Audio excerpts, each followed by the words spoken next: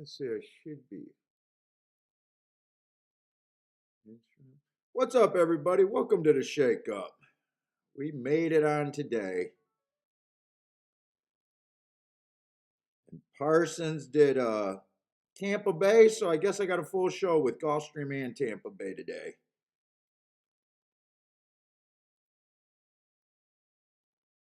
All right, let me put this aside. Should be all set up. Just waiting for people to get here. Airham, what's up? Buy stocks, how's it going? Oh my God, Airham, you want it to be better than yesterday? You did not stay on late enough. Oh my God. I ended up with three 8-1 winners, a 13-1, an 82-1 exacta, a 49-1 exacta, and 30-1 exacta, but since it was the two horses that I keyed on, it was actually 60-1. Yeah, you must have left early, because it ended up being ridiculous.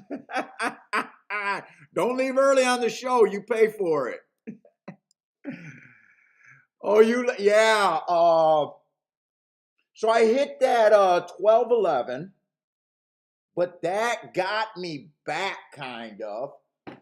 Then we got to I think it was the 7th or 8th race at Fairgrounds was the big race for me. The horse that I betted at the LeComp, the last one went off at 8-1.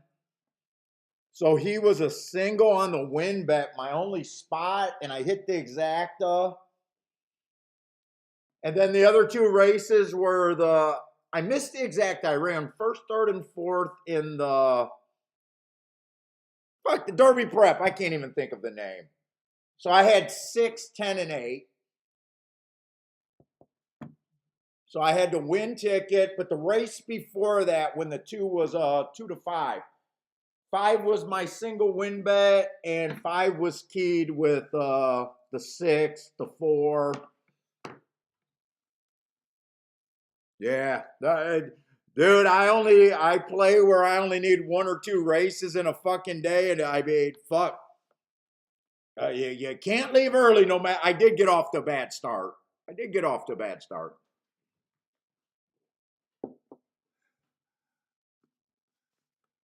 What's up, Michael Lester? How's it going? Yeah, and part of the reason, Airham, was my history with Fairgrounds and what I thought Fairgrounds was going to do for the route races is usually inside. And when we were doing the tic-tac-toe board, it was nothing but off the inside and stalkers and closers. So it looks so different from what I expected that I was pretty sure it was a bias flip. So I was by the end of the day, I was just looking for outside horses.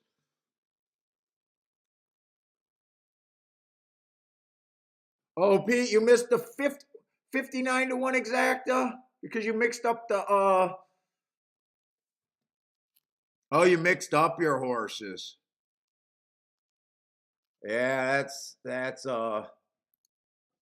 I always, to this day, there's countless, I don't know how much money I lost punching tickets wrong and getting numbers mixed up. And I swear to God, I don't think I I think I finally did on the show where I had a mispunch ticket. That's right. There was a turf sprinter stretching out, and I think I actually crushed the double on a mispunch ticket. And I think that was on the show. But I got 30 years of playing horses and only about 4 or 5 years of playing on the show. So fuck it. You do the math. I'm way the other way. I'm so far the other way, it's not even funny of punching myself out of winners than accidentally getting punching accidentally. I can't even talk. You know what I'm saying. Those are brutal ways to lose. What's up, Blue Ken? How's it going? Yeah, it's brutal when you mispunch a ticket. You punch yourself into a loser. It's just like everything's against you then.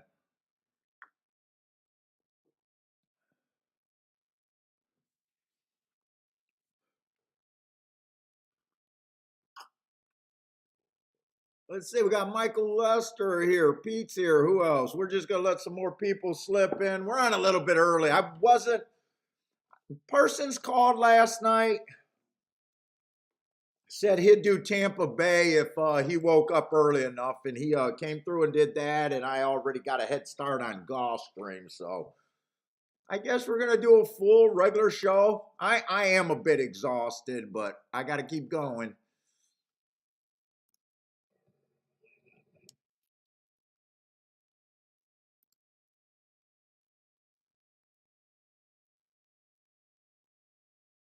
Yeah, long day from yesterday, but fuck, the competition for YouTube streams are getting tougher. Fuck it, I think Equine Edge did a show yesterday. I noticed that well, we know L's always been doing shows lately. And fucking Derby Dudes did a show yesterday.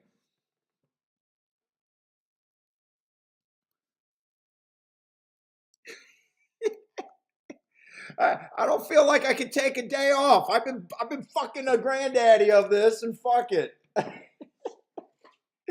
I still got to be out there convincing people that my show's different, I guess.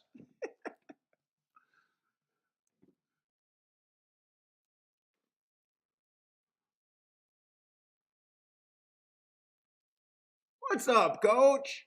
Yeah, let's have another one. Except we've been on fire, dude. I've been on such fire, it's not even fucking funny.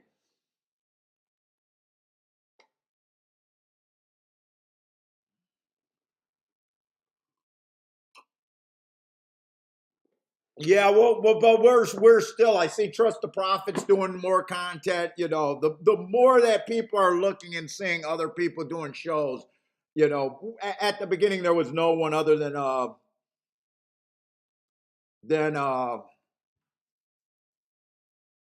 Jimmy, Jimmy the Bag, and me. I started. He started at COVID, but during that time there was no one out there.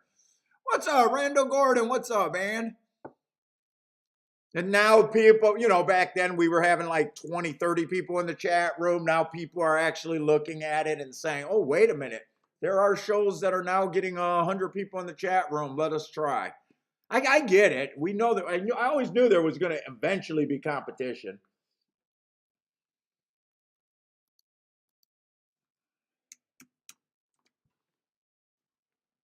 I'm still waiting for the first track to say, wait a minute.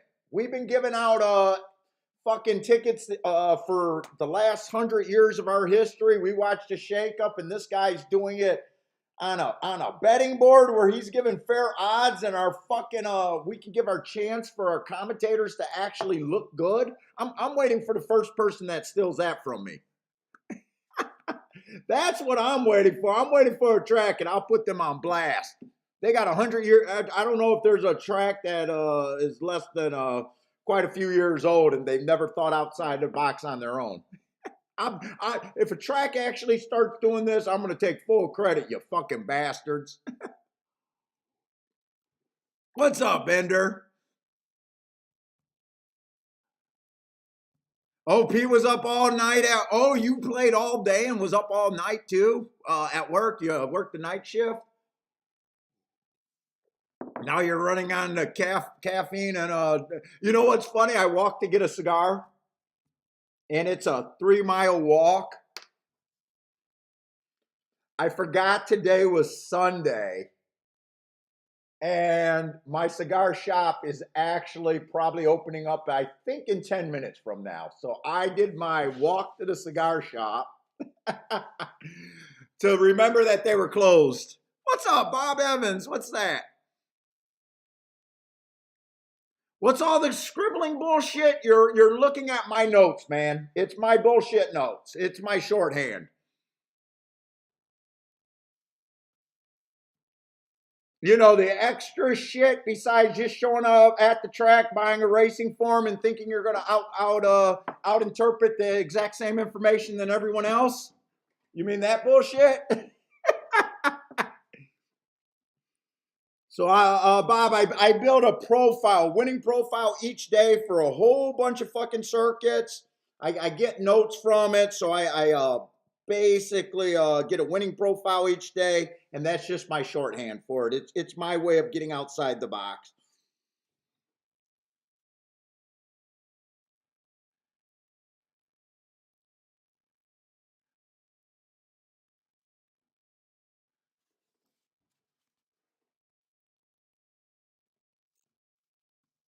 Boom.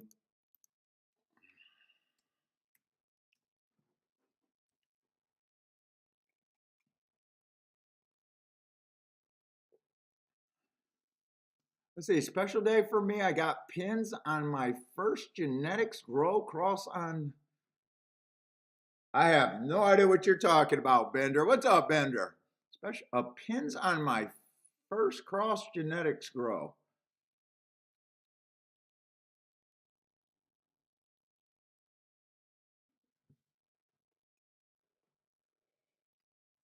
What's up, Gregory Ross? What's up, man? Yeah, the guy, people who know. People who know, right, Gregory?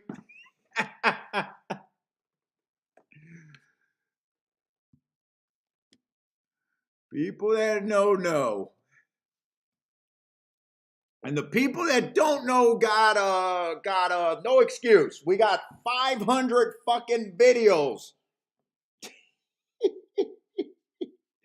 of me just crushing 15 to ones and higher.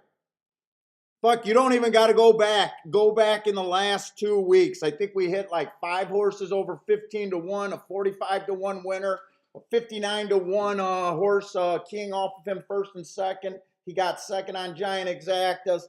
I think at least 3 or 4 20 to 1s. All documented. You only got to go back a week. Bob, so what we got there? So it's what you're going to hear me reading all day. So that XT's, let's go. So basically, Bob, I go back 4 races. So if I got 1 race, that's just a 1 race sample, meaning I don't have any extra notes because I'm a biased track profile kind of player. You know, so if there's 1 race sample, I can't tell if the track was running fast or slow that day. I really can't call a bias on a 1-day sample. I always put out the question for the people that love speed figures. How the fuck do you make a speed figure on a 1-day sample? You wouldn't know if the track was fast or slow. You're looking at the par time, but they still got to know if the track is slow. I just want to know that it's a 1 race sample. I don't trust any speed figures from a 1 race sample. I don't trust any bias thoughts from a 1 race sample. So that's the 1R. 3 races ago, I got a horse going in the pace, slow, match strides with the slowest winner. That just means that the winner profile that day, those times adjusted, were too slow to win. 2 races ago, just slow. He went too slow to win that day. And then last race, I thought it was a stalking closing favoring track. Slow, average, match strides with the slowest winner. So basically, whenever you hear me go through all the horses, and that's how I think I know that. So I'm just reading my shorthand.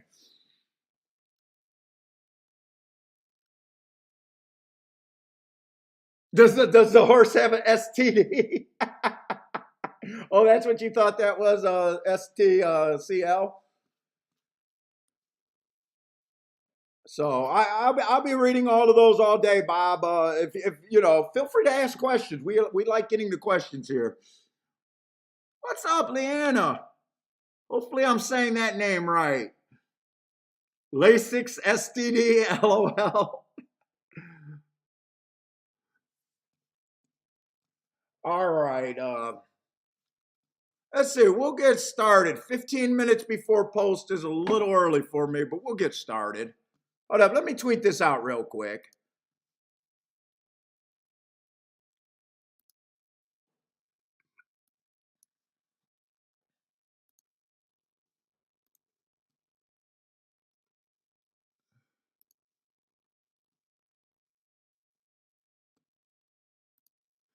All right, we're tweeted out.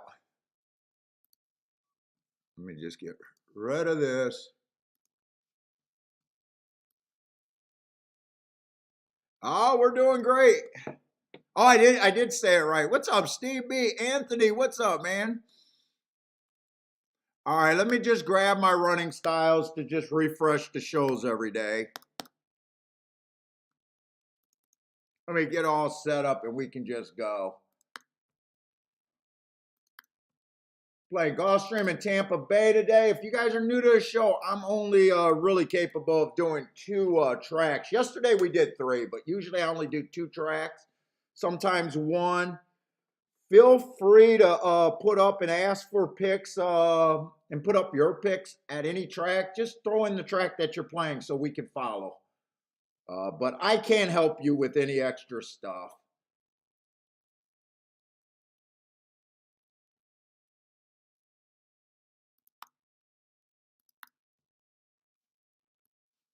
All right, let's see. We got these. Let's go. All right, Tapeda's route race is over there at Gulfstream. Basically just becoming a big-time stalking track. Post positions don't matter for me that much there. For the meet, they're wiring 14% of the time. 14% is not a speed track at all. I'm anti-speed there. A big-time stalking track. Right now, 68% of the winners are coming from 1 to 4 lengths off the lead. That's my definition for stalking. And still 18% is closing, 5 lengths out or farther. So I'm still looking for stalkers, closers. We do every once in a while. Got to worry about when they get that 25-50 at the first 2 calls and all bets are off. But all my betting lines and everything, at least to start out the day on the Tapeta, I will be making them where I'm thinking that speed's disadvantage.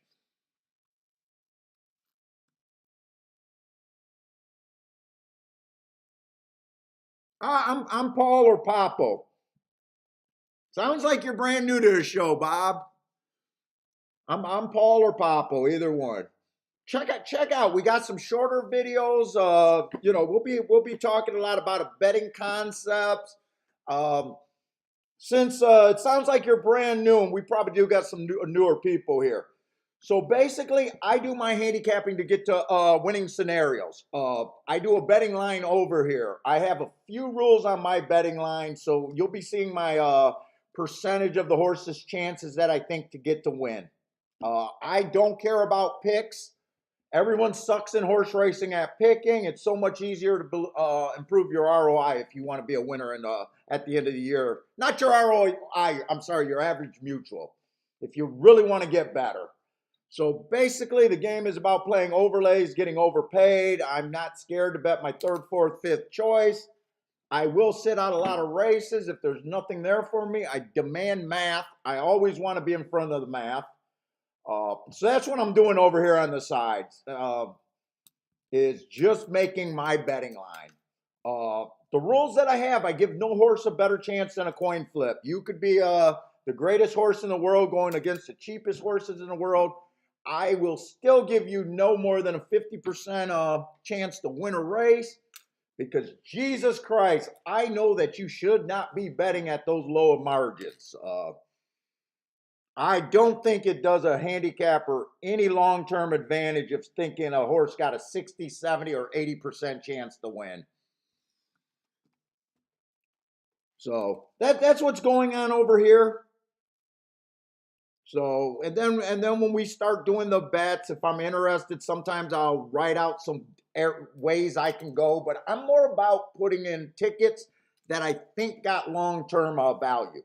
So I always say on the show, unlike most shows, I'm going to tell you right off the bat, at the end of the year, I expect to lose 10 out of, or I expect to lose, and I will tell you that I plan on losing 8 out of every 10 races. The difference is I know the math that if I hit my 20% at the end of the year, I will be a winner like I have been for every year.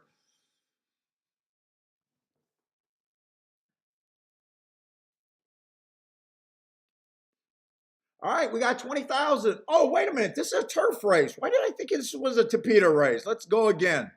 Okay, you guys know it takes me a minute to wake up. Handicappers don't have to wake up in the morning, so, well, true. Professional handicappers don't have to wake up in the morning. I know there's a lot of people that want jobs, they sell picks, they got to wake up or they work a second job, but they say they're good.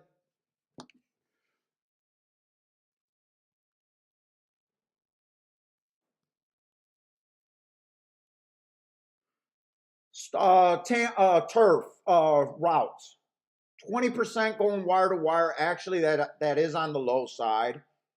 Really, there's no difference between closing and going wire to wire. They're both 20%, so stalkers are dominant.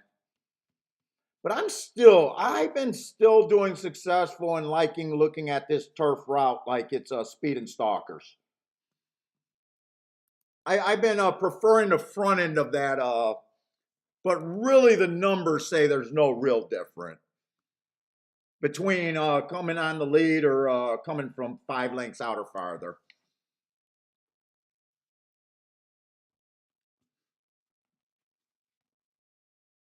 I just feel like the one's going to be too far back. I don't got any great marks. Last race, I thought the track was favoring a stalking, closing, running style. That's exactly what he was. He didn't get in position at the top of the stretch.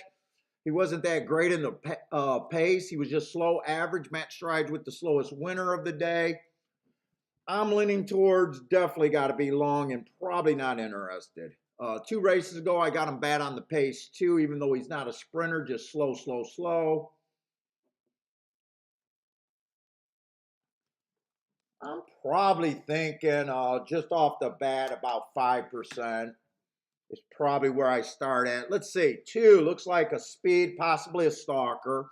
4 races ago, I don't mind that race. I do have a bad rail early pressing day. He was in the 4-0. He went, Matt Strides with the fastest winner. Second call went too fast to win. And 6 furlong mark, one tick slower than the fastest winner of the day. So the pace was hot that day. The excuse is he went too fast to win.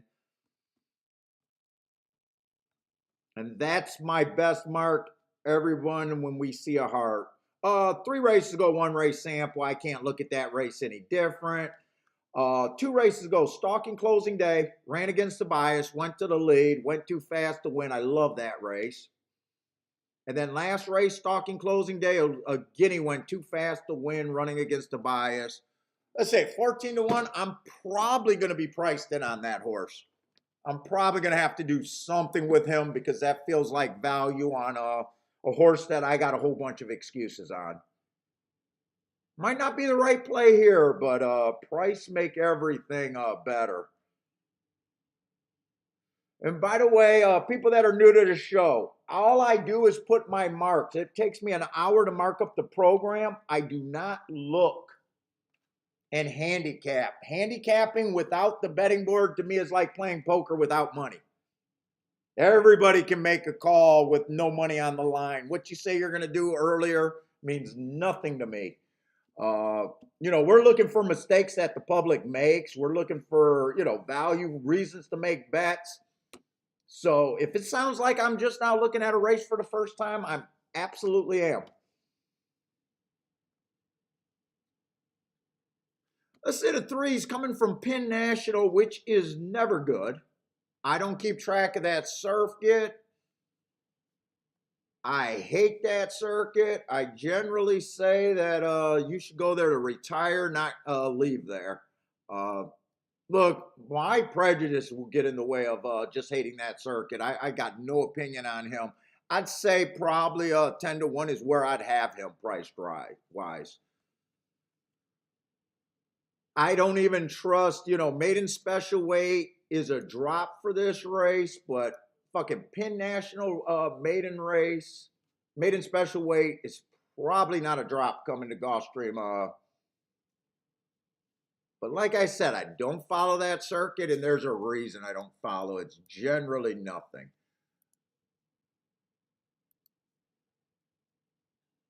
Fuck, I don't like that blue. Let me grab my pen.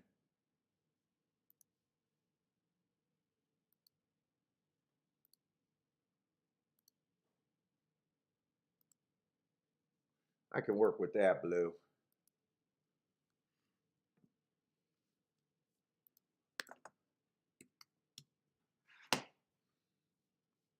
Let's say 4. I don't got any problem with the 4 being the favorite. Last race, I got inside stalking closing day. He was in the 9 hole. Oh, that's at Tampa Bay, and we know on the turf how bad speed's been at Tampa Bay. Went too fast to win. I got no problem with this being favorite, but 8-5 is not where I want to be for betting the wins. But I have no problem with him being the favorite.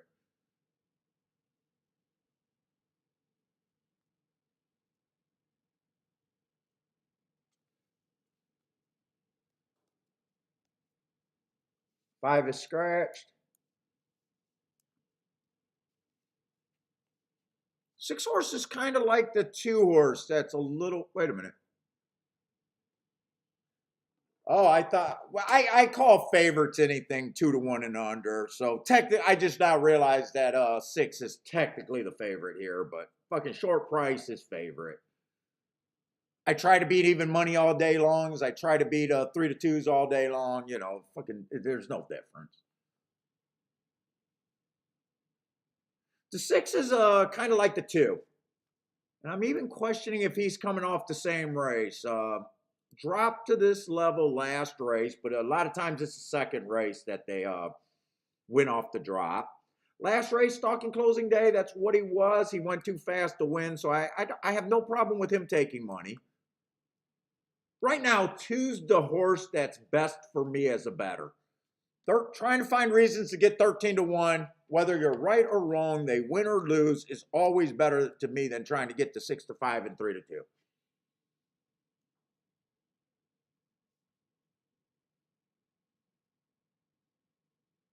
7's trying turf and stretching out. Probably going to add a little bit of speed, but I think this horse should be out probably longer than 6-1. Same with the 8. 8 got some excuses, but still has to go a real long way to win this race. 3 races ago, you know, I can forgive that speed figure. I thought the rail was bad. He comes back and proves off of that, but that was a race where it might have been a timer messed up or something that I looked it up, but there was nothing there. And then last race, stalking closing day, was close to the pace, average stalking. 7, I think, should be about 10-1. I think 20-1 on him. Got 3 horses left. By the way, I do a 120-point betting line.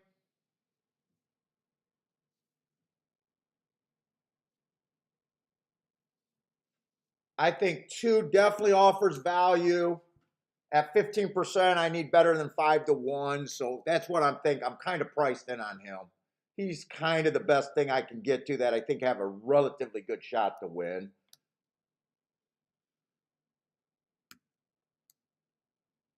In a way, I don't think these 2 horses are equal.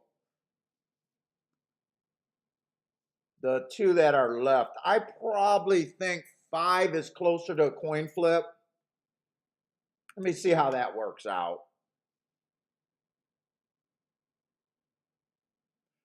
Nah, I can't give him a coin flip because I don't think the 6 should be 13. Wait a minute.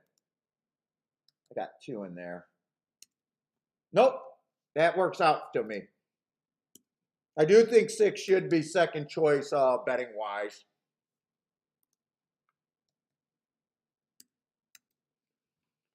Why do I keep putting 26? It's 25. That's the betting line I'm working with. So for a win bet, I need quite a bit better than technically by the book.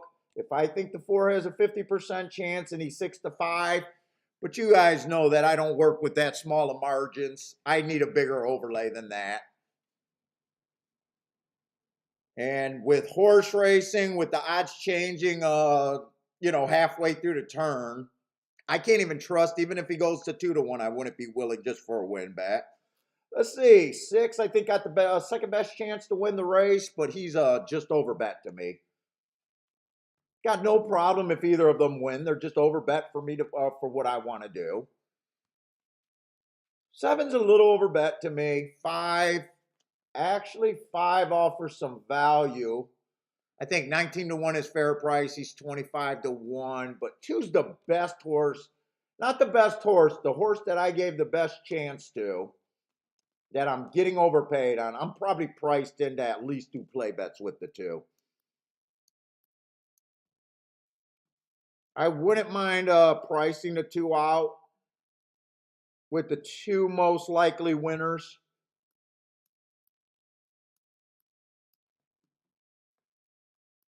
Those are not the two most likely winners. 6 and 4, first and second. Now, if two wins, I'm not worried about those exactas, but if two gets second, I might have to worry about it. 4-2 is paying 44. Yeah, I'd be interested in that. 44 to 1. And 6-2 is paying 34 to 1. What's up, Simbo? What's up, man? William Smith, Steamboat Willie, how's it going? Gas, what's up, Gas? Marco Granger. So we got two. Whoa, I am gonna place those bets. I just did not realize that they were behind the winner. Whenever I say I'm doing a play bet, I'm just betting on my lowest scale. It's almost like I'm sitting at a poker table. I got 2 cards. It's almost like I'm anteing. I got just enough to be interested. I don't have to hit my play bets, but at the same time, they do add up, and I don't want to bury myself with play bets either in a day.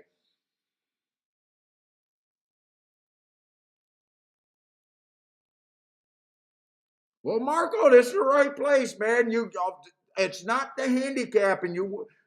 I'm always say the people that gets the most and improve their game the most on this show that let me know are the people that don't worry about my picks. They're watching to see why we're making plays.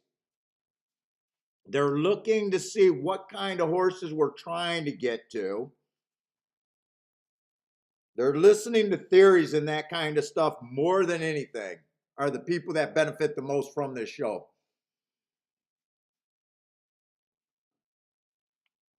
What's up, Frank Law? What's up, man? Coach is taking a play bet on the 2. Tilla likes the 4 to win. Charles, what's up, Charles? Charles is sitting out this race. That was my other option. If I wasn't priced in on the 2, that would have been my next step.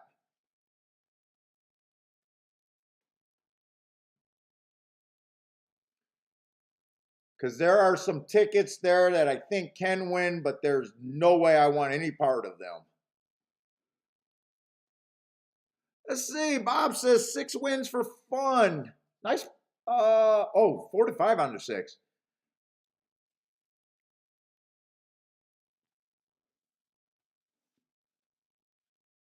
Oh, my 2 is not interested. I thought if the 2 were in, he'd be closer to the pace. Can this horse rate? 21 and 4. If 8 holds up here, colored me shocked. I can't see it.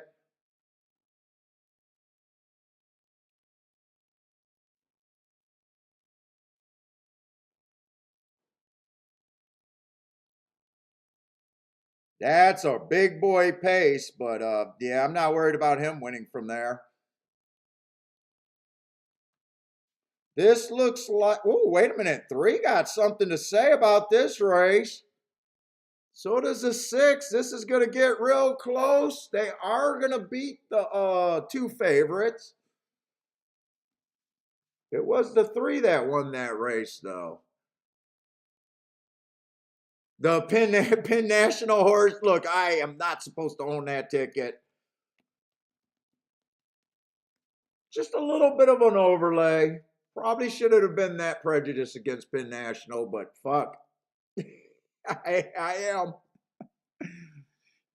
Kevin Edge with the mini boom. Jan, what's up, Jan?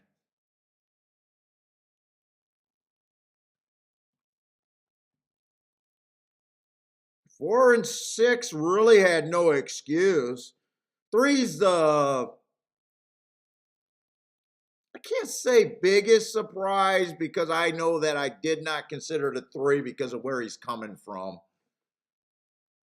Three's running style would have benefited if they went as fast as they did. His running style would have benefited. My two horse ran like he was a 25-1. Although I thought if he run, he would have been near that 21-3, but shit, that's way too fast. Even if he came out, so I really don't care. I would have liked for him to run, but I think if he was challenging with the 8, which I thought he was going to do and just be better, I don't think him or the 8 would have survived anyways.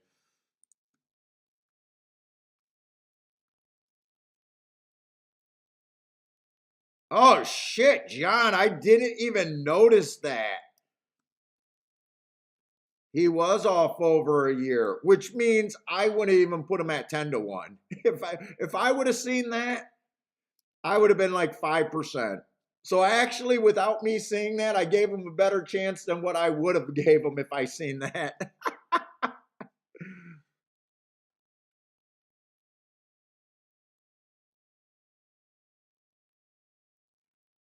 I would have been harder on him, to be honest.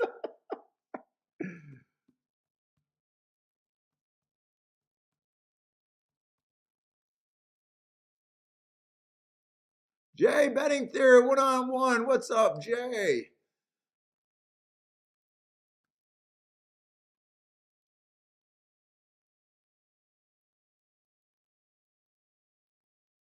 Let's see. Kenneth says that 2 was nice value, but more likely to run second or third. Ah, yeah. And right now, after that race, it's easy to say, yeah, I was not right about that 25 or that 15% on him, but we got to find reason to get to those horses. Boulder, what's up, Boulder? Jeffrey Bourne, pin never good. El Marco Fajito, what's up, man?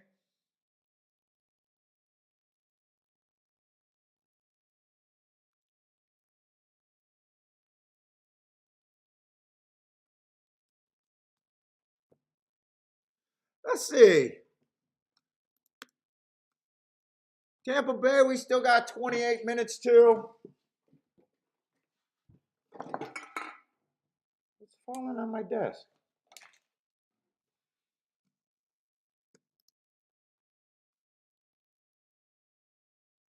What's up, Hernandez? Gernardo? Hopefully I'm saying that name right. What's up, man? Oh, the ice cream was good last night. Yeah. Take it easy, Bob.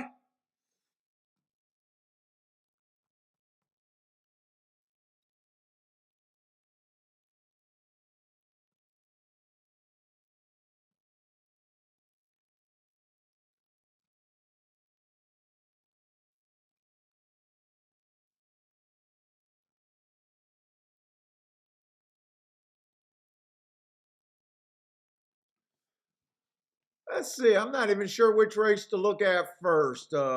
Is Gulfstream or Tampa Bay going off first?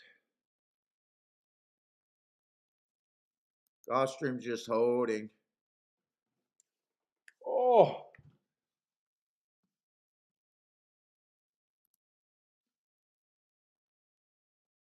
yeah, but 4 and 6 were really. I'm not surprised that the exact probably didn't come back as much as you would have felt like for 11-1 winner there.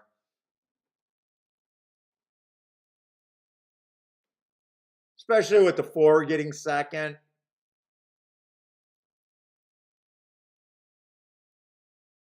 Still would have still a useful exacta, but Yeah, a lot of times when you have a really strong, well, I'm not even sure 4 was a favorite, but a lot of times when you don't get that big of a bump. It's just like in a double when you start.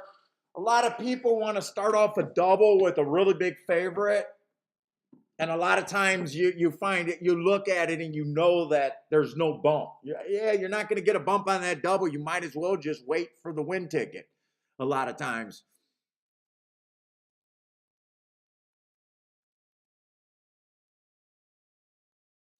I do not know how to say your name. How do I say that? Negrando?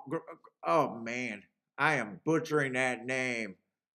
I'm watching on my ADW. I don't know any other place to watch. I'm watching through Twin Spires here. I don't have links or anything. I'm pretty sure if you can get this show, you should probably be able to find the links pretty easy. I don't know. I've always played through my ADW though.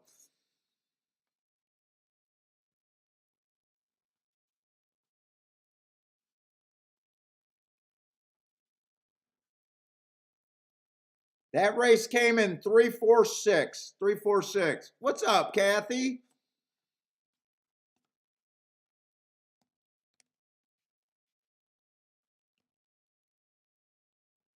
Gerardo. Okay, I'll try to. I'm hopefully I'm there, man, and hopefully I can remember that. Gerardo.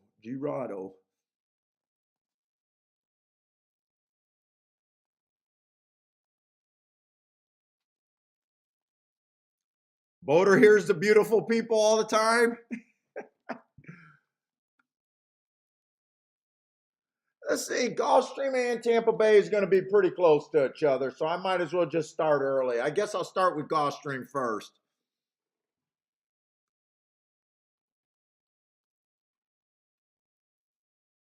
Let's see, to beat a sprint, looking for speed and stalkers. Got some lightly raised horses and some question marks here. Oh, we got some scratches too. Maybe this might not be a decent race. Let's see, still got a 6-horse field, but it might not be a decent race. I see a big favorite, even though it's usually easier to beat one favorite than a couple. What's up, Maurice?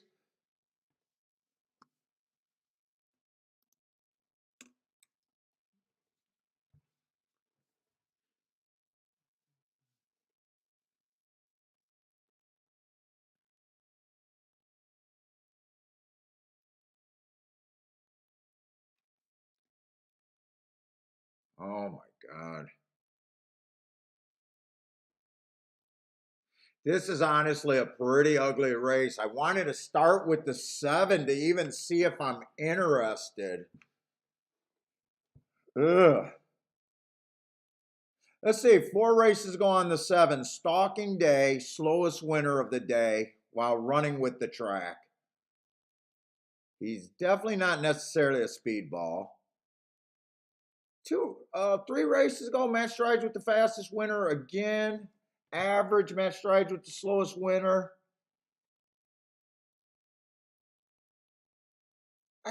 That race is good because this is a weak field.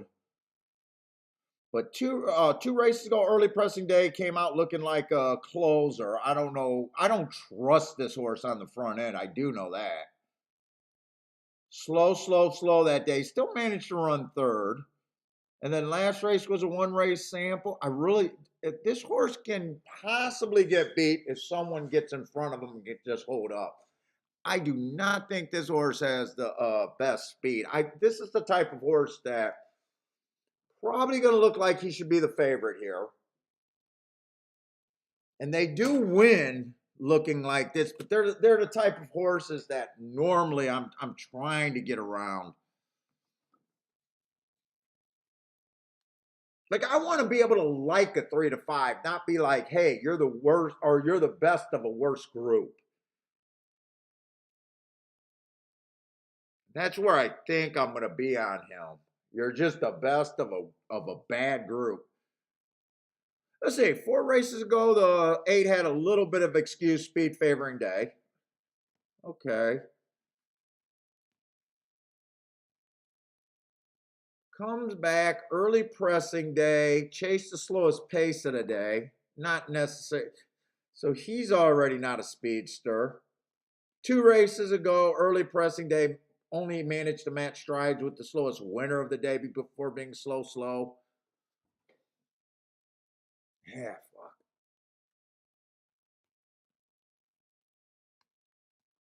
Well, I got another track that I just don't like. Finger Lakes on the 6 horse. I just put the Penn National horse in the winner's circle by talking shit about that track. Let's say one thing, at least this horse has got the lead. Yeah, terrible track.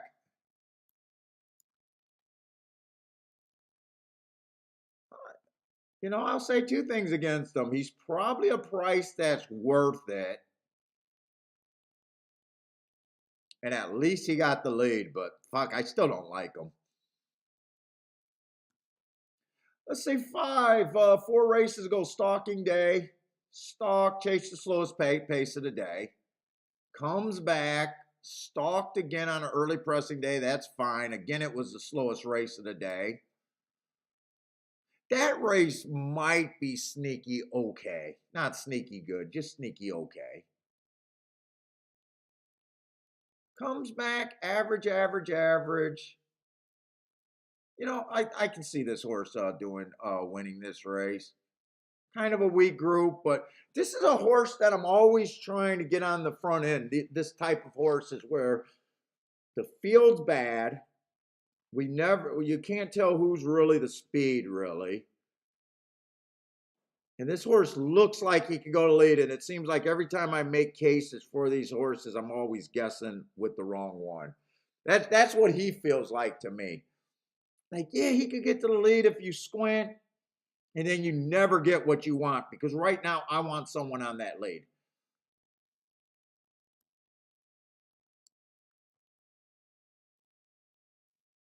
Let's see, El Marco saying rematch race on January 27th. Oh, I'm missing that. Let's see. At least 2 of the horses are coming out of that race. Any more? All 3 of the horses are coming out of that race. Thank you, El Marco. I missed that. 7's coming out of that same race.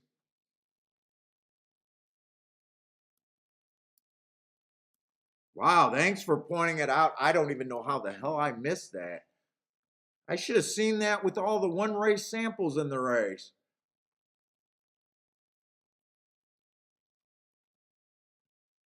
Let's see, the 4 and the 2 have the same problems to me.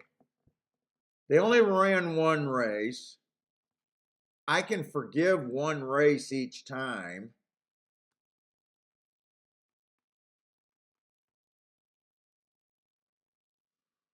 The 2 I have nothing on because that was a 1 race sample, so I got no extra no. I'll say that running line looks okay, and that's the same race everyone's coming out of, and he was at least a K hair from the lead at the second call before getting tired. He could definitely improve from there. Where the 4, I actually got marks. I can still forgive him, but I got early pressing day, match strides with the slowest winner, and then he was slow.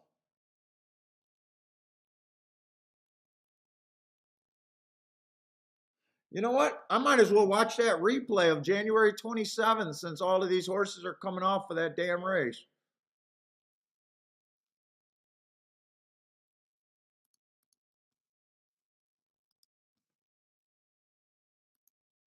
What's it going to hurt, I guess?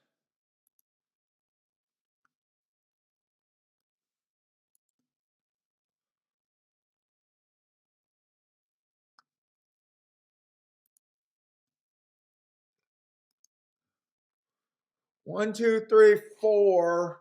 So the 5 was scratched. All right, let me figure out the numbers of the horses I'm looking at. 2 was in the 7 hole. So 2 would have been the 8.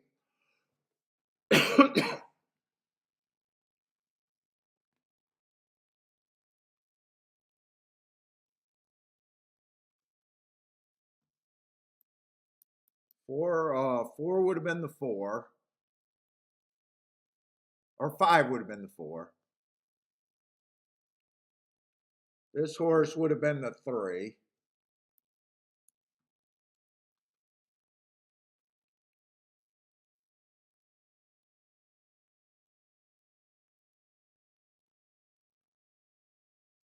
That horse would have been the two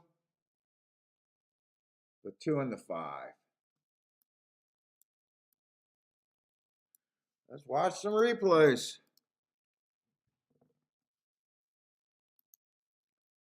2, 3, 4, 5, 8. 2, 3, 4, 5, 8.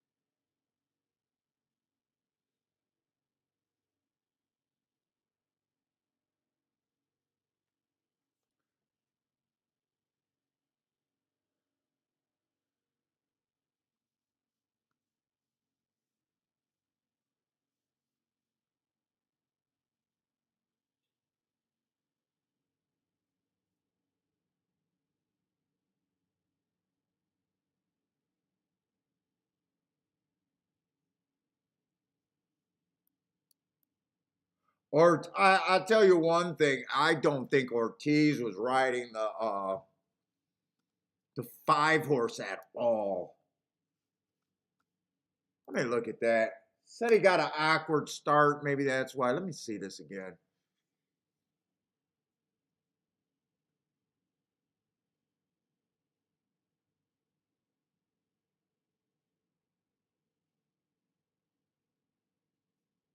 Two got a terrible start to that race.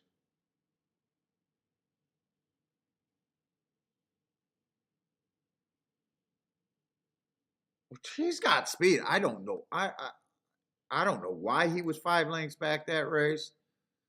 It says awkward start. I don't know if I see it. I just see him looking like he's not trying to ride at all.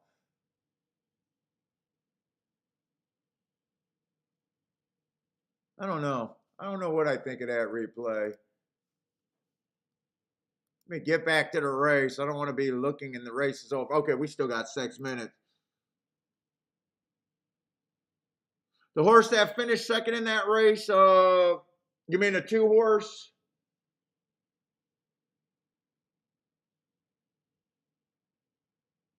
Oh, I didn't even watch the finish. Yeah, dude, he kind of came out the gate a little slow, the four horse.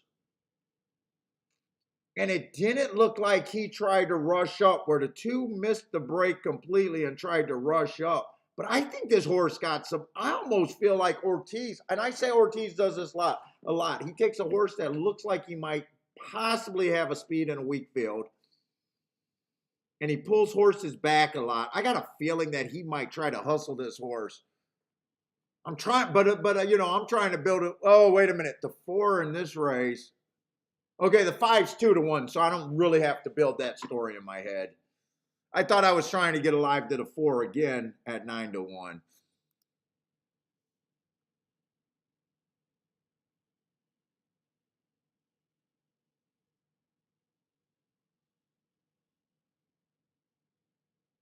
In a way, I think this two was the fastest early that day. Let's see, seven. Which one was seven? I don't. Seven from that replay. Seven was a two. He did miss the break. But this horse is slow. I would try to beat the seven here. I'm not even sure if I think the seven got all that big of an edge here.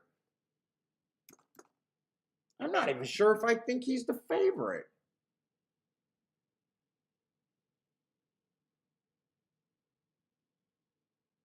You know what? I'm not. me watch that replay one more time. I'm not sure if from that replay, I didn't, two did miss the break. Let me just see that replay one more time.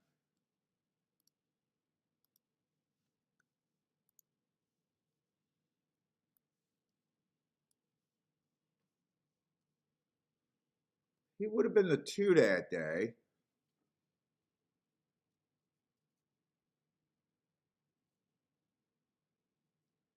He got left in the gate.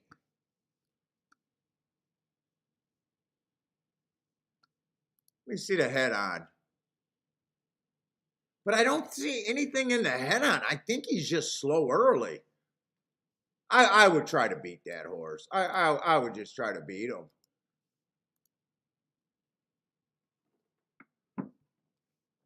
I'm not even sure if I even agree that. I think you know, other than the speed figures, which I don't even like, I'm not even sure I think he deserves to be a 3-1 favorite here.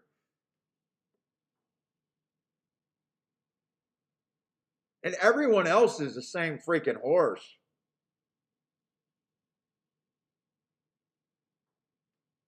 I'd probably say the 5 horse has the most upside, but he's not that great. You know what? I don't think he should. I think he should be about.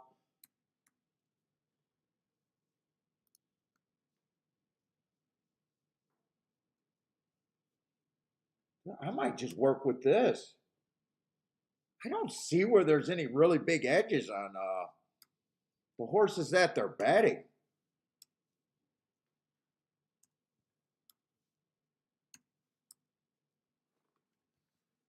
That means the 8s. Whoa, wait a minute. That means my betting board is pretty I'm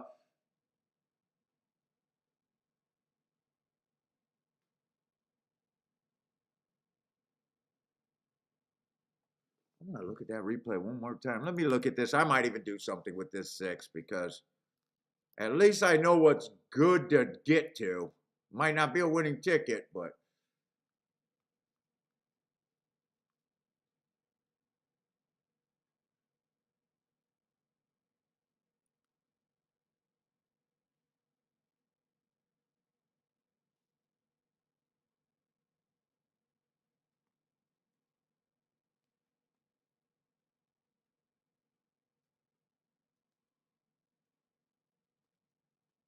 three at least flopped out of the gate. I know if he gets the lead, I know I'll have to be hustling, holding my breath. 2 ran the best in that race.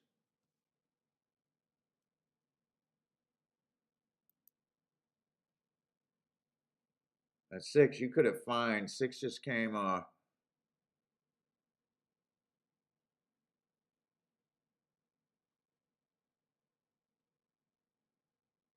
No, 6 would have been the 7 horse. I'm looking at the wrong horse there. There was no 6. Watching replays and trying to get the number right just drive me nuts. Oh, wait a minute. This is a 3 horse. Yeah, 6 is a 3 horse. Okay, I'm getting confused looking at replays. I always do. I'll probably touch this race a little bit.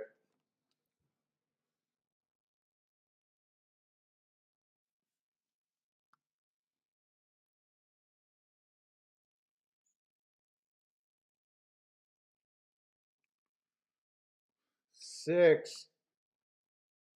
I'm sticking with that betting line for me. I'm sticking with it. So 6 is good for the better.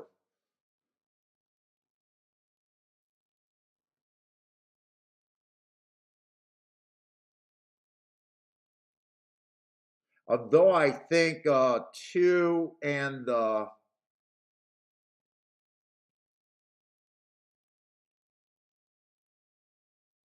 I do think 2 and the 5 is the safest, but I don't know if I want to go safety here.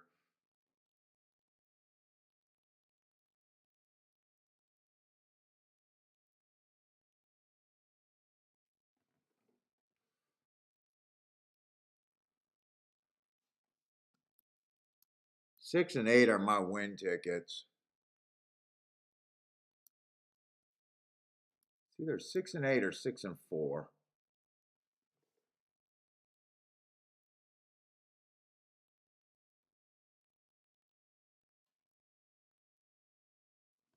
6 and 8 are my win tickets.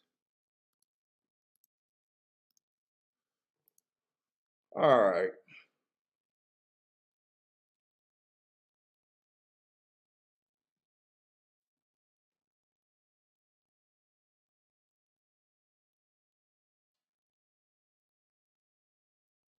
I'm wondering if I want to do exactas because other my exactas are pretty much an all, or I throw out the 7, but it's pretty much an all. If I key off the 6 and the 8, I think it's pretty much an all.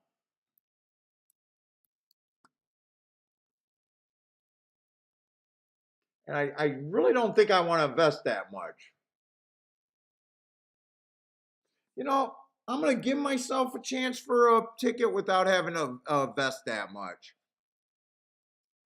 I'm just going to do a 3-horse exacta box. 2, 6, 8.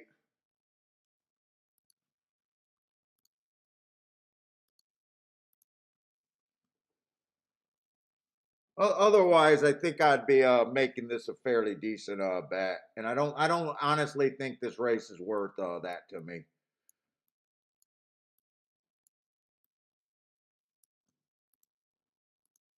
What's up, Spencer? Spencer's alive to the 2 here. 7 is the class of the race, yeah, but I mean 7. If I had to say 7 should be the favorite with the speed figures, but I don't like speed figures, but fucking trying to get to even money is just generally bad. I don't got a problem if he wins or loses. It's just as a betting decision to me, it's just bad.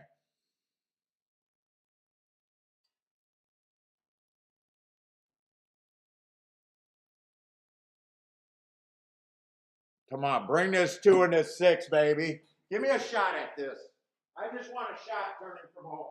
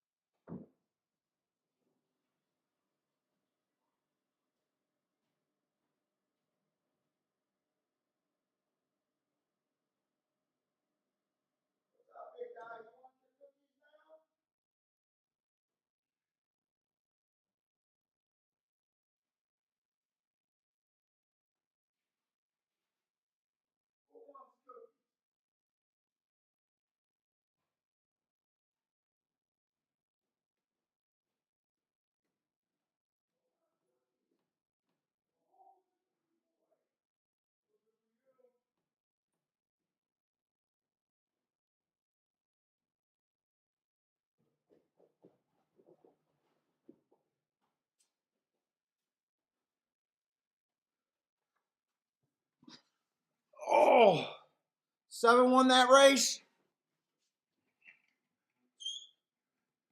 I had a feeling that he did not ride that horse last race, but I still did not want to build that story to get to even money.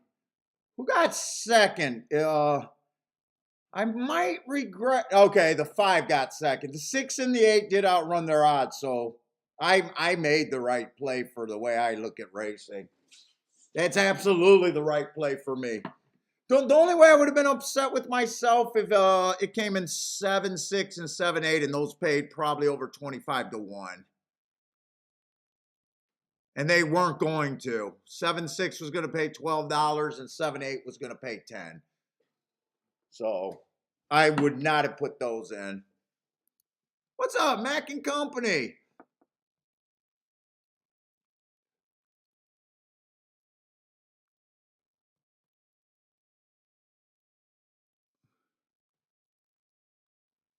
And seeing how bad those exactas, I doubted if the try and super can be bad.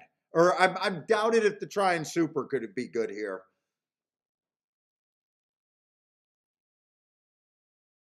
Yeah, when I watched the last race of the replay, it looked like 7 came out the gate, and Irad just sit there like a statue the entire race. You know, where I would have said that was great information if he was a price, and I would have took him at a price. But I'm trying to get to better tickets.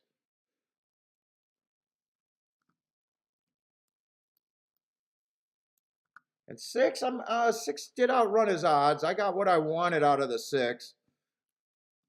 I'm not sure how long he had the lead, but I at least wanted to be close to the lead or on the lead.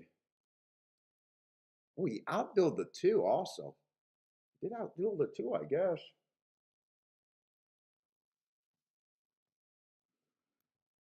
Ifs and buts. No, there's not ifs and buts. All I do is it's just like being at a casino, Bob. Casinos don't care. They offer games that have math. They don't care on any particular day, win or lose. I'm just trying to put in bets that I think got longer term upside. So I'll put in good losing bets to when I hit, they will be you know, huge hits.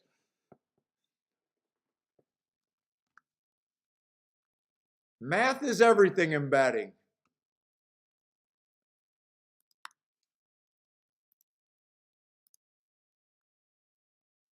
What's up, Daryl?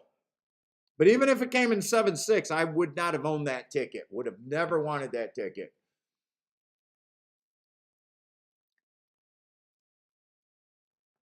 $12 to 1 on the exacta.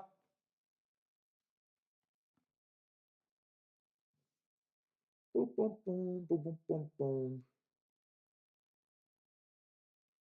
Let's say the one I hate, route to sprint. I don't think there's anything here. 2 was the slowest winner last 2 races of the day. 3, I don't like route to sprint. Even though last race was okay, he chased the slowest pace of the day. Oh, Jesus Christ. He was 1 length off. 1 length off the lead going 24. I don't think there's anything here for me in this race at all.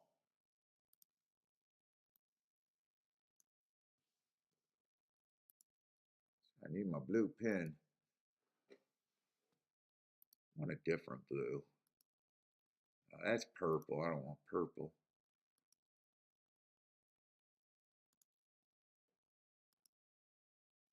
Why does it keep giving me damn purple?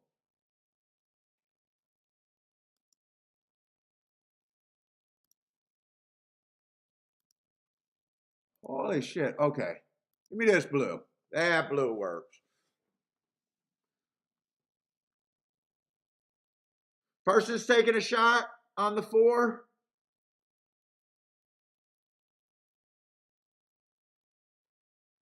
Let's see. Math has a significant. Well, math is everything in wagering. However, one has to consider attitude and psychology. Oh, you mean with the player?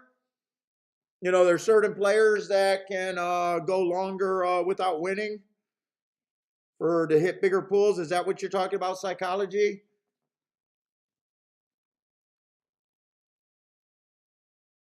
What's up? Grows it well.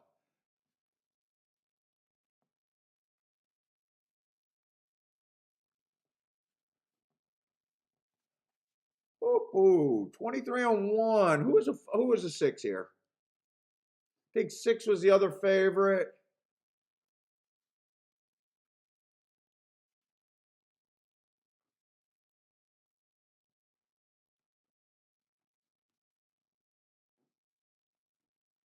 I say Charles taking a little shot here. Yeah, I do believe that. Like, there's people that can't do what I do. Like, they will never get out the box no matter how many times we prove it. They will just come to the track year after year with their losses every year and play reasonable, sensible horses that everyone else is on. You know, to play this game good, you have to be leaning towards the more dangerous side.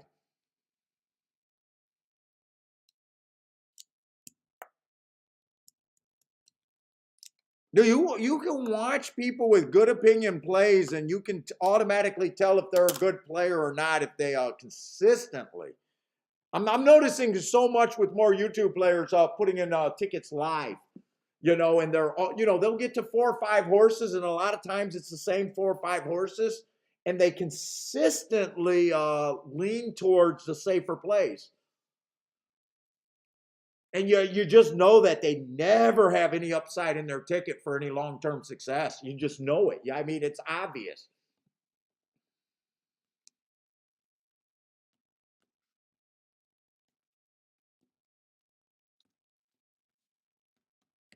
But they don't got the makeup.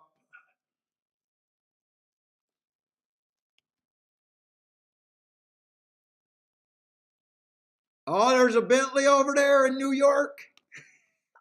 Ah. Yeah, this race looks like there's nothing there. 6-5 winning with a 4-1 in second. That's probably first and third choice, something like that there. Yeah, first and third choice. What's up, Maurice? Randy, what's up? I'm an expert at maidens and non-winners of 2 life handicap. Dude, I love living in the cheap one. Throw up some picks, Randy. No one's better. Throw up some picks, man. There's only one way you gain clout in this chat room is putting up enough picks. No one would judge anyone off of a few. Like, we won't call people out. But sometimes we got to worry about trolls here because, every time doing a chat room, we get the people that always have the strongest opinions and say they're the best, not saying it's you, but for some reason, they never put up a pick.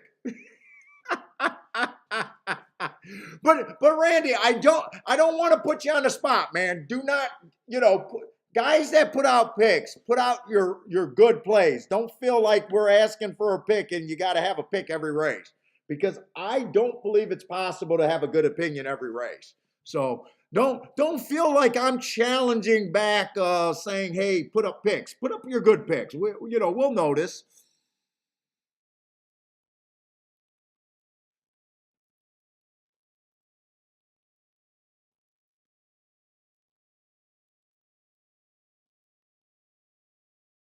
Yeah, not afraid, not afraid. I get it, man. And that's the first time I seen you on the show too. Welcome, man. Dude, we're about having fun and just promoting handicapping.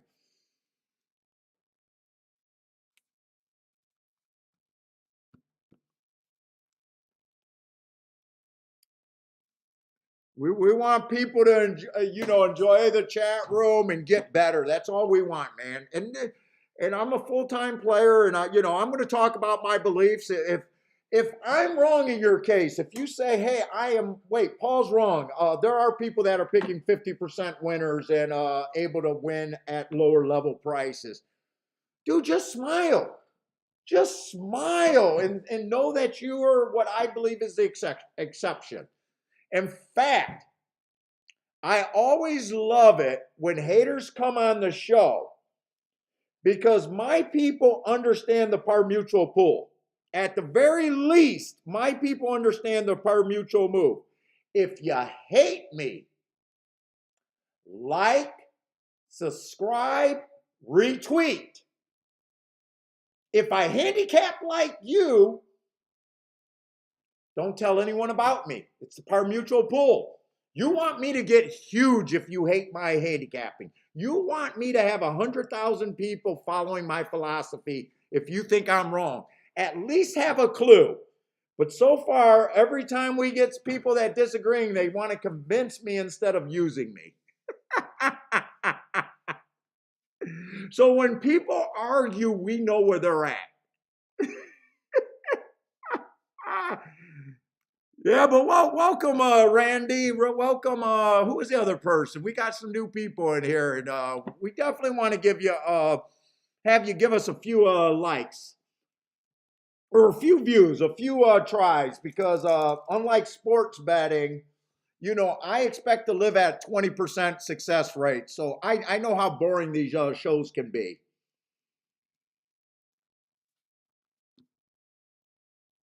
El Marco with the rant alert. What's up, Jared? Oh, we feel great after this week. After yesterday, we feel, well, all right, yesterday and Wednesday, we feel great.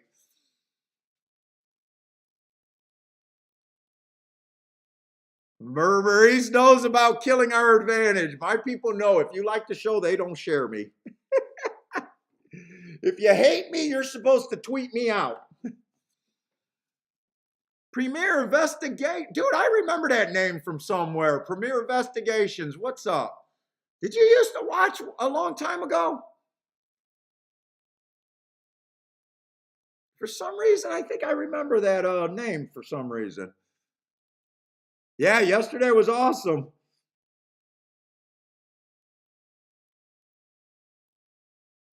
Oh, Charlie's, is that Charlie's Journey? What's up, Charlie's Journey? Another new name in the chat room.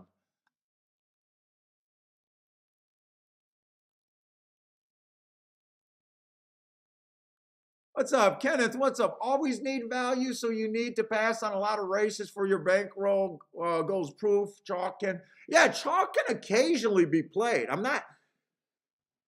not crazy. We backdoor.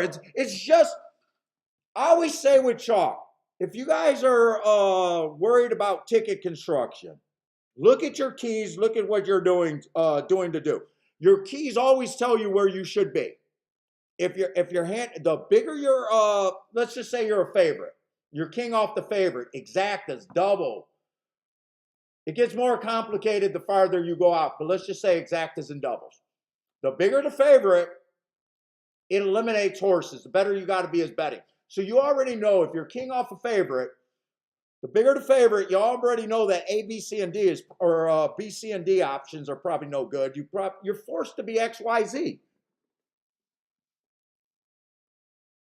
If the longer your price is that you're keying off of, the more wide open everything's good after that, even alls.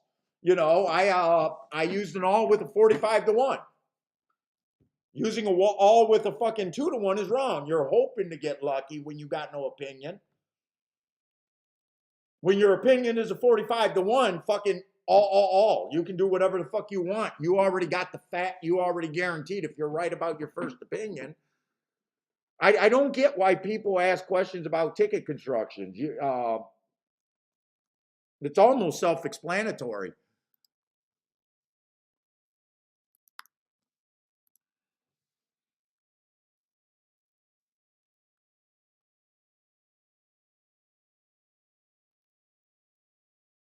Yeah, Randy, you definitely got. That's a good way to definitely classify favorites: false, vulnerable.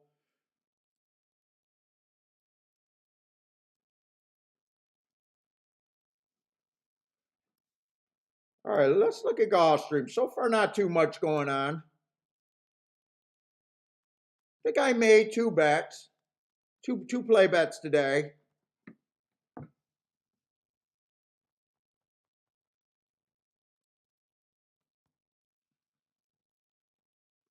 Let's see, torpedo route, anti-speed, stalkers and closers, unless they get that 25-50 for the most part.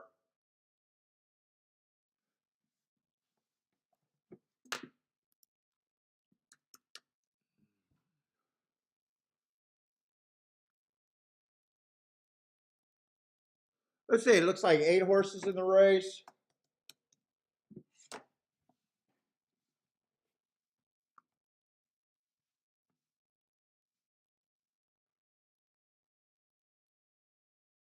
Looks like they're betting 2 horses down there that I definitely hope that there's speed in this race. That's the first thing I want when I looking at a track that I think's been favoring stalkers and closers. Let's see, the 1 horse, 4 races go, early pressing day, average. That was at a sprint, higher level. Okay, I don't mind that race. Laurel, 3 races ago, stalking closing day, went too fast to win, and Laurel's been really backing up on the turf. 2 races ago, 1 race sample started to drop in class again. Last race dropped again, still dropping again. Horse is a little tricky because he has been a stalker and a closer sprinting. Not really sure what he's going to be as a router, but I usually move him up. So if I think a horse is a closer sprinting and he's stretching out, I put him in a stalking position. Put it this way, first thought, I'm not that excited about him one way or another. He's just blah to me and feel like he should be pretty priced. I'm actually hoping that he goes to lead. I doubt it if I think he has a better than a 10% chance, though. I definitely feel like he should be long. It's just, is he value or right now at 19-1 or not? I'm not so sure what I think. I got to see the other horses. Let's see, 4 races ago on this too. I got Bad Rail early pressing day. He had the 10 hole. He stalked. He was match strides with the fastest winner, average at the 6 furlong mark. I got no problem with that race. Comes back, slow. Chased the slower pace of the day, 3 back. Tried 12.5. Not crazy about that race. Next race, stalking closing day. He was definitely a stalker that day. Got in position at the top of the stretch. A little bit higher level. Then last race, 1 race sample, still got in position at the top of the stretch. I'm already not thinking 5-2 sounds very good for that. You know, for me to think of 5-2 as value, I got to actually think that this horse has a 40% chance to win and should be 3-2. So I am not getting excited about him one way or another. So I doubt it if I think he's going to be value. By the way, we do got a lot of new people here, so I'm making my betting lines the way I see it. I'm a big proponent about everyone making their own betting lines. Good handicappers are supposed to argue about value. I just think it's important that everyone does their betting line. You know, this is my show, so I got to tell you why I'm making my betting lines in the directions I'm going to. But I expect or encourage you guys to be making your own, because you want to make your betting lines based by the factors that you find important, not what I'm doing, not what the bookmakers doing, not what the morning line guy is doing. Value is extremely personal in horse racing. That's why when someone just tells me they like a horse, I don't care. Tell me a percentage the horse has to win, and I'll decide if that's your opinion. So if you tell me a horse, you like the 4 horse at you think he has a 20% chance to win, and I see that you're betting him at 2-1, I know that you're making a terrible bet on your opinion. You're getting underpaid if you're right. If you say that horse is got a 20% chance to win and you're putting a win bet at a 12-1, win or lose, I don't care. I know you're making a great bet by your opinion. That's kind of what we're talking about here. You're actually telling us something when you give us that kind of an opinion, and more so than I just like. I like. We don't, you know, for the most part, we don't care.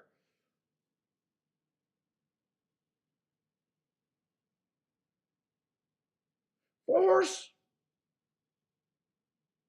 definitely slow early and won't be on the pace. I do like that race 4 back. 1 tick slower than the fastest winner, average on a stalking closing day.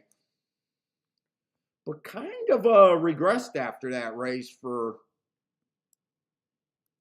I was going to say for almost no reason, but he regressed pretty bad for just stepping up a little bit. I don't think he's impossible. 5 horse does have the right running style for me.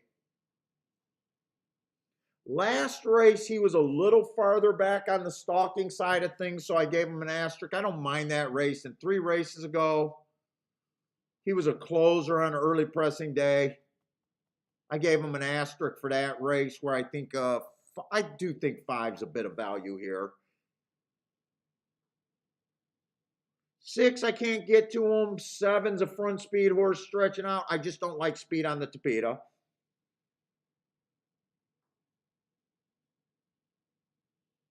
All right, we are getting enough speed. I was getting worried about the speed. 8 got some speed too. I could start on this betting line. I'm anti-speed big time. So if they go, my betting line is going to be slanting towards they're not going wire to wire. If they go wire to wire, I will look bad unless a horse that I thought was coming off the pace gets the lead and he just gets lucky and hold on. That's the only way I'll have it if someone goes wire to wire.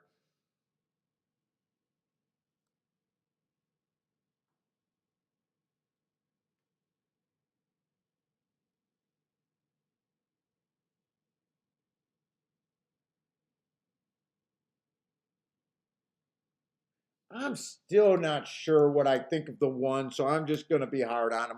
I need 20 to 1 when I'm saying I'm not sure.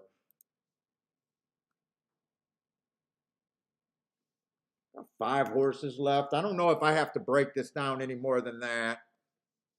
2, I just think is overbet at 5 to 2.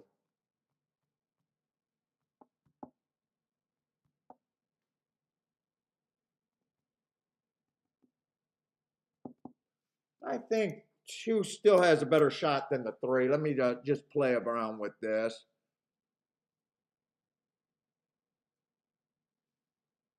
I still think the 2 has a better shot than the 4, but I like the value on the 4. I need better than 6 to 1. Right now he's 13 to 1.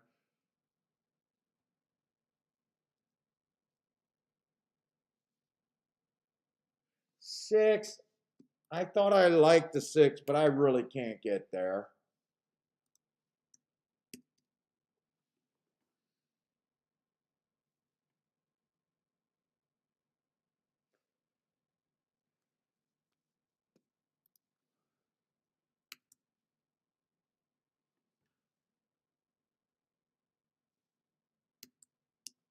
That's it. There's my betting line. I think 5 should be the favorite here, and is a decent overlay. Even though I don't like 7 to 2 that much for a win, that's a pretty big overlay. 2, I just think is priced just a little over bet. Not interested in a win bet. 5, I think, is the value for me, or 4, I think, is the value for me also. I wouldn't be against the 4 win bet on the 4. Let's see. I'd have to check these exactas. I don't think I can do a 5-2-2-5. Might not even be able to do the 3. Who the hell is the 8? And why am I so different from the 8 than the public? Let me look at this 8 again.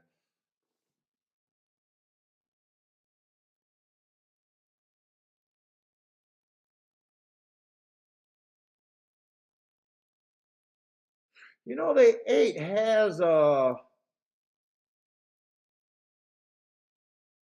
looked at 8 like he had to go to lead.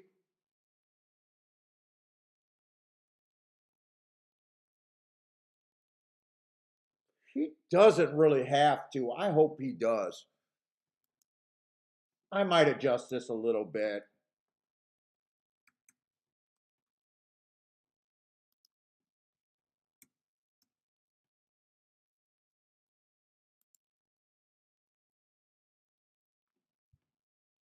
He's still not offering value to me though.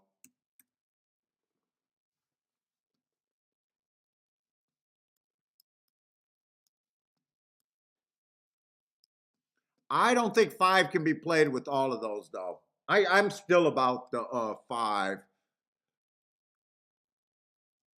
5-8's paying 17 to 1. That's kind of borderline. I definitely want 5-4. 5-3 is 22 to 1.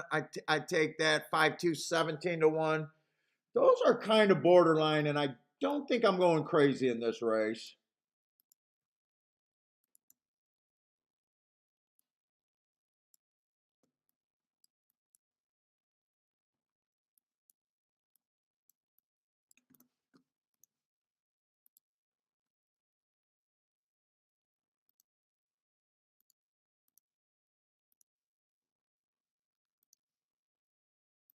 I'm doing the win bets first. I'm going to key, even though I like the 5 chances better, I'm keying the exacta with the 4 first in case I get shut out, because 4 is a real difference maker where the 5 is just not that much. It would be nice, but not great. I did not get anything with the 5 in the exactas.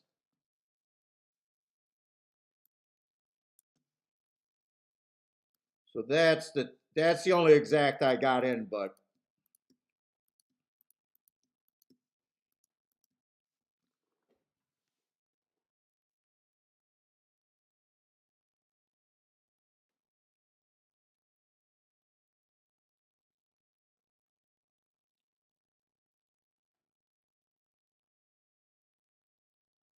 what the hell happened to the 4 horse?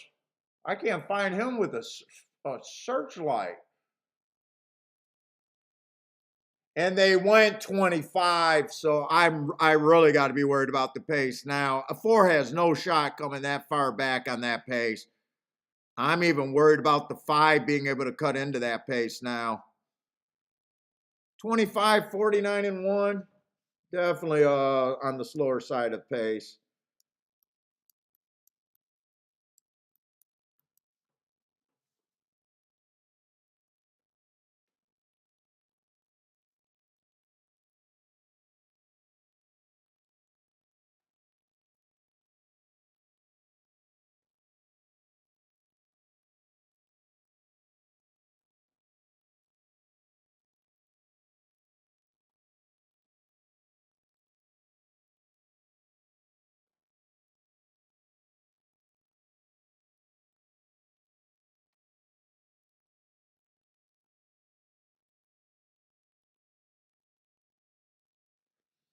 I did not want to see that pace without a doubt.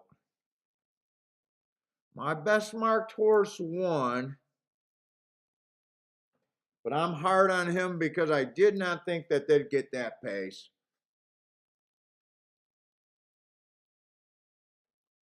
3 got second.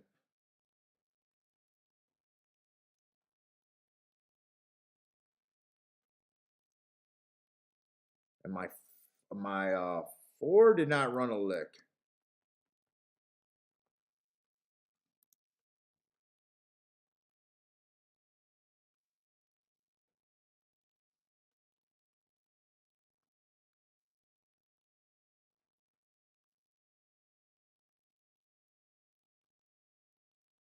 Let's see, Premier like the 5 with the 2, 4, 8, 7. Yeah, I like that 5 with you in the 4. Jay liked that. I think that story on that race was the 25, 49, and 1. Let's see, Jared hit the exacta there. JJ, what's up, JJ? JJ still alive? Fatty hit the exacta in the place on a cheap ticket. We'll take it. Oh, Daryl just missed the 8-2 exacta. Yeah, 3 caught him on the late side, huh? Oh, Attila, did speed hold up on the route yesterday? Well, I do believe that Gulfstream is becoming more of a stalker than stalker closers.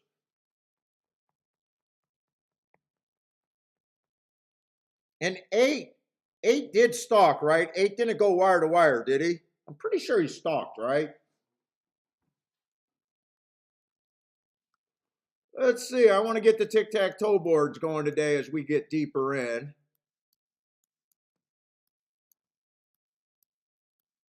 By the way, I would not have. I did not like the win bet after the last flip of the board, but I can't blame myself on the 5. I play the 5 at 7-2. I noticed that during the race he was 5-2.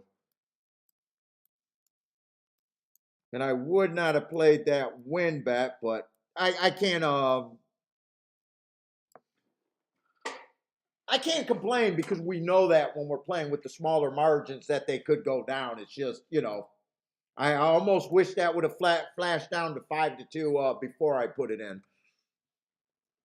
The four, I don't, four, my four didn't run a lick, but I do not regret the play on the four. I'm just wrong. And I expect to be wrong 80% of the time, so that does not bother me. I'm glad I actually went back and looked at the eight because at first I wanted to throw the eight out completely.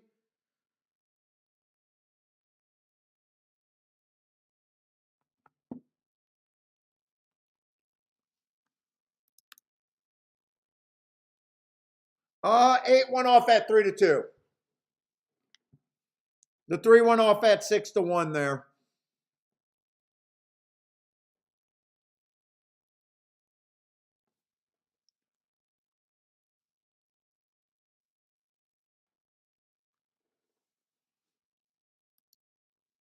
I say I'd rather go over to Tampa Bay. Tampa Bay on the dirt. We were a little excited about the outside for the last week on the dirt sprints there. But too many of the races were going off at the same time, and we did not really get to look at Tampa Bay because we had fairgrounds yesterday.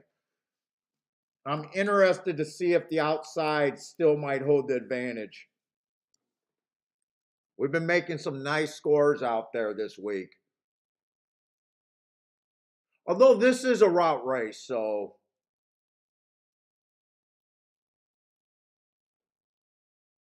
And it's a 5-horse field, so I probably have and there's a 4-5, so I probably have very little interest in this race.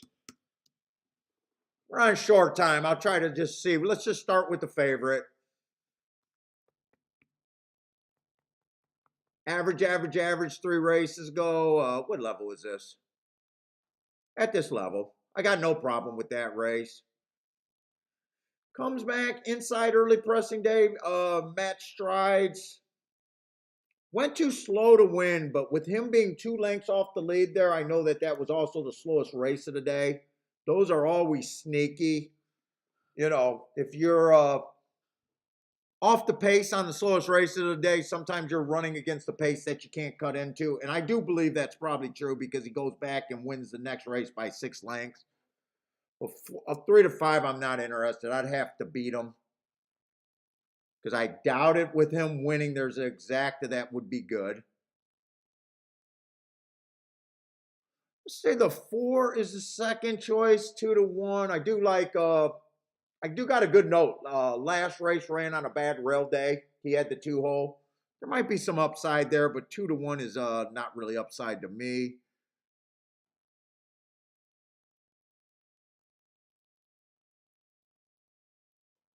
Anyone else got anything like super interesting note-wise?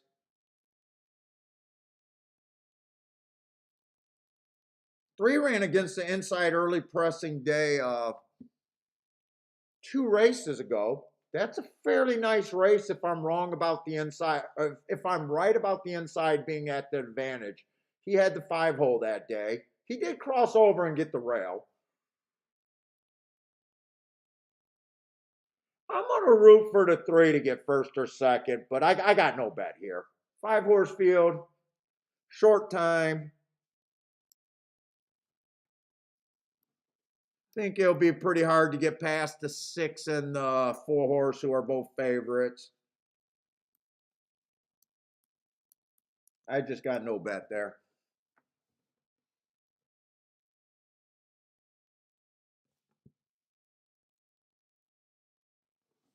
Rooting for the 3 to get first or second, though. Daddy got to play over there at Aqueduct, the 1 and the 6. Charles likes the 5 over there at Tampa Bay.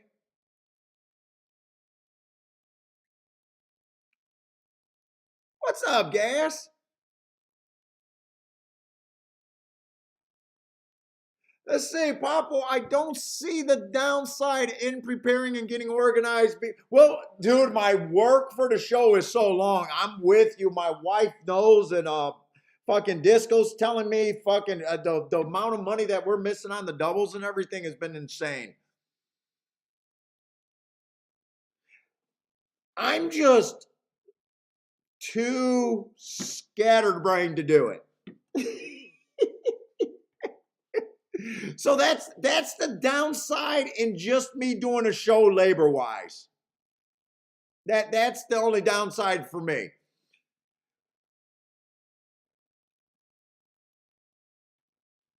I'm with you. Now I could guess if I thought about doing that and I've talked about doing that, I just have not had time in the morning to do that.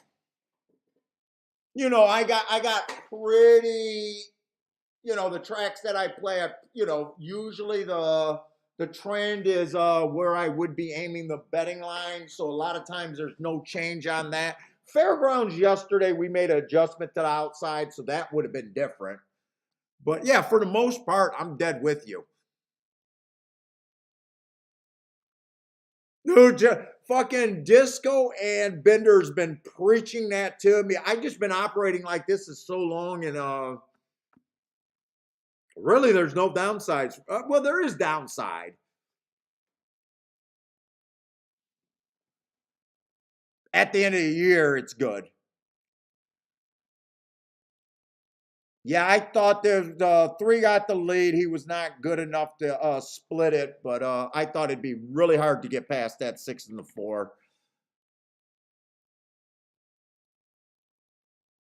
Well, see, money. That's if anyone, if I ever went bigger and wanted to pay people to do that and just bring to me opportunities and I okay them, kind of deal. I was talking a person's ear off last night, talking about some deals I've been getting offered, and all they want to do is pay me like a job, and that people keep thinking that I want a job. I got a fucking job. I've been getting some tip people and some other people talking about, well, can we pay you this for a show? And it's like, are you high? Are you high?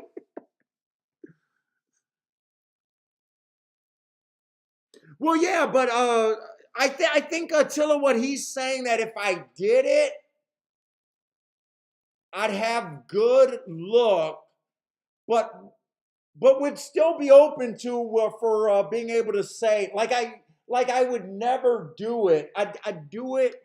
You know, let's just say we were thinking that the biases are the biases. You know, I always start the day a certain way.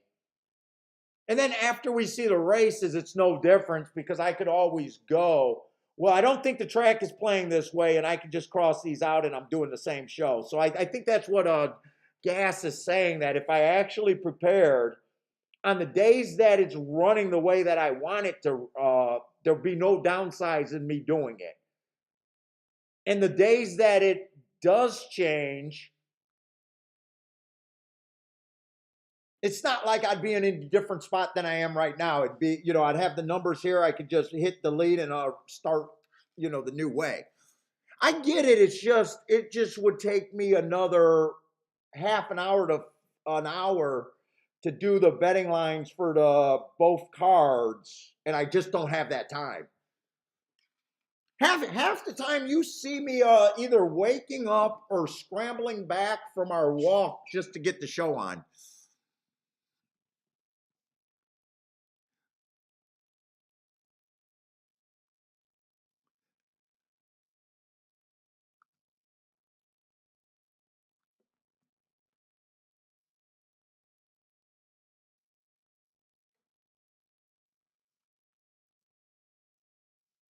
So let's see. 6 did win there. What's up, C Money, man? Rex, how's it going? Kathy with the boom? 7. That's at a different track. Maybe New York for Kathy. Oh, JJ's at Aqueduct too. Oh, JJ's on the 7. Win bet on the 7, Kathy.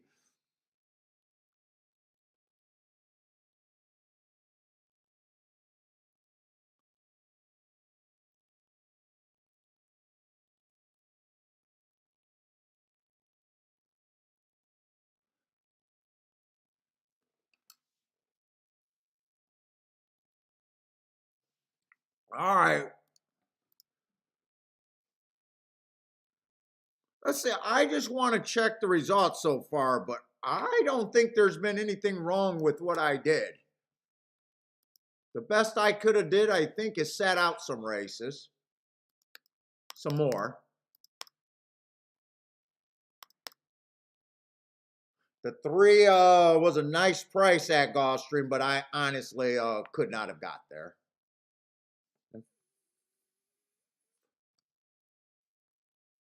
Nice price, so that wasn't chalky, but I just that was a spot that I wouldn't have got.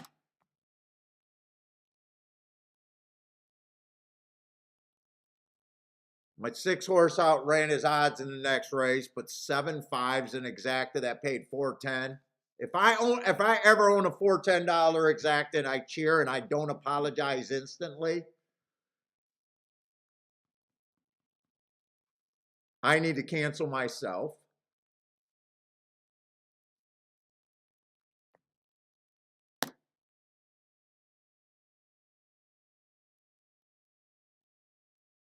The last race was an 8-3 exacta, but I did not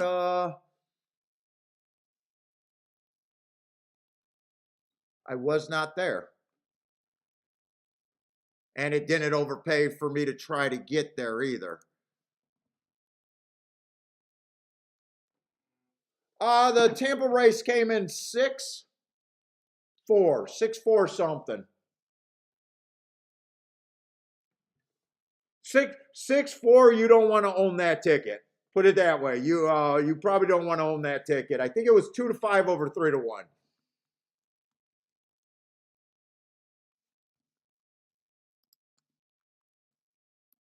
All right, we got 10 minutes, plenty of time over there at Gulfstream. Still waiting for the day to heat up a little bit more. Let's see, another Tapeta.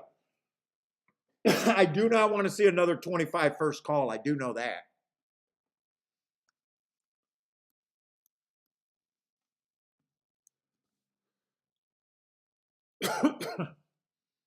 Six is out, 7 horses.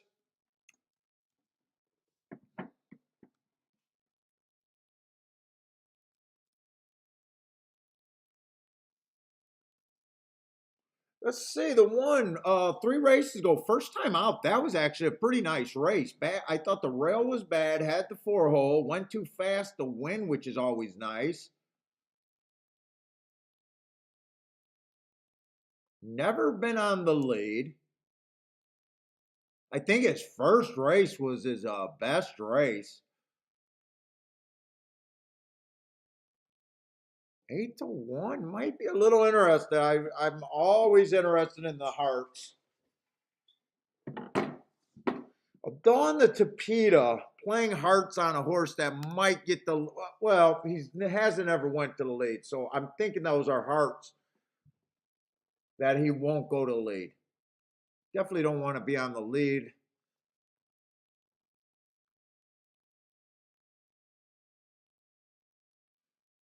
Four races ago on this 2, I gave him an asterisk for inside speed day. Ran against what I thought was a good thing.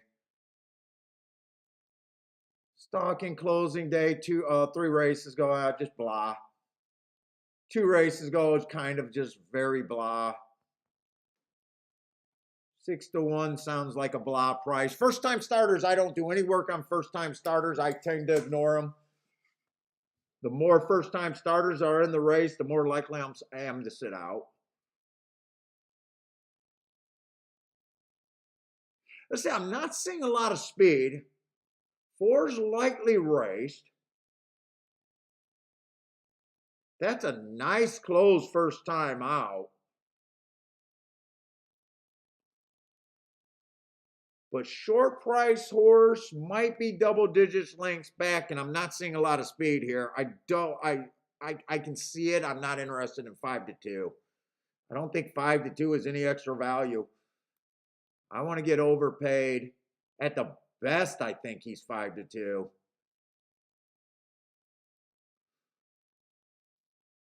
Let's see, 4 races go on the 7.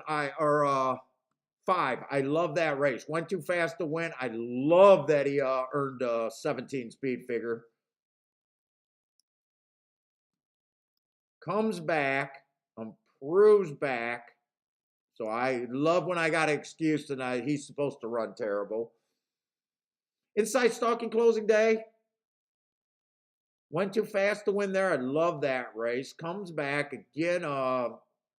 Nicer race, better running style. Nice second. Just wasn't good enough to win. And then last race, shipped here from Woodbine, tried to turf for the first time or second time. He's been on the turf first time out. He might just not like the turf. He also had the wrong running style that day. I don't know. I'm interested in this 5-horse at 6-1. I feel like there's value there.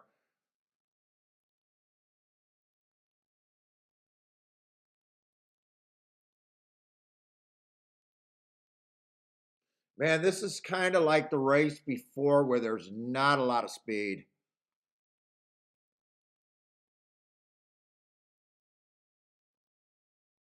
Eight horse, I like that race. 3 races ago where he went too fast to win. 2 races ago, Stalking Day, ran against the bias, showed speed and died. And last race on a Stalking Closing Day, nice rally to get third.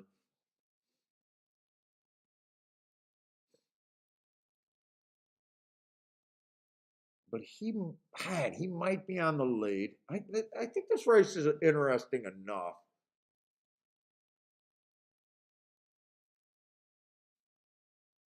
Let's see, the 6 is out. We got 7 horses.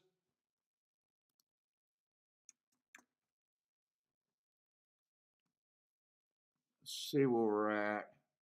Randy likes the 7 here. 5-1. Nice price.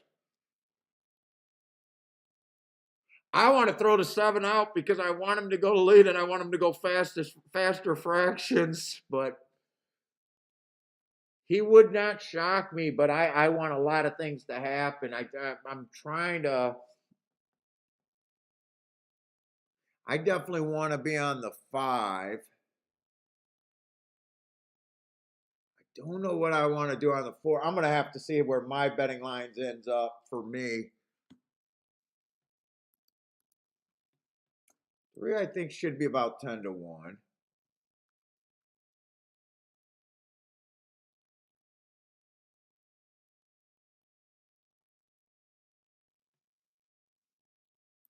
Two, I don't know if I like the 2.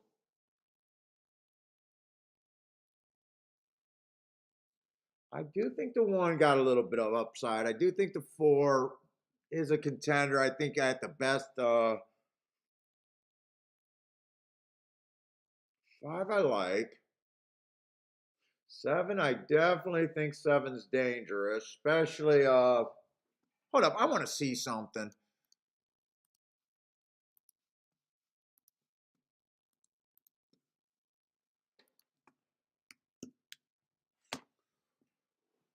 Oh.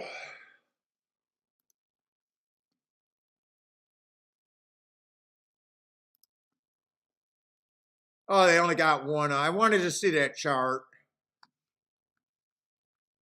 So they only got 1 race running, 1 chart out so far. All right. Wanted to see that chart for the Tapeta race, especially. Oh.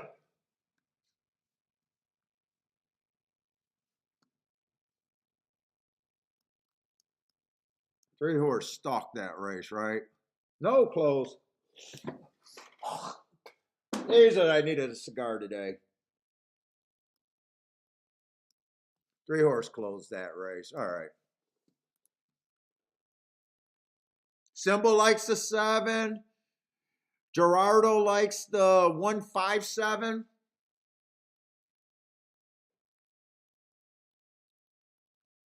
What's up, Symbol? Oh, bet this. I thought that was a new name. Bet this pick. 347. Randy likes the 7. 7 will be full of run late.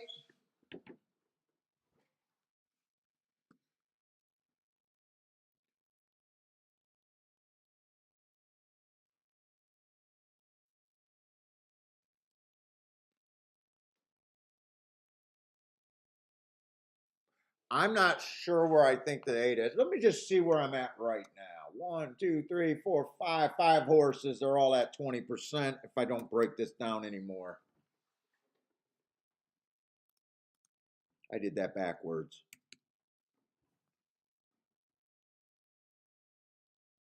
I do feel like the 8 is over bet.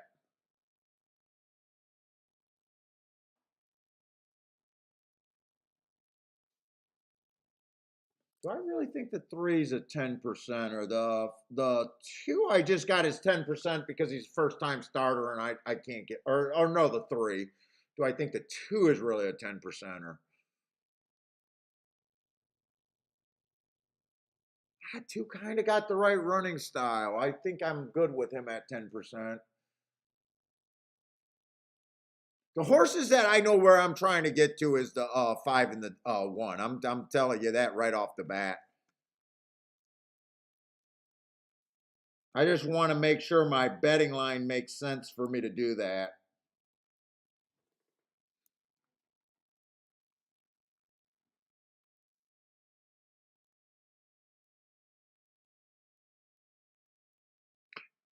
In a way, I don't think, let's see, I don't think there's much difference between the 8 and the 7.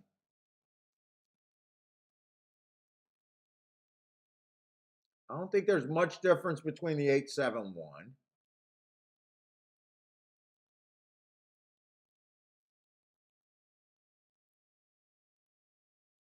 I actually think it's a grab bag between the rest of the horses, whichever one you want to go with.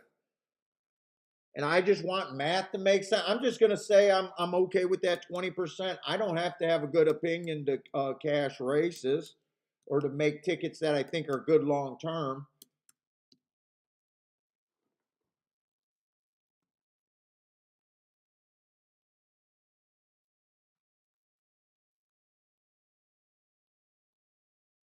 Although 5's not a big overlay that I was hoping he would be.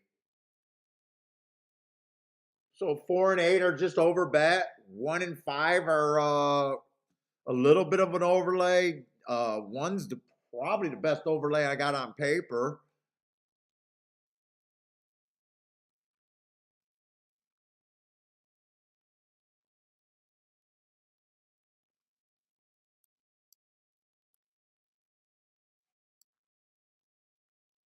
Let's see, I got to write down my bets.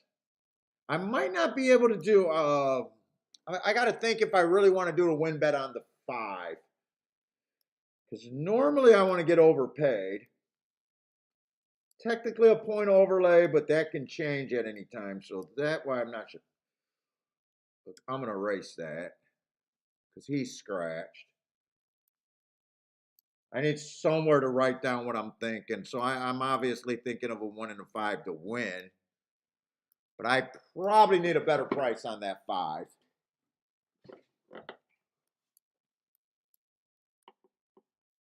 Oh, I can definitely key the 1 and the 5 in the exactas. But don't know if I want to use everyone here.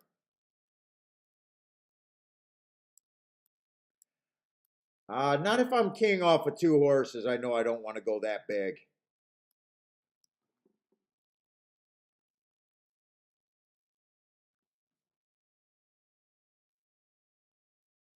Because that's a $20 base punch right there. So that means if I just start off with a basic little $10 exacta, that's a $200 ticket. I got to narrow that down. I got a feeling if it comes in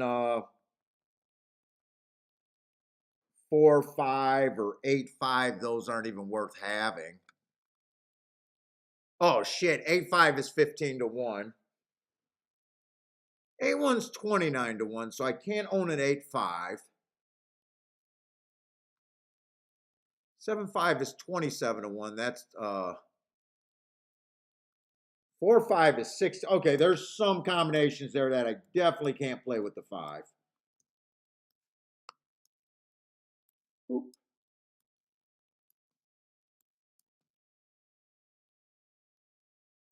7 was okay.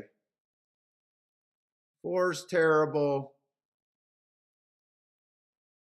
2 was okay, and 1's definitely okay.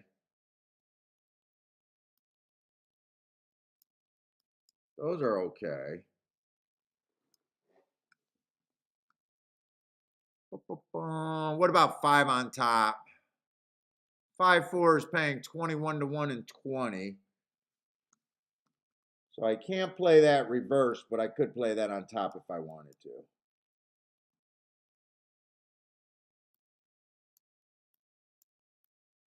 That's feeling pretty spready.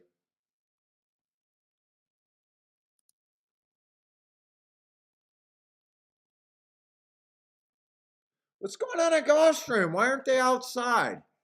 Or why? Hey, what's up, Mojo or MoFlo Joe? What's up, man?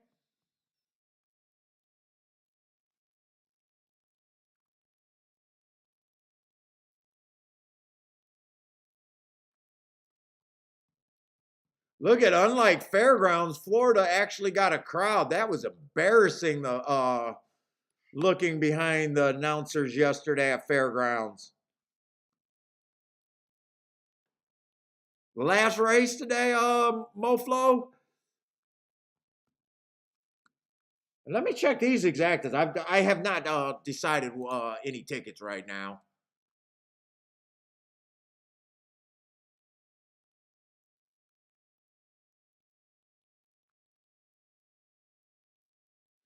These are all okay. But right now, that's a $10 base punch. This is another $6 base punch. If I did it this too, that's an $18 base punch. So I only narrowed that by a couple dollars.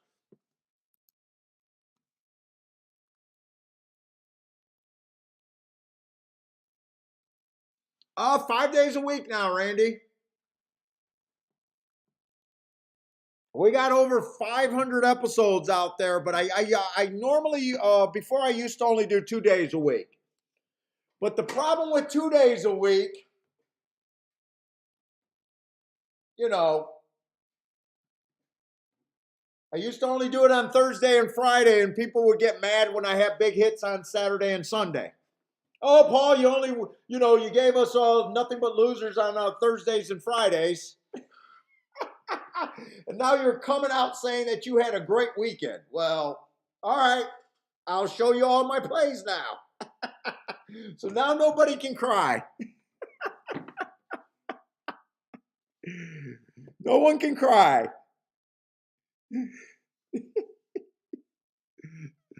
So basically, I've been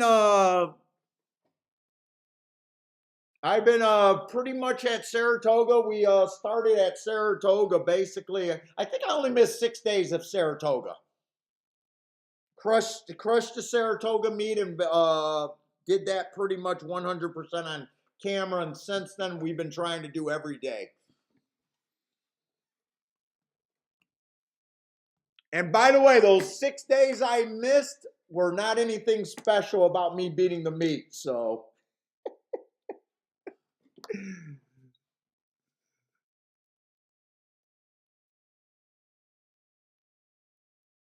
Yeah, turn it on. Check us out. I don't stand too much for bullshit. I try to give about an honest representation of what this game is. Playing this game for long term, kind of deal. You know, I'll be serious, dude. What? 2 weeks ago, I got off really nice start. Then I got upset because I had 3 losing days that week, and all 3 losing days, I risked having a meltdown day. A meltdown is when I lose more than I'm comfortable with. When you start having a hard time sleeping, right? So 2 of those days, I got down to a meltdown day and hit a nice race to only get back to be a regular losing day. And the other day, I came back to basically have a non-eventful day, plus or minus $50, and I had to hit 2 big hits. And then the third day, I actually had a bad day. And, we come back on Wednesday, and Wednesday I started off really rough. And I'm talking to guys in the chat room, and I'm like, dude, actually, I actually still won that week. But I kind of, it was just based on 2 days, and I didn't like that I buried myself 3 days and had to hit really big tickets just to make it reasonable. And I started out Wednesday, and Gas was giving me shit because we got some really high level players here. And, I'm an emotional guy. I'm an emotional guy, and I was saying, like, I get in my feelings sometimes, but I'll tell you guys what I'm going through. But I did get to a ticket that I couldn't resist. I think it was a 20-1 over 10-1, crushed the exact in the win ticket. And then since then, we've been on fire. But you'll see things from that. I'll get uncomfortable. Basically, my days are I don't have picks. I'm putting it on the line every day. When I'm losing, I don't erase my losing days. I don't erase my huge days either. And I'll tell you, dude, I'm rough. I'm in a mental spot right now. I feel pressure.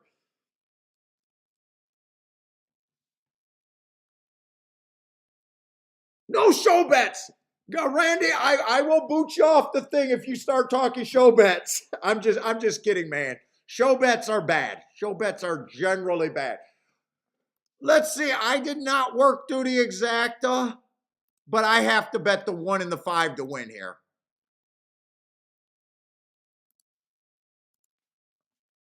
Mostly doubles, but since I've been doing the betting board religiously, betting exactas and doubles are normally the mainstay of my play, and then win bets. Place bets, rare occasions, that's when I might see a horse that I think should be 4-1. By the book, place bets are terrible, but if you every once in a while you'll see a horse that you got a 20% chance, and I'm getting 35-1, where I know even if the favorite wins, I will be getting over that 4-1. Now I'd rather push the money to combinations, but sometimes I'm on a tough time or a short time. So, but place and show bets are terrible.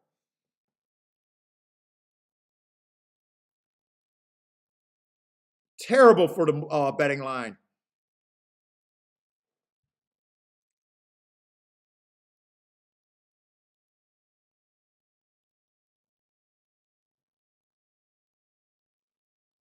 Let's see, I got no problem. I just hope this okay, the pace is faster, 24-1. I want this to go a little bit faster. Keep it sub 47 at the second call, and I think I can get this home. I gotta go bathroom. 47-2. That's good. I think that's good for me.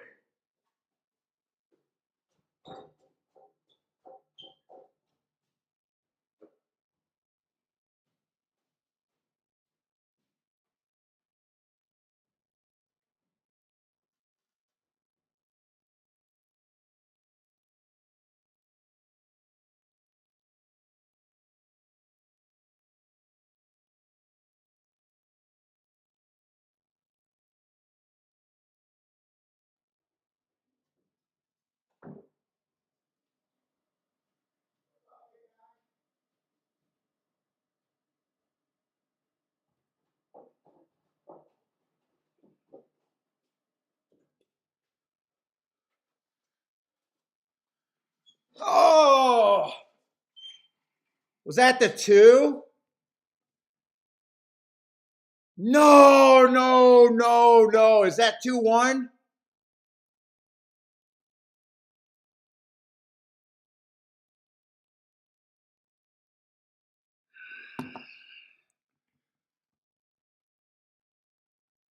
Tell me the 1 did not get second.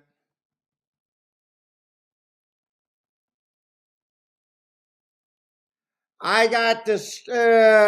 Fuck me. All right. All right.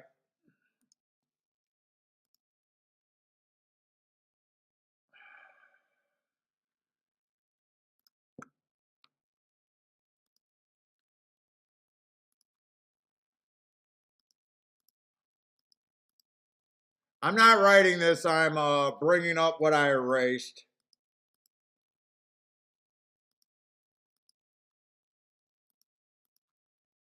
Yeah, that cost me a bit.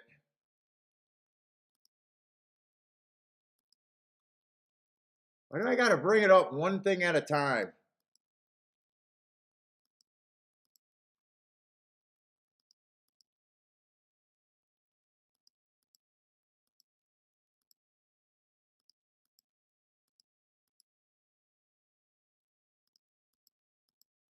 Uh, Fuck it. Yeah, I got distracted and didn't have time to do the exactas.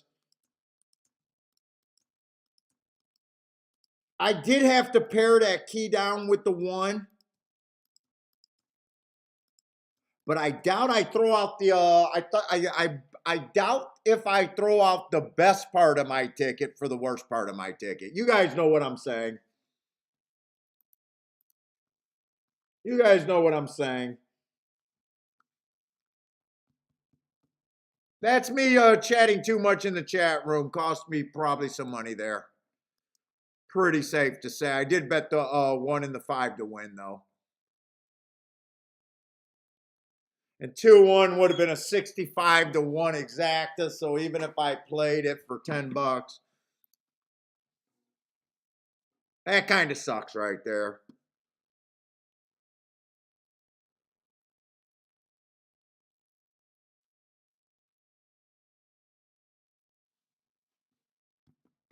Kind of sucks.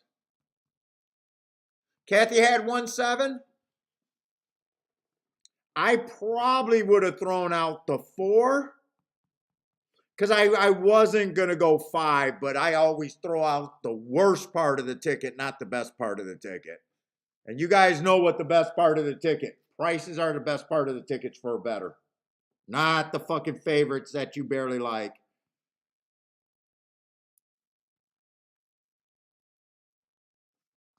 All right. We'll find another one like Kiki says.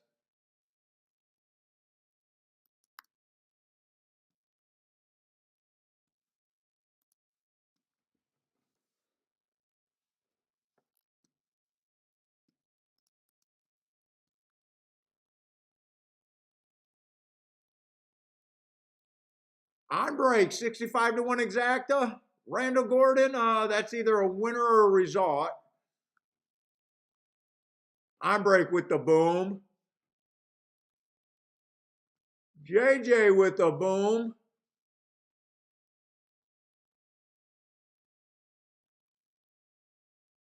Boater hit the win exacta daily double, but mostly win bets. Nice.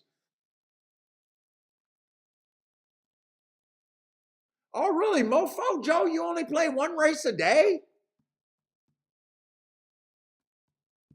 I would have a tough time playing one race a day. You do pretty good at picking your playable race of the day, huh?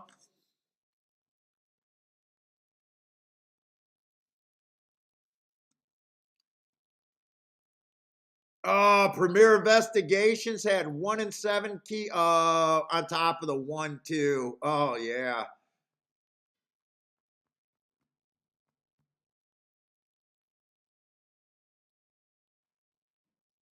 Yeah, I got distracted on that one, but fucking that's my fault. I did have to key it down, but I was thinking about keying down in the right direction.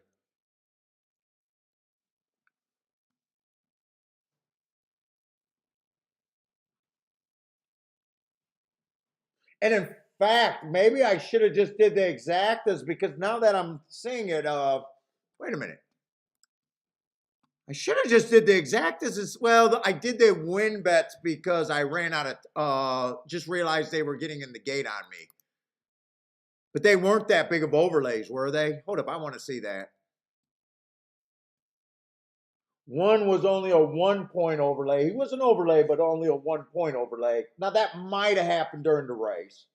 Because I think he was a better price. I think he was 8-1 most of the betting. That could have happened at the race. And 5 was only a 1 point overlay.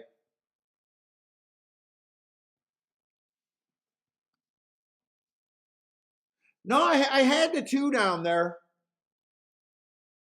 Oh, wait a minute. Wait a minute.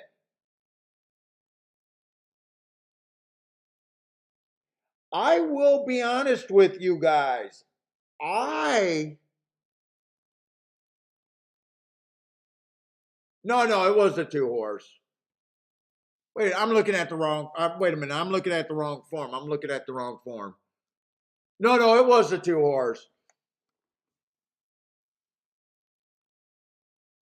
Because I was ready to say, wait a minute, I was looking at the right form where the wrong form where the 2's a first time starter, and I would say that I would have only hit that thinking that I was playing the 3. But now that I'm looking at the right form, it wasn't the first time starter that I would have used. It would have been the 2 horse. Got my forms mixed up.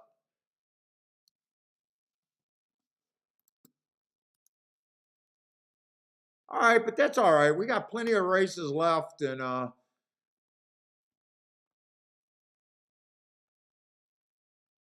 haven't done too much betting.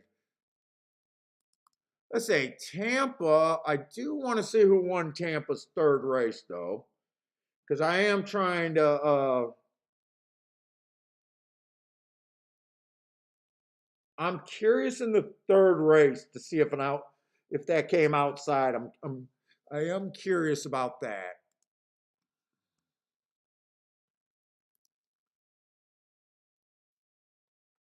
Came in 5-7-6.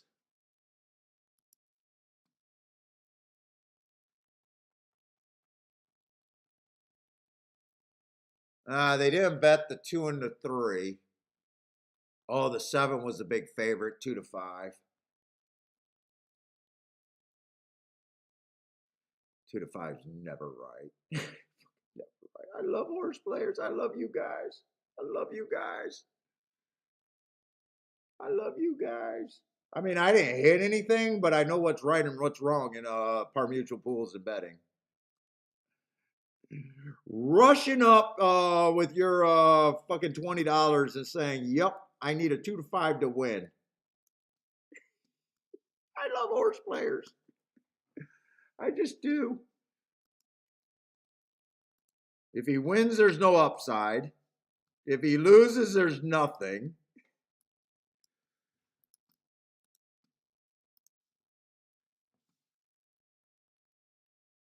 Then horse players cry about how crooked the game is, and then wonder why they're losers when they rush up to bet a 2-5.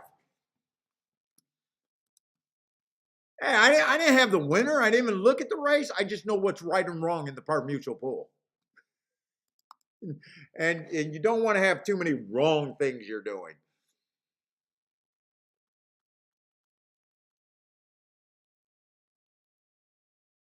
Let's see. I'm thinking the 2 stalked on the Tapeta. I want to get these things going. Can watch the replay here. 2's definitely either going to stalk or close.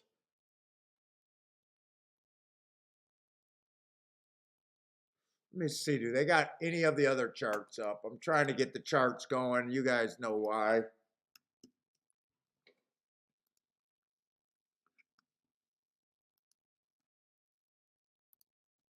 Okay, we should have all of them. Oh, 2 came from that last, so 2 closed. 2 did not stalk. All right. That's good to know. On the all-weather track, 7 horse stalked from the 5 hole though.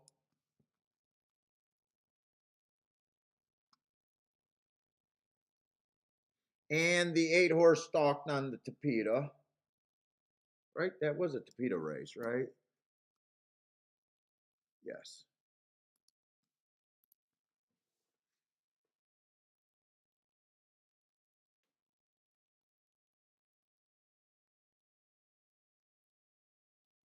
Oh, five. My five gave it up with no resistance whatsoever.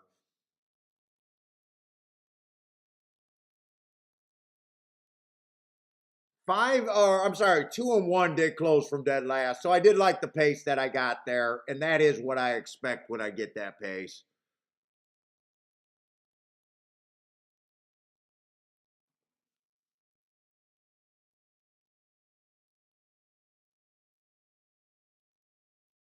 Yep. There's always different ways you can go. But 2 to 5 for a win bet, I will say, is almost always wrong. I will just go out on the limb and say will be always, always, always, always, always wrong. It forces you to be right 90% of the time. $100 bets. What do you make? $20 on $100 bet? Oh, it's just wrong. It's just wrong. It's just wrong. It's just wrong.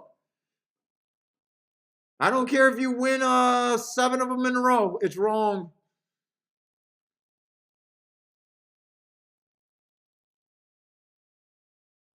Well, yeah, overall.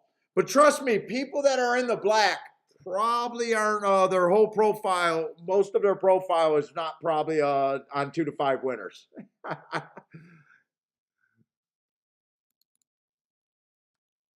And you know, if you're one of them and that's insulting to you, just smile and tweet me out and like me because I'm saying something to dissuade people from cashing when you cash.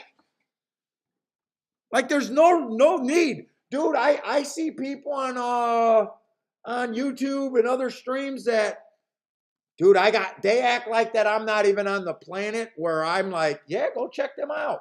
We talk about him on the show. I'm like, yeah, he's good. Go check him out. Go check them out. I don't got any problem telling people where else to go.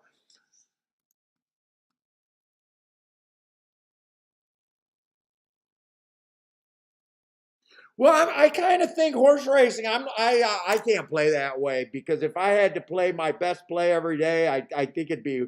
I just want to put in as many good math bets as I can. Basically, my opinion is being a casino. You know how a casino only offers a bunch of games that they have a mathematical edge. I'm using my handicapping, and if my opinion is good long term, basically every bet that I do, I think have a mathematical edge. You know, a casino does not worry if they're winning or losing on any particular table or on any given day. They know that no matter what, with their mathematical edge at the end of the year, as long as people are not cheating, it's impossible for them to lose. So basically, I want to look at it as many races as I can. Like I said, if I hit my 20% at the end of the year and I'm playing at the right odds, there's no way you could be a loser.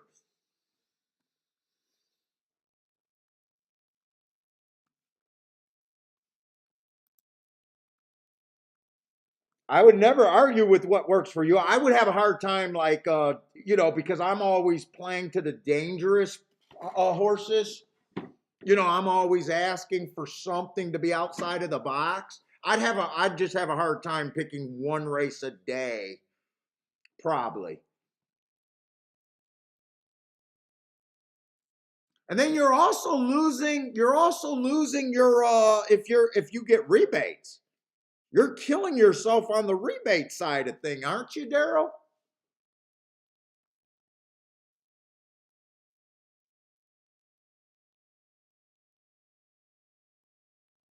What's up? I'm gonna go with Raj unless you can really give me help on how to say that name. What's up, Raj? I can't look at results all over the place, man. I'm only doing 2 tracks. If someone in the chat room can help you out. What's up, Nathan?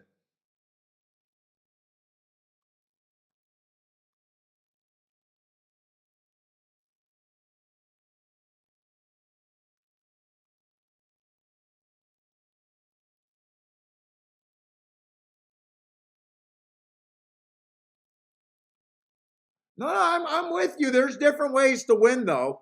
I mean, I'm all over the place on combinations with multiple ways to go, and I'm the only one that I can look and know that I play taxes. Like when I'm having a discussion and broadcasting, and I know how much I hate forgetting that saying that I pay taxes at the end of the year for over 20 years.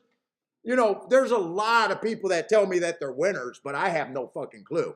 The only person that I know that I 100% know is me. So I always have a hard time when people look and say, hey, I don't think your game is right for me. I get that. That's fine. But I always have a hard time when people try to say,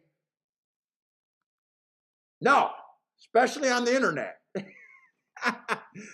That's where I draw the line because, of all the people that I know, I'm the only one that I know is telling the truth because I have to pay taxes. Otherwise, the government probably owes me an F-16. Just plain and simple. You owe me an Abrams because I've been paying taxes and not winning. So whenever someone says, hey, you play too many races, or I don't like your theory, or you can't win like that, is where I draw the line and say, look, I'm not going to argue with you, but I'm the only one that knows for sure. Me and Uncle Sam. That's it.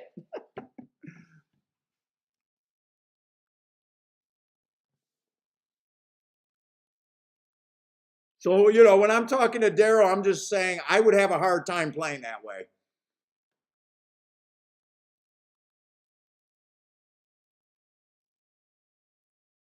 What's up, Nathan?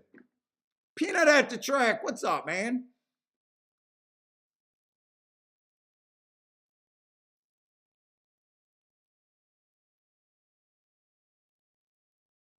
Yeah.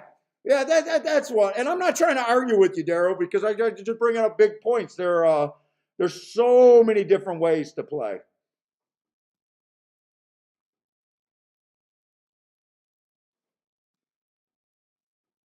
I believe to beat takeout, you got to be outside of the box, and I'm the only guy that I know for 100% fact. I'm not a trust fund baby. I don't have a work history.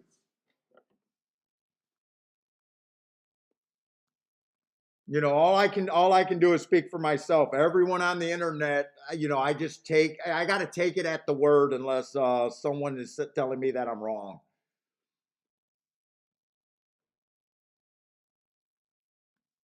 Let's see. Turf sprints. I'm looking for horses on the lead or within 3 lengths of the lead at the first call.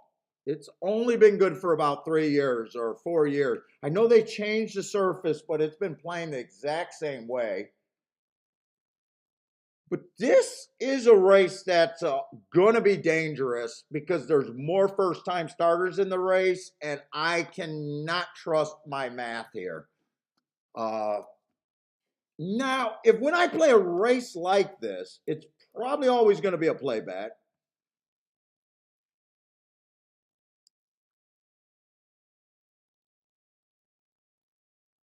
And, if I get beat by a first time starter that I'm ignoring, which I ignore every first time starter, I know I did it to myself.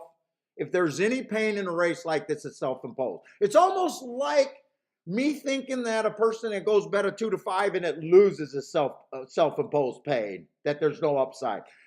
This is kind of the same race. I'm ignoring half the field. So, but I'll never say it's racing fault is why I lost a race like this. It's just, there's horses you can get to and horses you can't get to, and you got to have a. One horse ran on inside early pressing day, average, slow. I don't mind that for a first time out against the bias. Next race out, at Fairgrounds, he was 1 tick slower than the fastest winner, 1 tick slower than the fastest winner.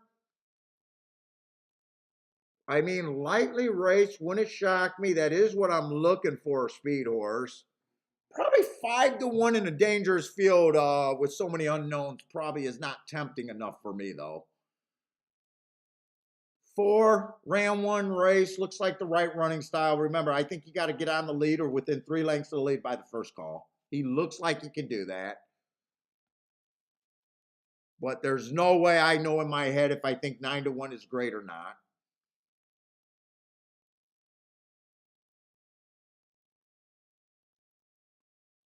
Five horses, first time starter. I just got no clue. Let's see. 4 races ago on the 6th, I got an early pressing day. I gave him an asterisk for that race. Nice close against the bias there. 3 races ago, went 1 tick slower than the fastest winner. I don't mind that race. 2 races ago was nice. An inside day, got an asterisk, went too fast to win. But that was earned at a route. And last race, right running style on the lead. Let's see. It was a 1 race sample, so I don't know if I have any opinion about the track being fast or slow. All I can say is that fraction, 21-4. We expect the races on the Gulfstream turf to go sub 22, which he did.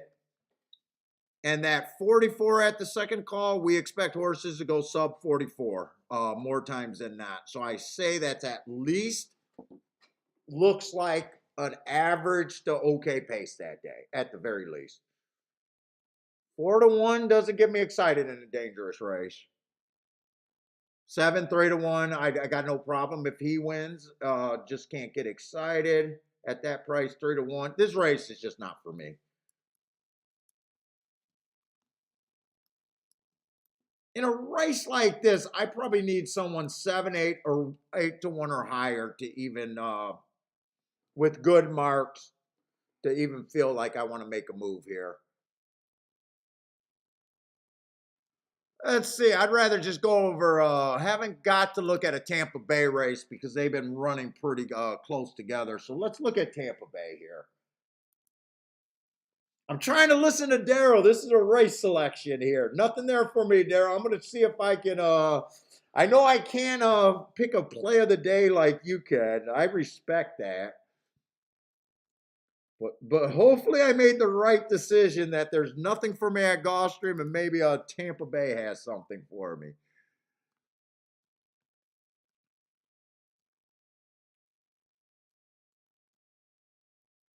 Let's see, this is going to be the 4th race. Another mile 70 on the dirt. What's up, John? Q Savage, what's up, man? It's been a little while since we've seen you here. Let's see, does this race look any better? We got a big favorite in the 1.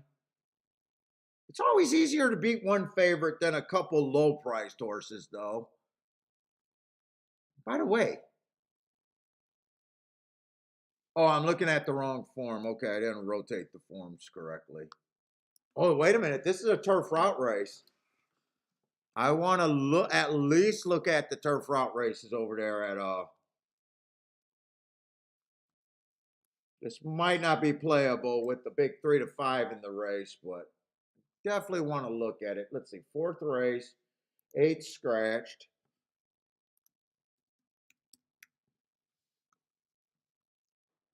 I'm big time anti-speed there.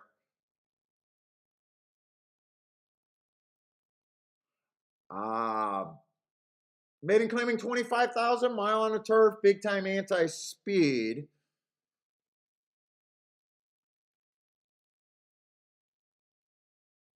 Tricky race because the 1 is stretching out for the second time.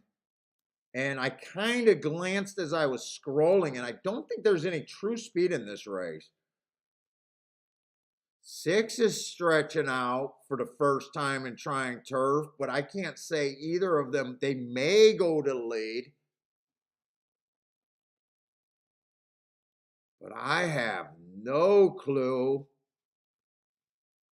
2 is going to be a first-time starter, so that's another mystery.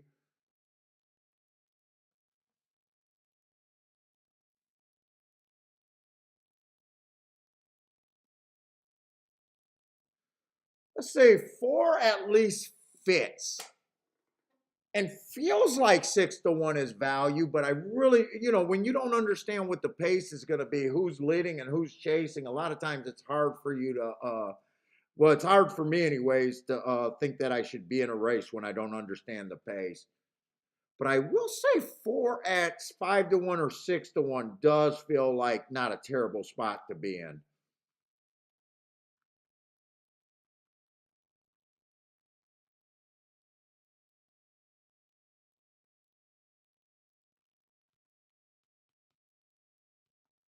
Five's kind of another mystery. Been on the dirt. Might be on the stalking, might be closing. I just don't understand this pace. I probably don't want to deal with this.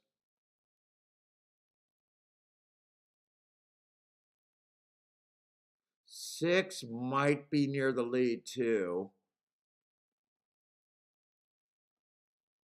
Seven, you got everyone stretching out, so many horses. Six is a main, or I'm sorry, not six. The four at 6 to 1 is the main spot that I could get to. In fact, with him being the only spot I could kind of get to here, I don't hate it if I get the 6 to 1 and I do a kind of a probably a low range win bet. I don't think I can do exactas. No, one four is paying $6. I cannot do that exacta. And I have no idea why anyone would do a 4-1 exacta when that's paying $11, and you might as well just bet $2 to win on the six and get 14. Or I'm sorry, on the four and get 14.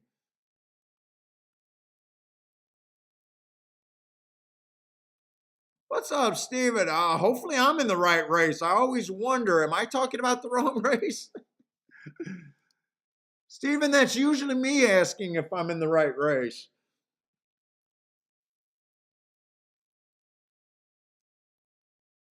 Yeah, I got two choices here. Play the four at 6 to 1 at Tampa in my play bet category, or sit out.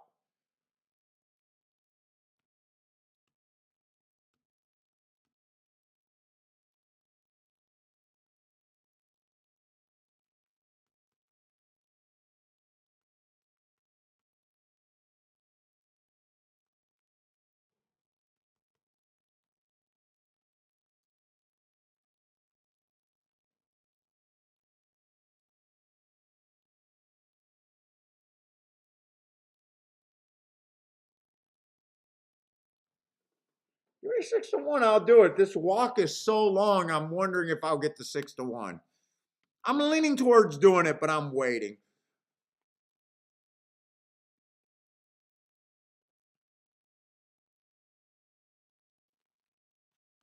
Let's see, it's going to come in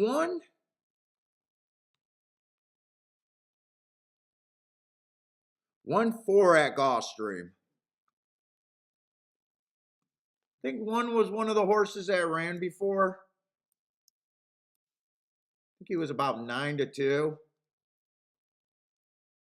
Looked like, I don't know, looked like he might have came off the pace. Definitely had good marks on him. Four was another horse that ran. I think 10 might have got third there. All the horses that ran before. All right, let's go back to Tampa. I'm still deciding if I want to play this only spot. I think 7 to 1, I just do it. 7 to 1 definitely feels more than fair on the four. And so far, I did nothing but a bunch of play bets, or a few play bets today. I don't know if I made 3 or 4 of them. Spencer, what's up, Spencer? Symbol like the one gets the first place trophy. Let's go, Symbol. Parsons with the boom at Gulfstream on the exacta ticket. Nice call, Parsons. Anyone else on that? Buy stocks might have hit the exacta saying easy money.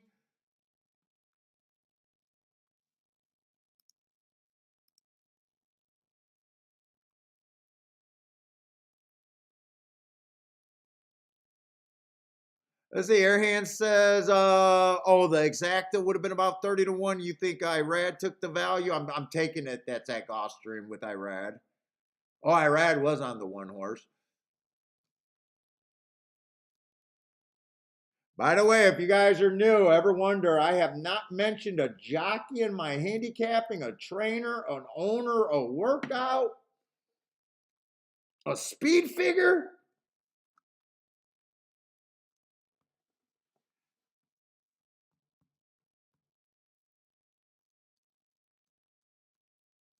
Trying to get outside the box. Very hard to get outside the box going down the same ropes everyone else is.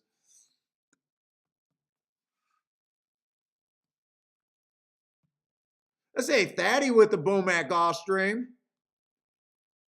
Buy stocks, $5 exact and a $2 try. Nice. Buy stocks is a guy that picks his spot, always mentioning he's 2 out of 3 and very few plays, a lot of days I see. Good at picking his spots.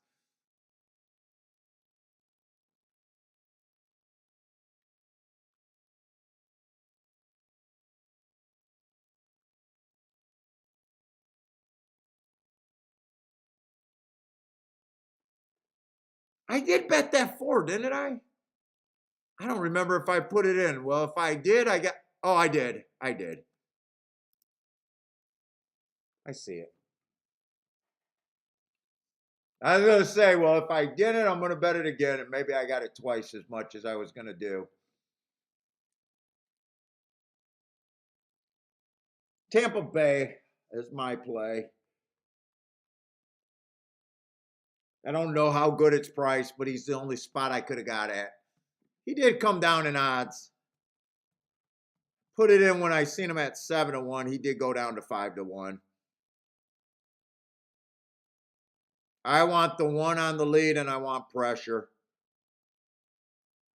If 1 goes wire, to me, he's just a best horse. Put some pressure. Make sure there's 1. 1's actually kind of letting the 2. I was hoping that the 1 would eyeball the 2.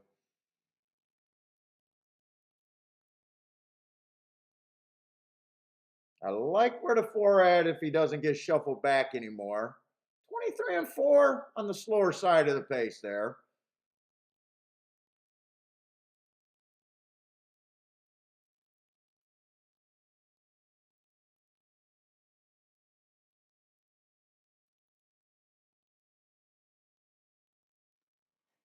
Almost feel like a drink today. Today's kind of a slow day so far. 48 and 4. I was hoping this would be a little bit faster. I think 1's going to be hard to beat from there. I think 4's probably a little too far back right now. Although he got a lot of horse. But I kind of don't like the 1 getting first run with those fractions. But come on, 4. Come on, 4. You can get this. It's going to be tough. I think one got horse. I looked at that exacta, but an $8 exacta, it probably went down.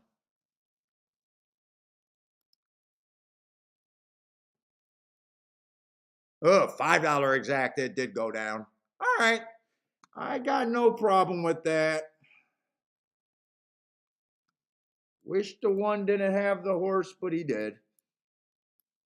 And 4 did go up to the 7 to 1, so I actually got the price that I thought was really good, but getting the price and still being wrong is not always, you're still wrong.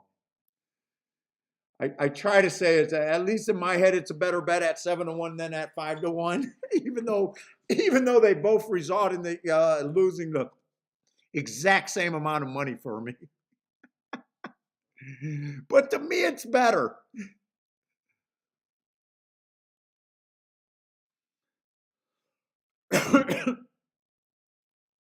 Buy stocks at the 147 back to back.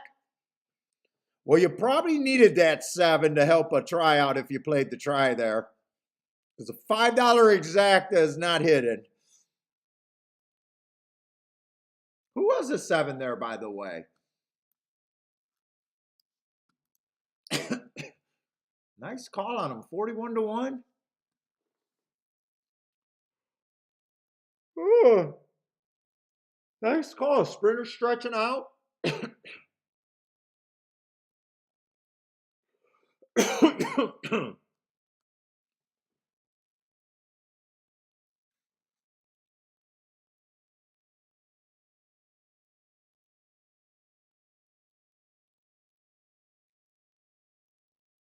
Hopefully, that's a try bet you got there, and hopefully, that helps out the try. What do you need for the try? Maybe 20 for 50 cents, 25 for 50 cents. Could the seven helps it that much? No, 14 for 50 cents. Kathy is a sensei of breeding. Kathy loves her breeding. I don't understand breeding, but Kathy does loves her breeding.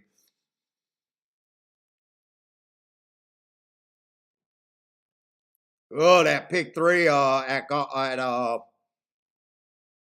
Tampa had a lot to be desired. $19 for 50 cents. Thaddy got a Laurel play. Good luck, Thaddy. Lloyd, what's up, Lloyd?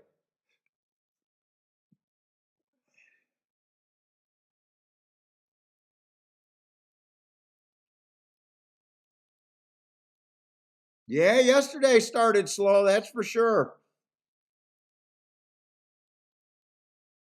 I guess doing a nice job not burying myself. Now, I did should have had that ticket where it came in 2-1 at Gulfstream though. That's kind of keeping where I don't feel like my handicapping been bad. I just got distracted. I'm pretty sure I would have hit that ticket.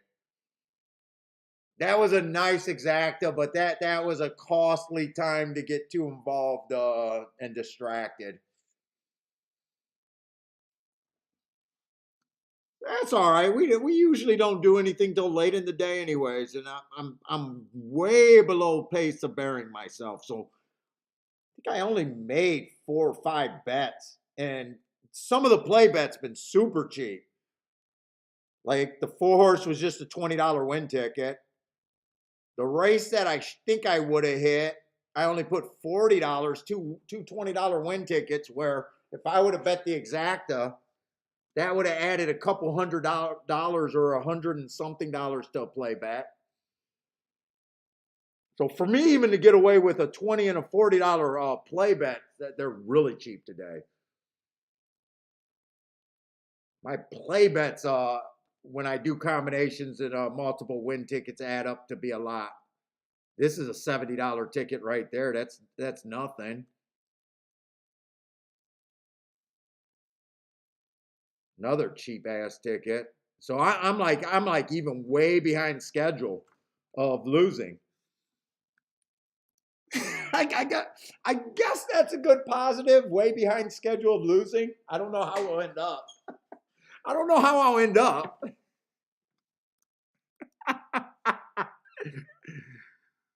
I mean, there's a chance I could go for the next 2 races and fall flat on my face and turn well below a losing pace day to a max bet losing day in a blink of an eye. I mean, I am capable of doing that.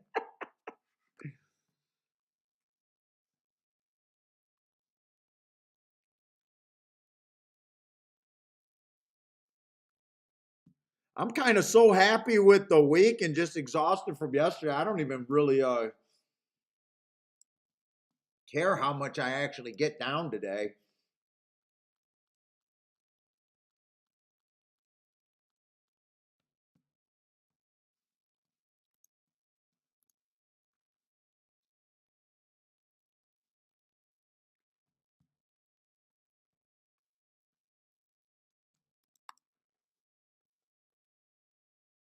Roland, what's up, man? That's it. Till it says, Kathy, the morning line. You don't think the morning line capper is putting any breeding into into the morning lines there?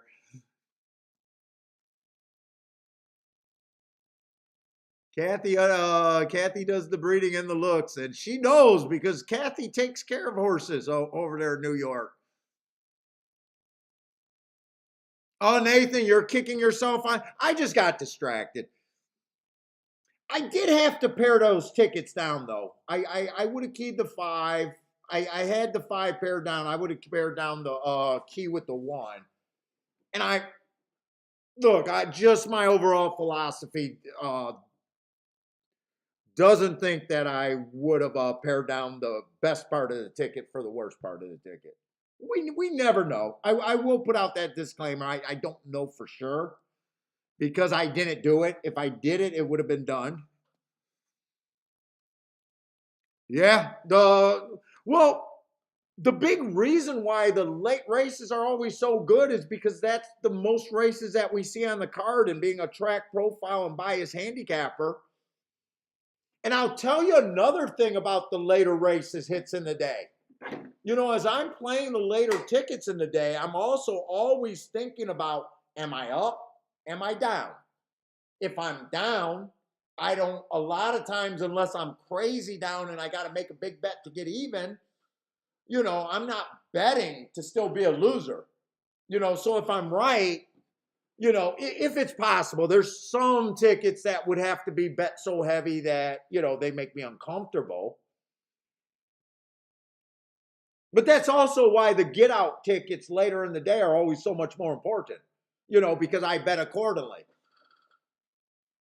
Well, if my opinion comes in late, I'm not betting it. If I'm down $500-600, I'm not betting it to win $200. I'm betting it for, if I'm right, I should be going hopefully to the penthouse.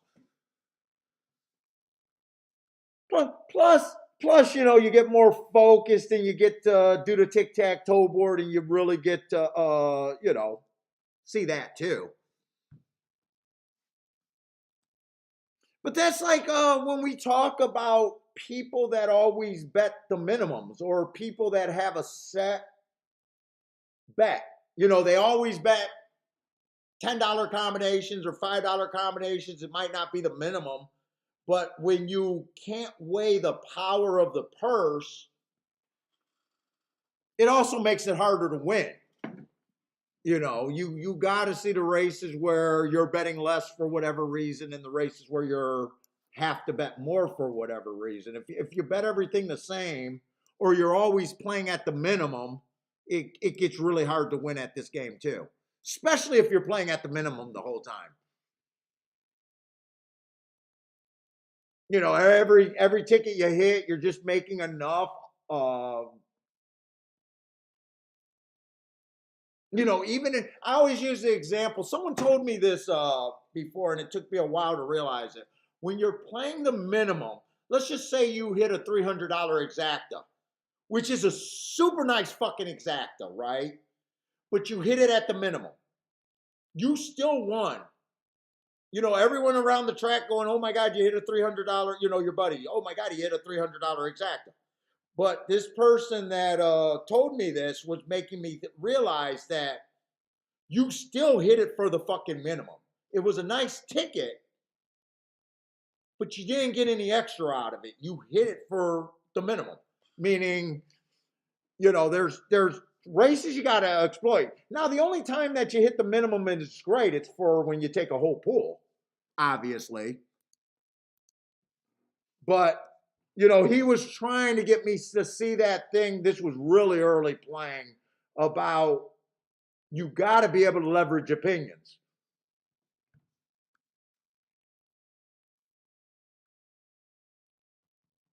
Even if you hit for a $1,200 try on a 50-cent wager, which is a very nice hit for, fuck, that's a very nice hit for me in a day. I'll take that all day long, but, you still hit for the minimum. Try to push it up to $1.50.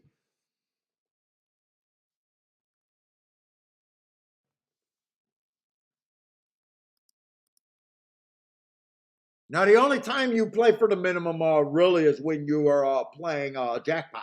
Then you got to make sure you don't play anything multiple times because you'll have to go out and drown yourself if you ever accidentally hit a pick six jackpot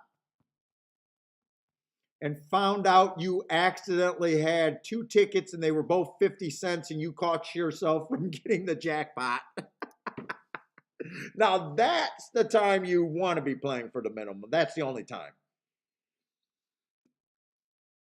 But if you're playing an ABC ticket, you probably don't have to worry about hitting a jackpot. I always like the guys going, hey, I'm going for the jackpot ticket. Well, you got this chalk there. You got A, B there. You got second and third, fourth choice there.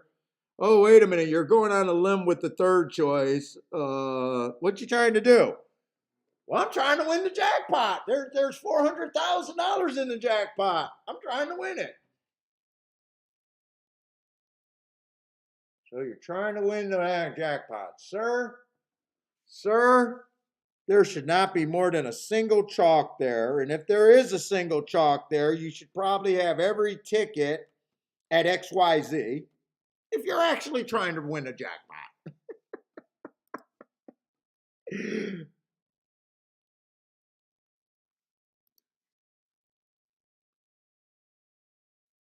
All right, sixth race here. I've bullshitted long enough. I'm just in a bullshit tired mood. Forgive me. I made my day. I made my fucking broadcast career already. Starter allowance 25,000. Let's go. We can do this pretty quick. At least there's only what, 6 horses? Is that right? We're in the 6th race already? 6 horses with the 7 being scratched. They all start at 20%. Hopefully we could get to something here. I haven't wow, they actually been pretty Tapeta heavy. The starter allowance, I would look at this like this is probably a $50,000 claimer, $50,000 claimer. Double that price, kind of. So that would mean the one recently is kind of cheap.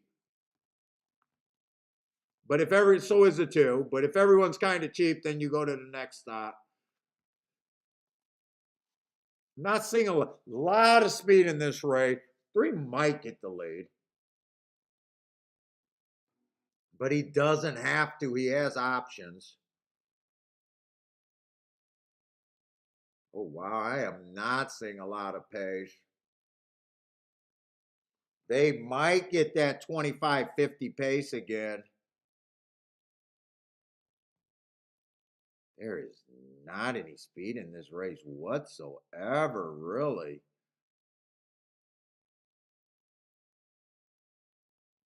Let's say the 7 got scratched. Well, I got another pace where they're putting me on a spot where I'm really guessing about who's leading. My guess would probably the one being a sprinter stretching out probably goes to the lead. Probably start at 10% because I'm not convinced this pace is going to be super fast.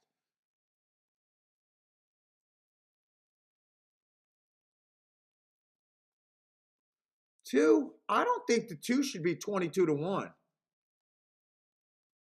think he should be long, but I think he offers a little bit of value.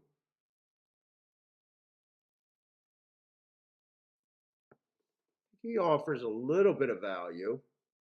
I like that race 4 back, but you do got to be worried about is he going to get a pace?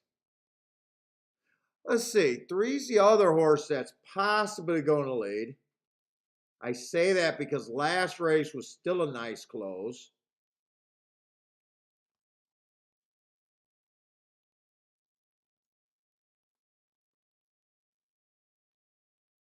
Man, this horse is capable of stalking, closing, and going to the lead. Not interested in 3 to 1 on him, though. I want him to get pushed on the inside. 5 at 9 to 2 is probably where or 4 at 9 to 2 is probably where I think his price should be.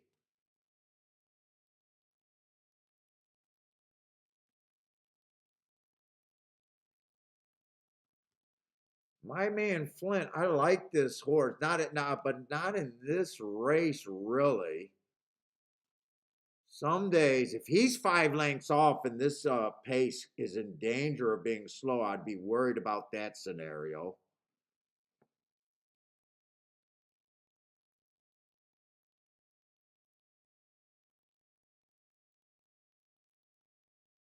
And 6 is a favorite. 6 should definitely be taking some action. I probably have no problem with him being the favorite.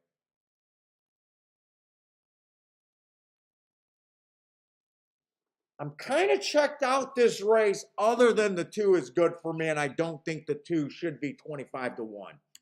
Now, I don't think he has a better than a 10% chance to win, but I'll take that all day long if I decide to go here.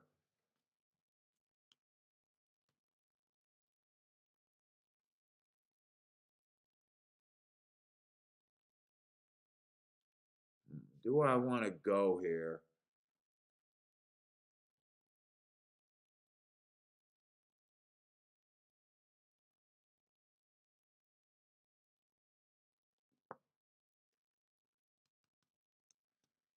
I don't hate it. 4 horses. 4 horses that are left. I probably don't have a problem with the 6 being a favorite. I got a problem taking him at 6-5.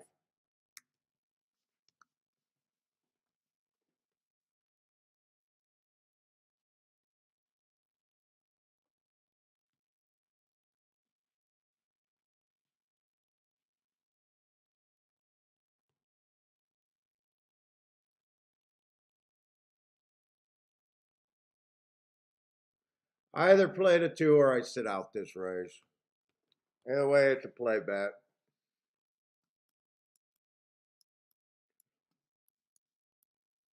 Yeah, I can argue to go 2 all 2. Whoa, whoa, whoa, whoa.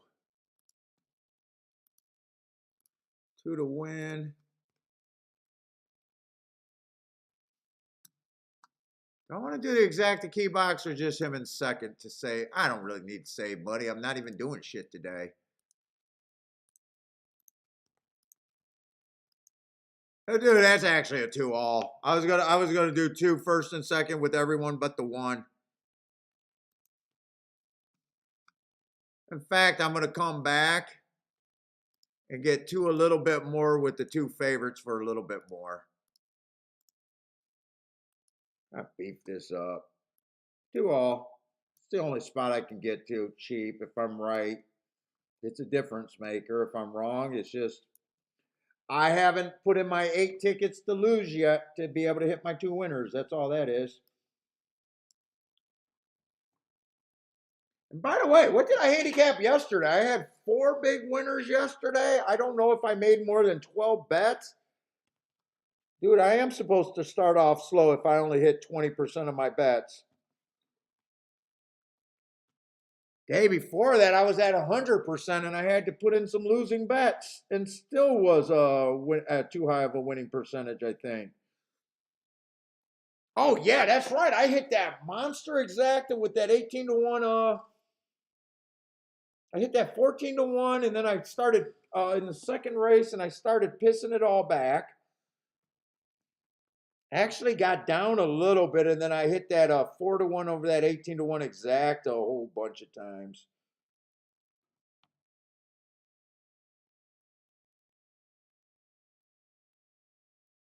Shit, 2's dead last, and another pace where we're going 24-4. But I got no one but myself to blame because it's not like I seen any pace there. Yeah, he's the 2's not going to be able to rally from that far back at that pace, without a doubt.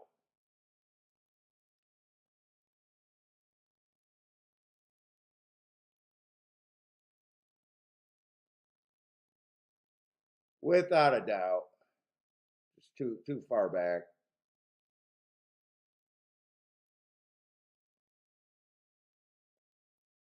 In fact, you should have been whipping this horse on the backstretch. You should have been able to sense. I'm not sure he has horse, but there's no way.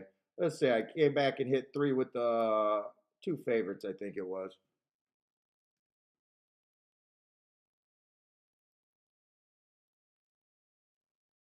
3-5 exact. I don't want to own. 2's the only spot I could have got there. It was either play the 2 like I did or sit out.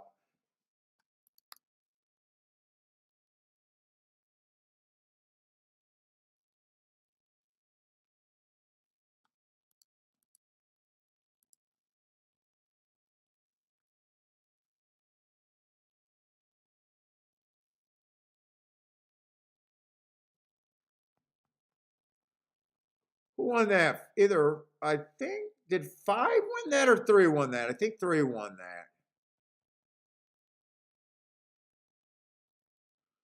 that. Could that exact a base 17 to 1 maybe? Maybe 17 to 1 on the high side, 16 to 1 is my guess. 15 to 1, 3-5. All right. Let's see, what did I end up there? 22% on all of them. Let me just fill that in. Was anyone, oh, did I think anyone was an overlay there? I just want to see. 5's only a half a point. Could have keyed off of him, but oh, 4. Could have keyed off the 4. 3 would have been over bet. Not really too many spots. Okay. That I just didn't fill that in. All right. Let's see. What we got left for today?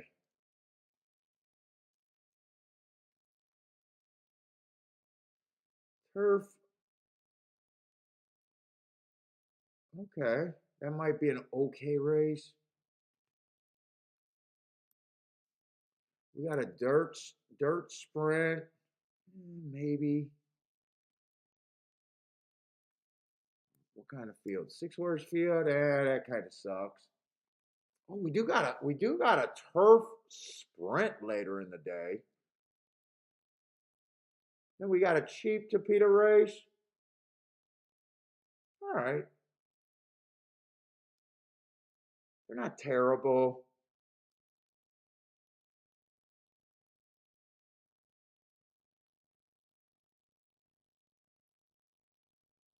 I am curious how did that 1 went on the turf sprint. We'll be able to look that up. Let's see. Charles says the jockey buzzed the shit out of 3. Obvious. Charles is always good for the conspiracy every now and then. What was I? You seen him light up like a light bulb? Did his nose turn red?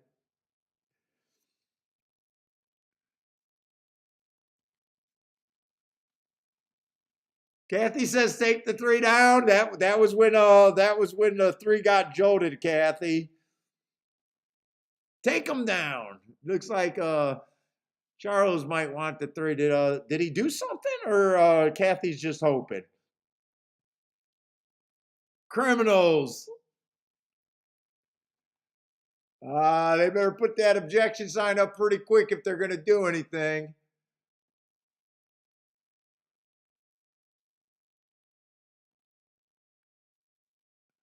Kathy needs to be jolted. I'm actually enjoying myself for a fucking super tired day today.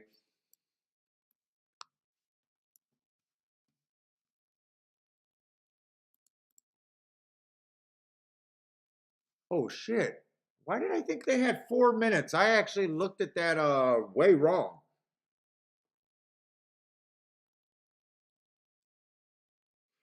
Fuck. And I want to play the dirt to the outside, but I honestly have not really paid attention to the track so far today.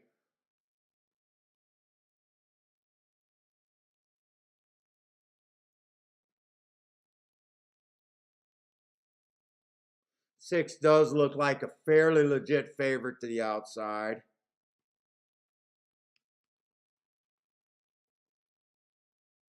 Seven, I don't think should be 13 to 1. You know what? I don't know if this is going to be a good play because I'm not sure I'll be able to. I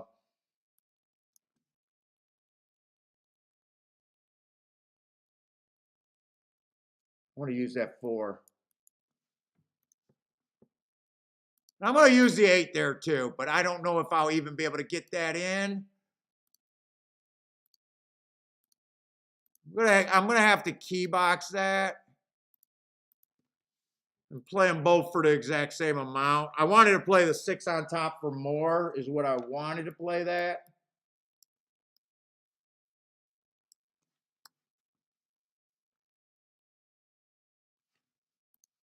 And I do want to play, I wanted to play a little win ticket on the 4 and the 7. So did not even get a chance to get that in.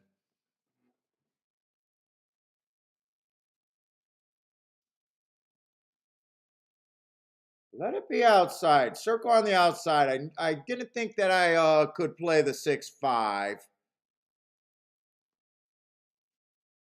Can someone on the outside run with this 6? If the 5 wins, I won't have a shot. 1 circled off the rail. I don't like that, and that was the favorite. I don't see any of my outside horses really coming. 4 might have a shot, but he doesn't feel like he's coming fast enough. 5's not really going away. 1's not going away. 6 is actually, I don't know why this guy goes to the rail when the 1 knows to get wide. Even though I'm not sure that's, I want to do the tic-tac-toe board real quick there. Because I'm honestly not sure, but I know I wanted to play it yesterday. I'm just curious. I haven't really watched a race, so I wouldn't even be shocked if the inside's been doing good today.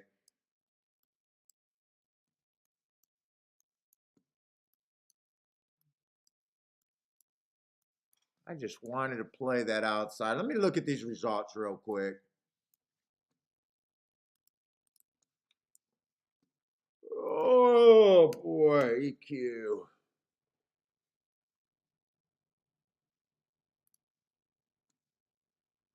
Let's see, Tampa.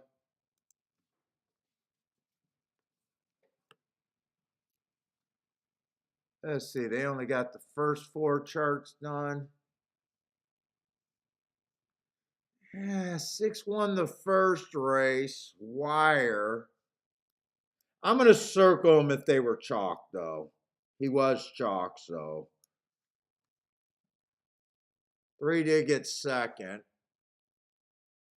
Only a 6-horse field, so they did bet the 2-horse to 1.3 on the dollar, and he did run dead last. But I don't know if I can really say that was an outside.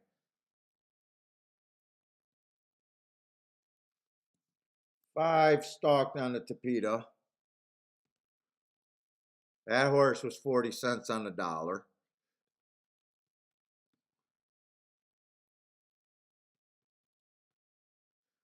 The third race, it came in 5.76, all outside horses. The 5 won at $15.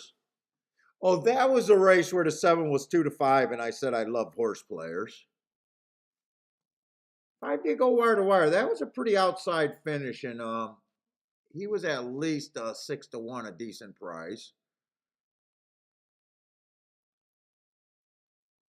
Turf, that 1 horse pretty much went wire. Dude, he actually stalked. No, they do got him stalking. I see it. They got him stalking. Let's see. The 1 just won stalking. He was second choice. I'm not going to circle him because him and the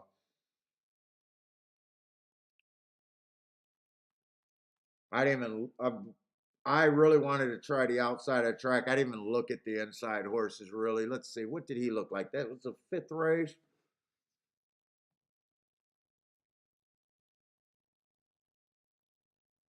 Oh, making a big class. Well, First race out at maiden special weight, one at maiden claiming 25,000. That's probably pretty high for this group. Tried a 16,000, showed a little bit of speed, or stalked at 16,000, which is twice this price. Wow, went up to starter allowance 25,000. Man, some of these owners and trainers just get crazy with the placement of horses. So one made sense. He was actually the morning line favorite, making a giant class drop. In fact, if the one would have won on the rail, I would have even, after looking at the race, I would be like, yeah, I'm okay with that. Even if there is a bias, really.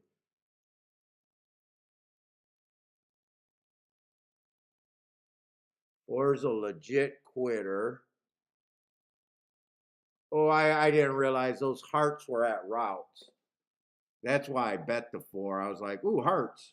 But they were at routes. Normally I don't fall for that. They were at routes.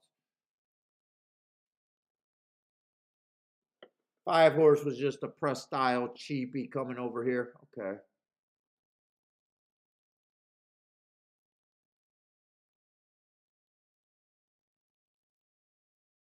6 horsemen at this level, always showing speed and keeps getting beat. Yeah, if the outside would have helped the 6, I would have liked it. But he did get the lead and go to the rail. One might have been better. Did 6 even? I'm not even sure if 6 held on for second, or did he get passed by 2 horses? That I'm not sure about. Let me show these. One did get off the rail, but really, if the one would have won on the rail, I would have said that I was okay with that. 6 did go to the rail, but I'm not really sure that's really what cost them to lose. Although 5 did 5 pass them? Rail might have heard it. I'm not sure because we haven't seen crazy prices. I definitely wanted to test that though. 7 and 8 were just ugly. Okay. I was trying to do something there, didn't work out in a playback. I'm not sure if that tells me anything, to be honest. In fact, it might actually, with the 1 circling and the 5 staying in the middle of the track and the 6 going to the rail after getting the easy lead, I might still want to test the outside again. I'm hard headed. Beat me a couple times on opinion before. Maybe I still want to try that.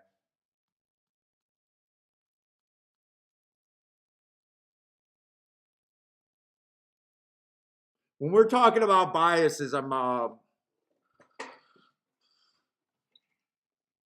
use biases to get to something that I think is good tickets. I don't use biases to get inside of the box, meaning I won't make that jump if I don't think the prices are worth it. But if I'm trying to get to a ticket that makes a difference in a day, I will.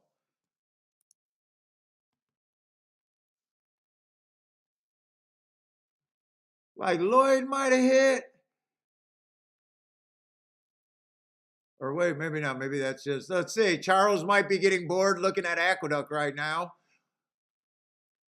Jan needed that one to win over there at Turf Tampa, maybe. Stephen Marshall tried a little bit of Tampa.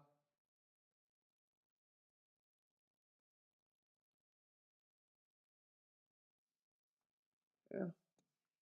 So far, not too much. I'm still waiting.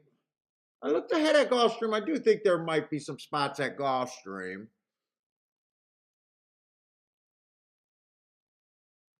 Tampa, we got a turf route coming up. Another cheap dirt race. A couple of turf route races. So I'm not giving up on Tampa yet either. Got plenty of races. Oh, we still got 10 races at Tampa, or probably half a card or pretty close. We got a lot of 3 turf races. Let me go to the bathroom and give Bentley his treats.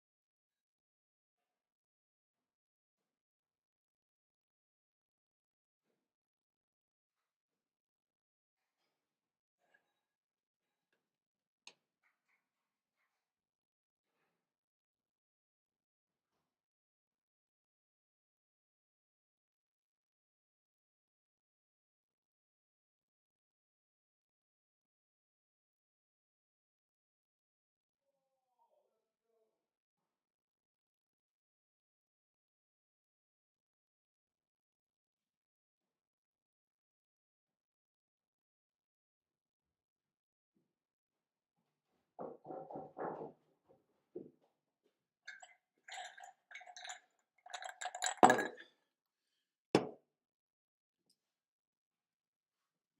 Let's go with some.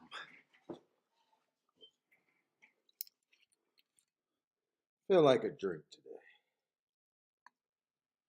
You guys know where the show's gonna go now.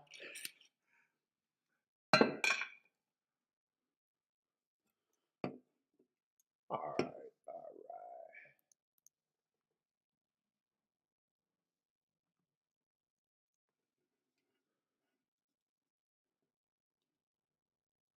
Ooh, 90 people watching today. Let's get that up. Hopefully we got some more new people. We had 9 new subscribers yesterday. That's a lot for me. That's actually a lot for me. We're going to party, Elaine. How's it going, Elaine? Cheers to you. I am not, you know I am not a drinker, though. I don't know if that's a good sign or a bad sign right now. Fuck, I don't got a rag down here. I got some ice cream sandwich wrappers. That's all I got down here. Oh, there's an old rag.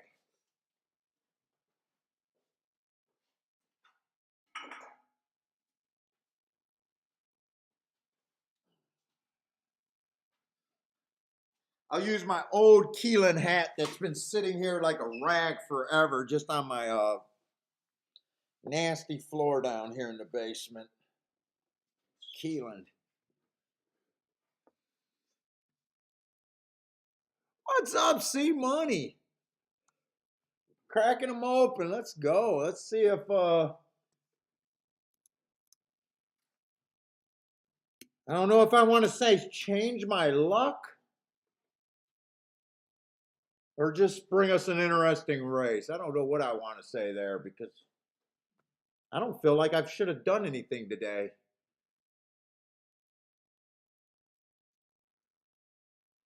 Oh, I marked this race and I thought this race could be pretty freaking interesting. Let's see. We got a mile and an eighth on the turf maiden special weight. This is interesting. The one horse, early pressing day, went too fast to win. As a deeper stalker closer, went too fast to win. Average match strides with the slowest winner. I think all of these are coming off this same race. Nice little close right there.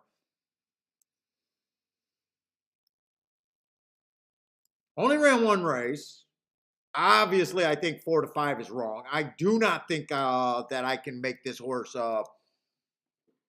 even a coin flip here because 2 was in that exact same race. Now, they both earned hearts. They both went too fast to win. But the 1 was going too fast to win 4 lengths behind the 2. So that's a big difference. That's a super big difference. So me as a bettor, if I can make a reason to get off the 4 to 5 to get to 12 to 1, that there wasn't, you know, 2 ran a superior early race, and yes, 1 ran a superior late race, but not by that much of a difference.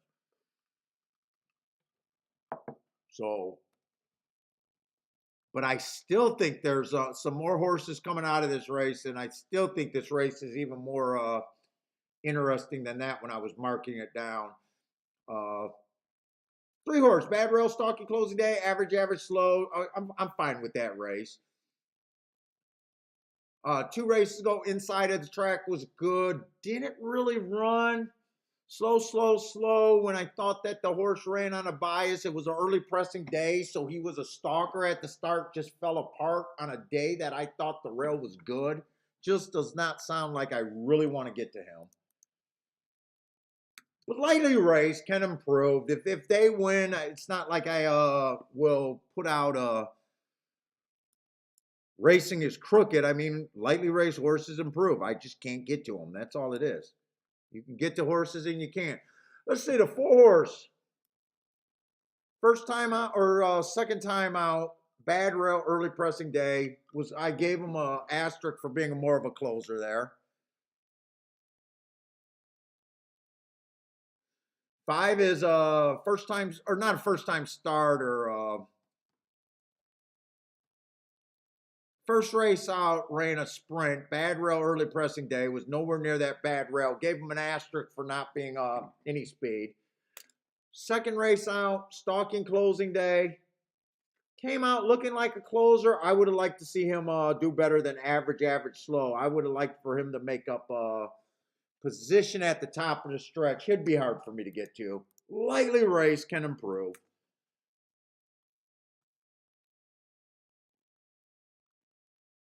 Now the 8 horse, I think, ran a interesting enough race where if this pace breaks down, he doesn't have the craziest marks. First race out, I got a bad rail day. He was slow. He had the 3-hole, but he's a closer, and he did a nice job getting in position. Oh, wait, this is a 6 horse. I'm talking about a horse that's scratched. Okay, 7 horses coming out of that same January race. With the 1 and the 2, he also went too fast to win. And I still like the 2. And I like the 7. 7's still a better option than the 1. 8's coming out of that same race. They all went too fast to win.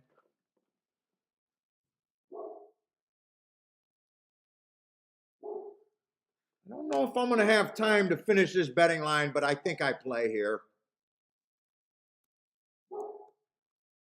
2 is the best thing I can get to as a better.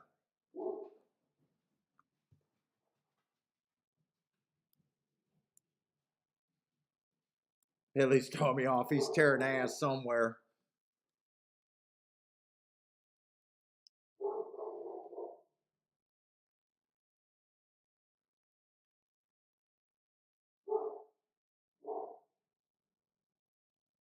Ooh, listen to that little growl that little pretty guy got.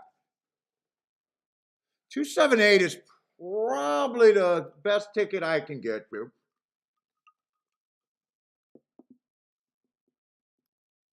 God, I can't. I'm just gonna let math be to decide between the 7 and the 8 if I wanted to do another win ticket. I think I do bet the 7 and the 8 to win. I think I'm not sure where the math is, but I think that's one of those tickets that I do like.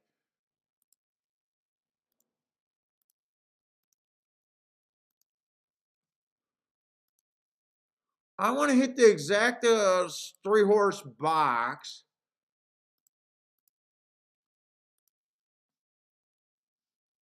I think I either want to go back and hit another exacta. Or do I want to go doubles? On a double, I probably use the 278.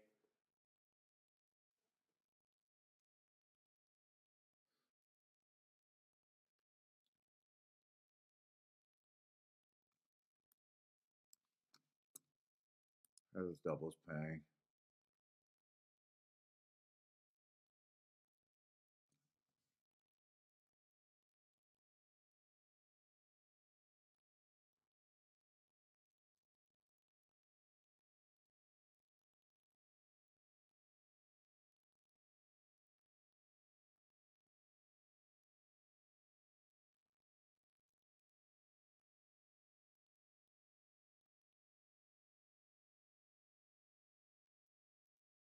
Dude, I don't got a lot of time. I'm just going to go 278 with the 2-3 and the double.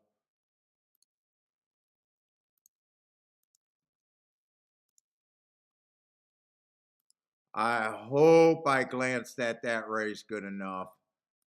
I seen a whole bunch of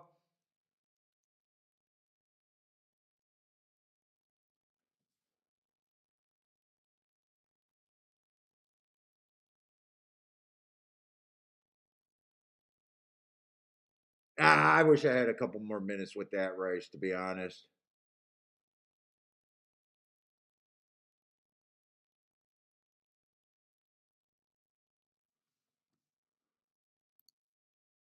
I'm doing another double too.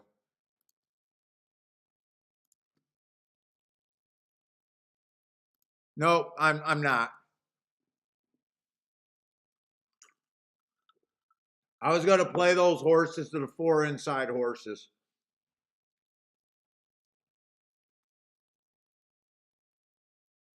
Oh, I'm not sure I got really the 2 horses I wanted in the next leg. Oh, that's what I got.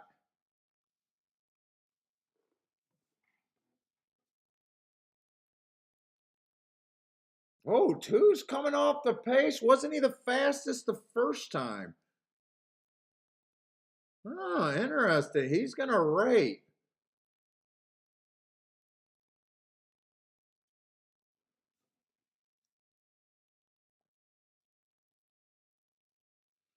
I did not think one would. Well, one's right, lightly raced, has every right to be closer to the pace, but I did not think he'd get first run over the 2. Hopefully, the two's making the right decision here. I'm not sure.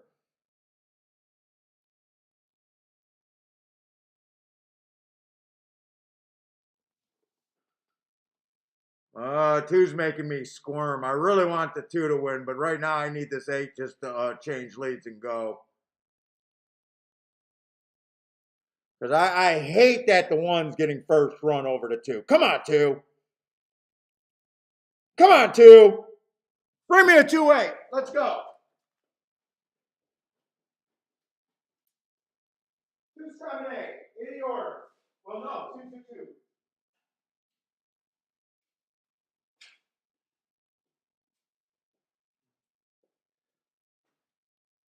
I'm scared to look. I'm scared to look. Tell me we beat the 1.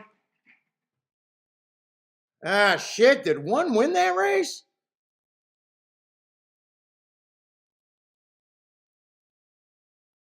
I think the 7. I can't tell if they're following the 7 or the 1. Ah, fuck. The 1 was able to run down the 2. Tell me the 7 at least gets home so I have a double alive.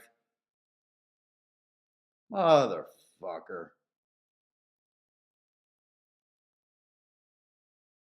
I needed a 2 or the 8 to win that race and hit the exacta. I do not have a win ticket on the 7 because he was the lowest price horse. Fuck you, 1. I got to be right about 1 fucking horse. All right, I can't complain. 1's lightly raced. Actually had some trouble. I was right. He was beatable. I was right. He was beatable, but he also was right to beat me for second.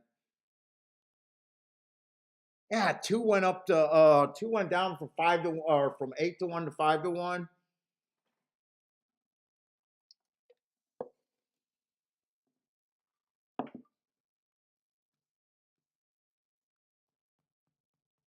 Joel back with the confidence.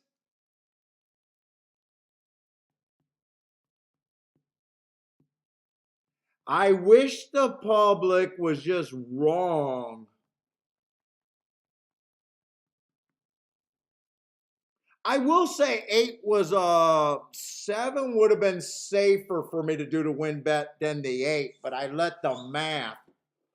In fact, 8 was even or I'm sorry, 7 was the safest horse for me. He he's been going too fast to win against the bias in almost every race. He was the safest one.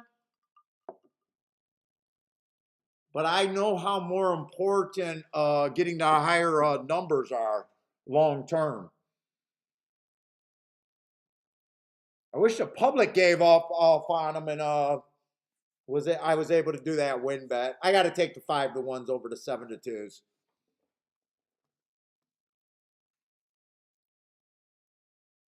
Oh, Daryl needed a 9 to stay fourth there. Oh, 9 was a nice price too, 40 to 1. Oh, yeah, we thought that the other day. I'm still looking for speed and stalkers. I thought the 2 might be closer to the pace, but you know what? He closed. He closed. He still got beat by the 1.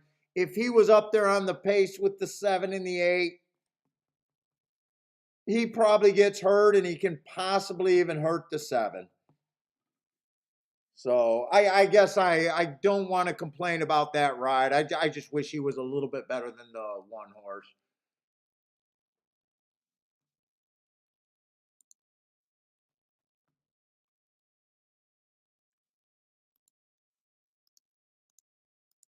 I thought that was I still might get out okay, but I'm not convinced I like who I got in the second leg, and I did not price those doubles.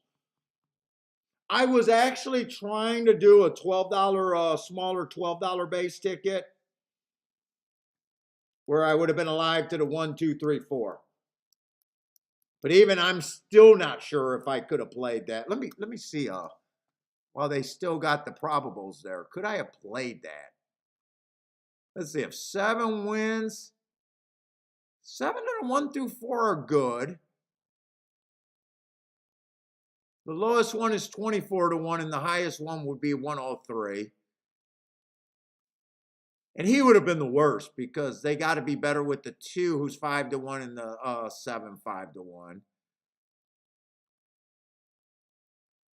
Or the 8, 5 to 1. Yeah, I could have done that. Although when I thought about doing it, there was no time to check the prices, and I still got shut out. So even though I said it, by the time I thought about doing it, there was no time. So it's not like I'm going to be able to cry over spilled milk.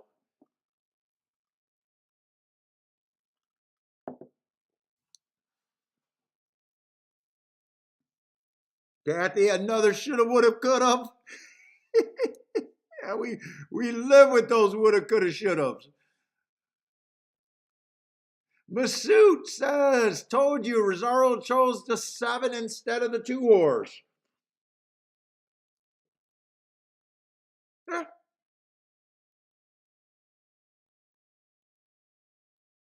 I just don't I don't mind that.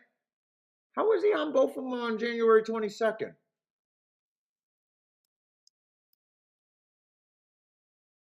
Oh, were they wait a minute, were they in different races? I thought they were all coming out of the same race. Oh, wait a minute.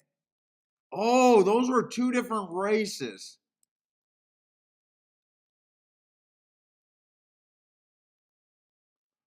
Oh, it was 2 different races. Wait a minute. I thought they were all coming out of the same race because of the date. You know what? I want to look up my files to see if I would have thought one of those races were superior.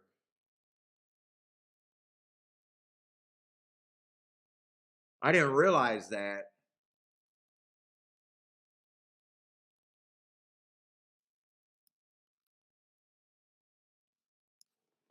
I don't even have to look up my files. The race at the 7, I think, are going to come up more superior.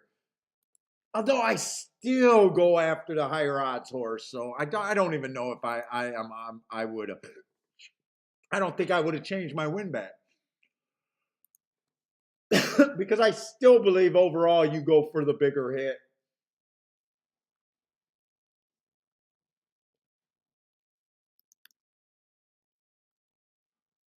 Let's see, January 22nd. What I'll say what makes the one race superior over the other if the pace is faster. That's all I'm looking for. I'm looking at my files just to see if the pace was faster.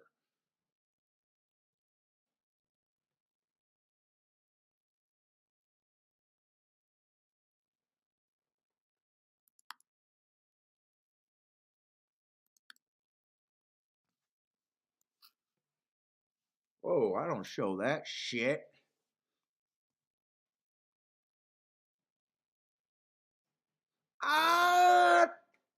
Kind of tough to say. The raw times for the races were 23-3, 24-1.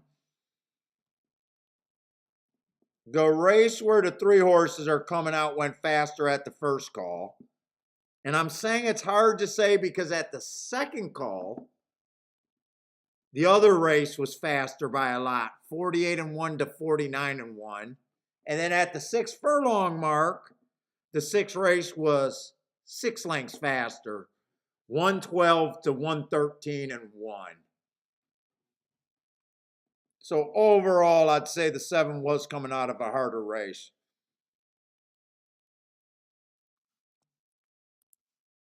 But I still bet to the higher price horse. So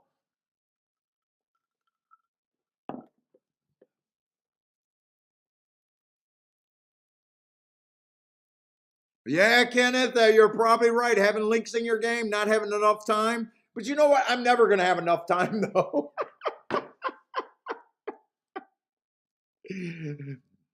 There's like always one more thing you can check. There's always another video you can watch. You know what I'm saying? And dude, the reason why I don't like handicapping before 5 minutes, I just, it always,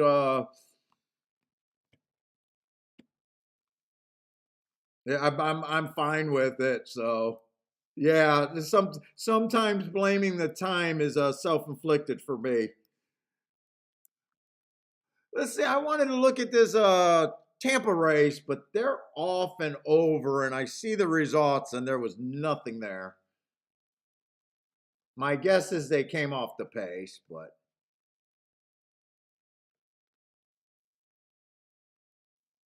7-5 over 6-5.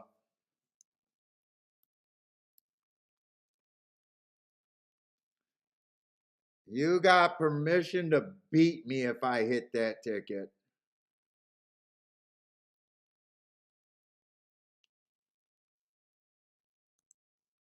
JJ hit all 6 races over there. Oh, your book does not. Oh, you play through a book too, huh, JJ? They do not allow you to play pick sixes.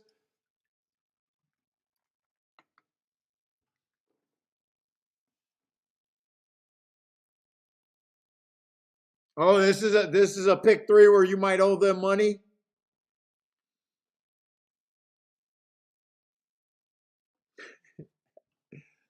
Oh yeah.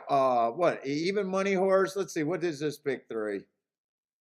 Oh, that's try paid $6 for 50 cents. Yeah, please, horse players, stop it, stop it, stop it. It's not that desperate to hit a winner.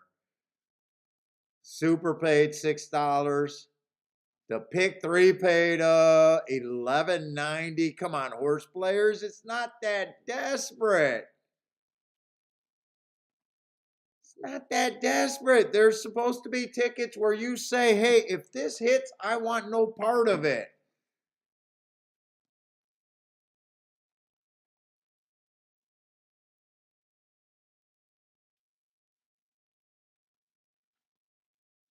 Fuck, and if you got kids, I mean, what does kids' shoes cost? Like $100, $200 these days?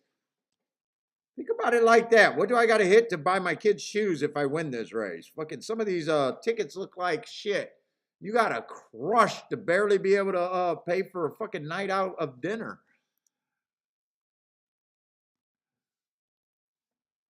Oh, brutal. Let's see. Nathan's looking at Santa Anita's race 1. If anyone can help him out.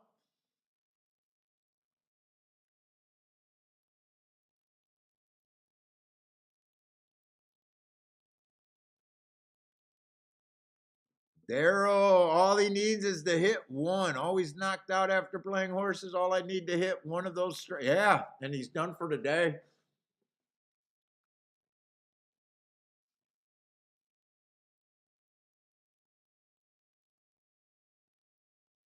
Oh, Parsons said that 9 looked pretty good there.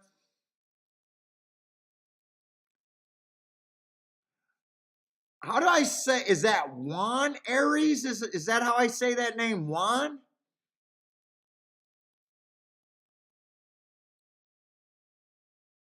First time I seen that name. What's up?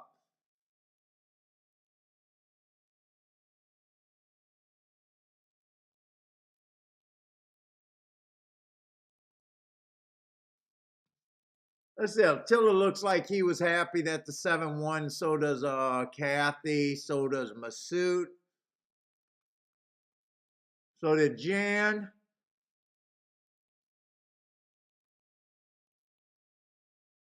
Tom Higgins, what's up, man?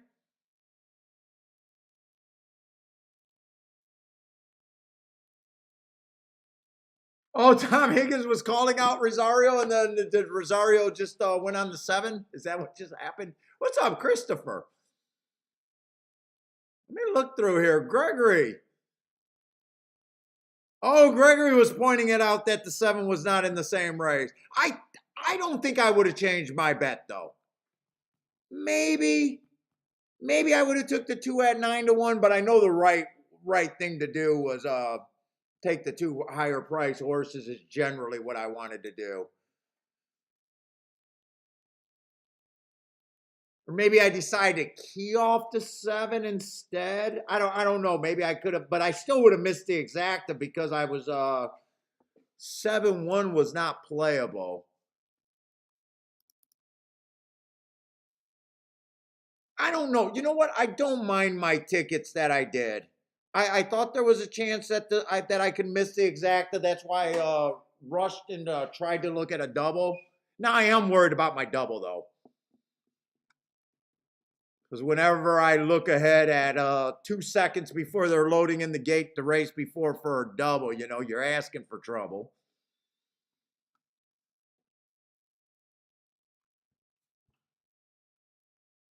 So if the 2 or 3 wins this race, the problem is I don't think I care for the 3 all that much. And I'm not even sure how much I care for the 2.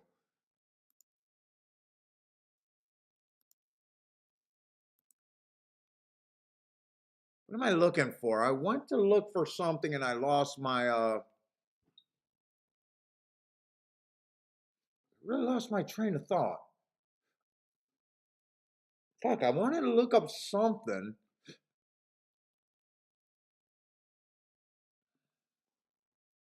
I might as well check my doubles. Let's see if at least I'm in a good spot with the will pays. Well, I tell you what, if the 3 horse wins, at least I got a ticket that takes me from the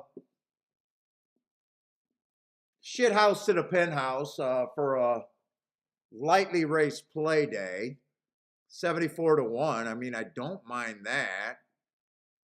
If the 2 wins, it's just a useful ticket. I don't think that's enough to 24-1. I'm probably a little bit more than $200 invested today. I wouldn't be shocked if I'm between $200 and $300 invested today.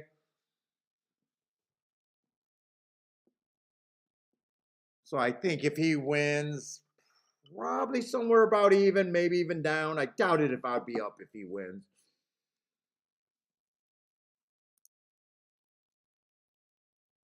I'll take it. I'll definitely take it. It'll be like basically like a reset.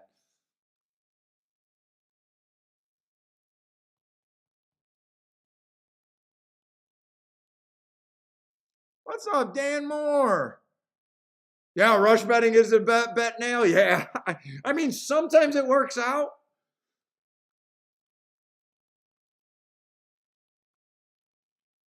Quite a few times because that's usually how I do doubles, but not that fast and not a minute before they're loading in the gate. When I even glance over to look at it, that was severely late. I might be putting the ticket in a minute before the race or 30 seconds before they go off, but I definitely would have looked at it first. We'll see. Hey, Daryl got a Santa Anita play. Good luck, Daryl. Let's see. Let's handicap that Gulfstream race because I'm not even sure what I got there. As in if I like the horses. Let's see, $62,000 claimers. I'm mainly looking for speed and stalkers towards the inside. Horses on the lead are probably within 4 lengths of the lead at the first call. I'm always trying to get to the inside of the track, even though for the last couple weeks it hasn't been as strong inside.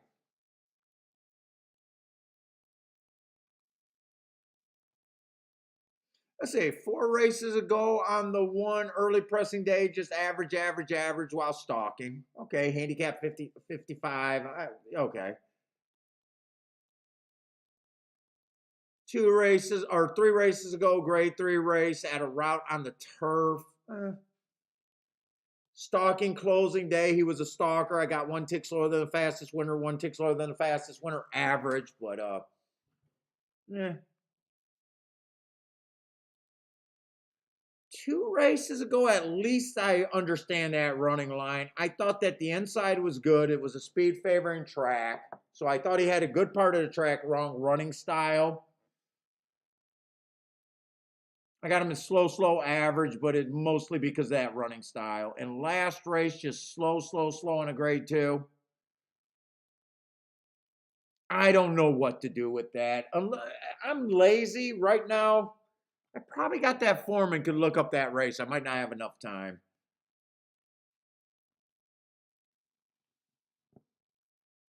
2, I like the running style. I like the Hart going 4 races back, going too fast to win.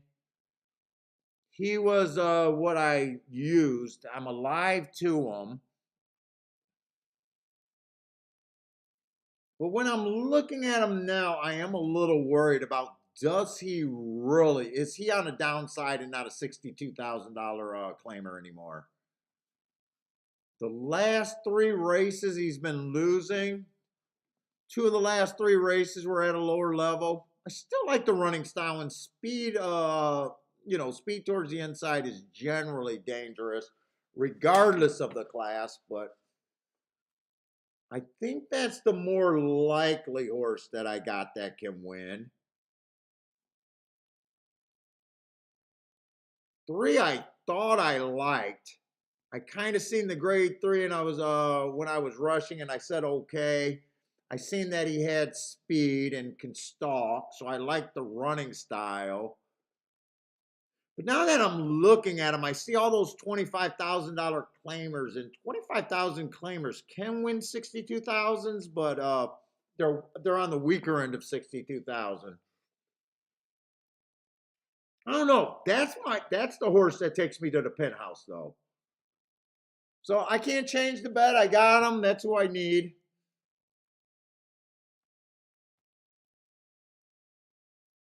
Now the other ticket I wanted to get in, I wanted to get a 1 through 4 in. So I would have liked being alive to the 5. I don't got him. I don't like him or hate him. He's just towards the inside. I don't mind that speed favoring track two races ago where he tried to stalk. I'm not seeing a ton of speed here. That's probably why the public is still willing to bet that 2 horse, who seems a little cheap. I will say in race, I do think 3-1 is a little overbet on the 2. Let's say the 5's the favorite. He's tricky because the grade 2 races scare me.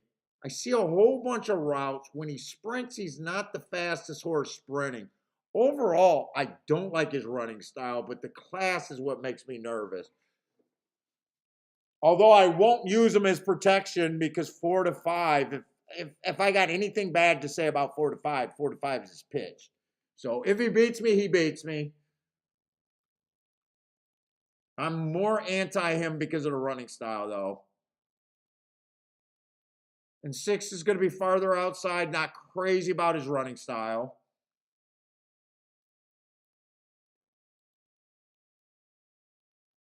And I don't think I'm doing anything else here. I think I just ride this race out with the 2 horses I got, the 2 and the 3. If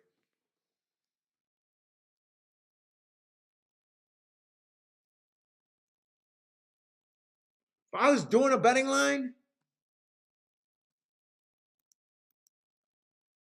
I'm I'm reluctantly making the fives the favorite. No matter what, he's over bet, so he's still a pitch to me. But that's a reluctant because I want to see speed. I'm just seeing if I think this two horse is okay for me at 7-2 for a win bet. I don't think I'm doing anything here, but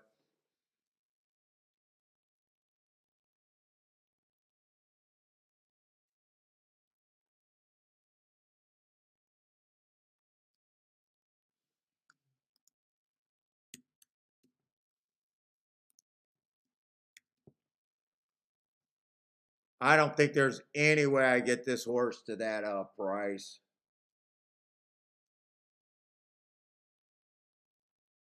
I don't think four should be 19-1 here. If I was to come back and bet anything, it'd be the four.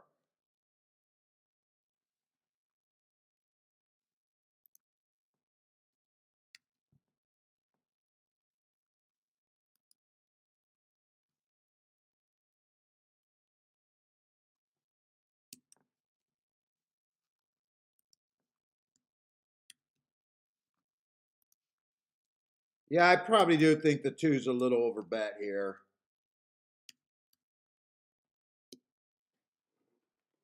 But although five is a reluctant favorite, four, I might come back and bet the four because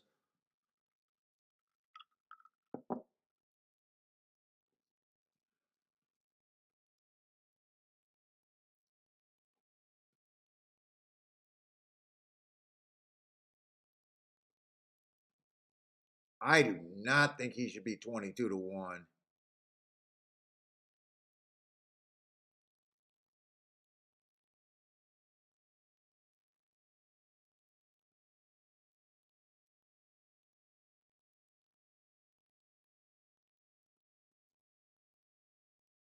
In fact, I'm trying to decide what I would do with him. Let me look at this. No, those are doubles.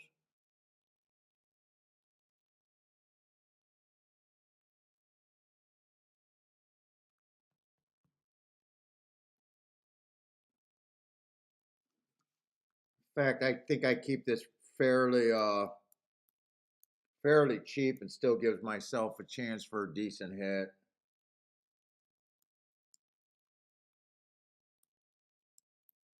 I think I do that straight.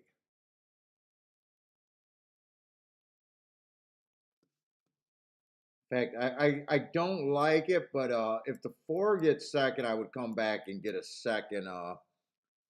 Because the lowest exacta with the four getting second is 25-1, so I would play that for a bit more to pump that up. Could also do a four to win instead.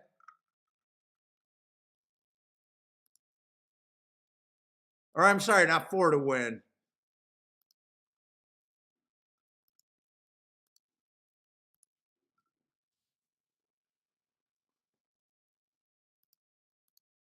I could have also did a four all in the exacta, but I just decided to go with the win ticket. I'm not really going crazy here.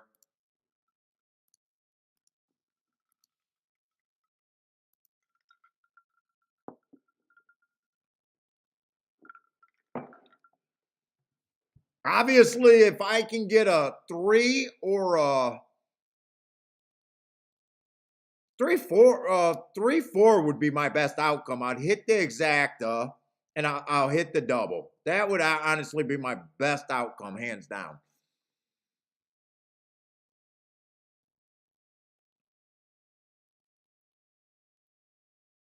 Four missed the break completely.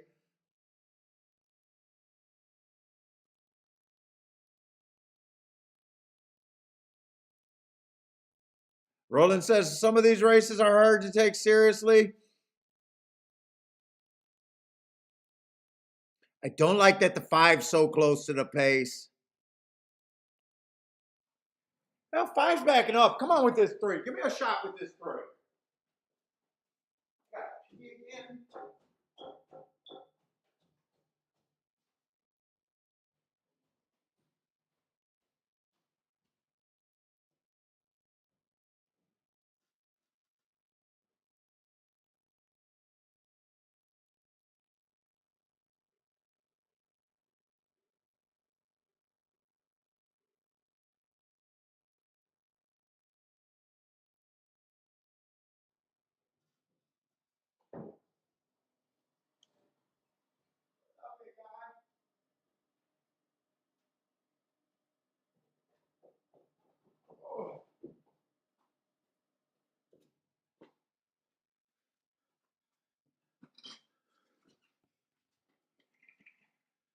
Why did four have to miss the break with that? Fuck, I don't think he lost by that much. Where I don't think freaking he was out of the question for getting second. Three did run second, so I got beat by the one horse. I did want to play that ticket with the 1 through 4. That wanted of what is the motherfucker? Why did you miss the break? Why did you miss the break? It's a fucking horse race. You sit in the gate and you fucking run when the gate opens. How do you miss the break? I got to see this break again because actually the 4 just pissed me off. Actually, the 4 just pissed me off.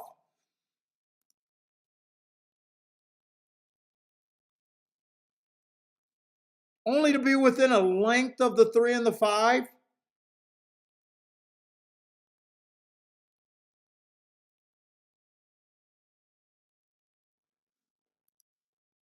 Yeah, 1-3 is a nice exact. I should have thought about playing to the fuck. Actually, I probably thought about playing that race a little bit more, actually.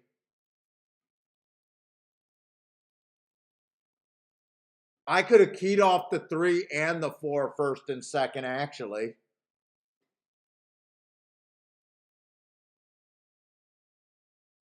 Although I gotta see this break. And I didn't like the 5. I could have thrown the 5 completely out and been right that time. Now 5 might have got some trouble in on that rail, but who cares about that? Jabram says a stiff job on the jockey on the 4. I definitely want to see that break. I'm not, I don't say stiff because I'm the one that says I'm so pro stiff and it's not even funny.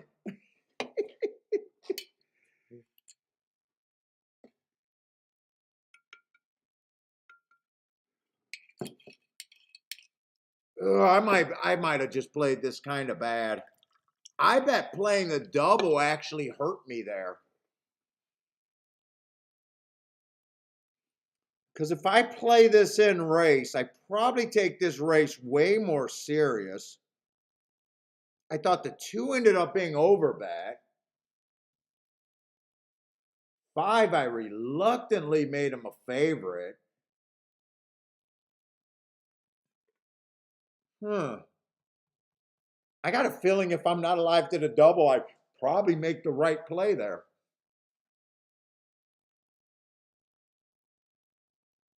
Yeah, Aaron, you know how much I'm always going 1, 2, 3, 1, 2, 3, 1, 2, 3 also. Although when I seen the 4, I thought there was no way he should be 21 2 to 1. That I did have that thought. There's no way he should be 22 to 1.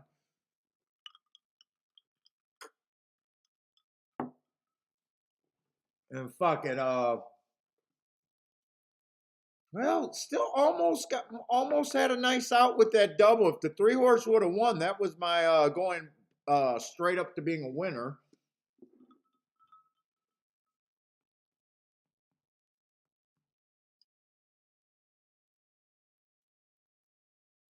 Definitely could have bet in race a little bit better. Although I wasn't trying to do anything there.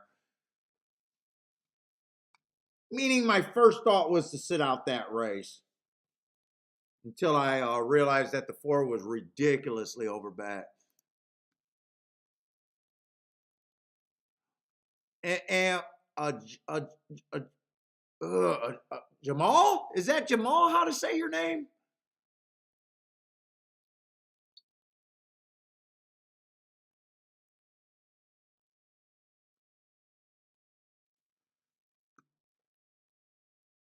All right, let me get over to Tampa. I don't think I'm going to be able to watch that replay. I'll have to do that on my. I think Parsons says that this is a dirt. $10,000 claimers here.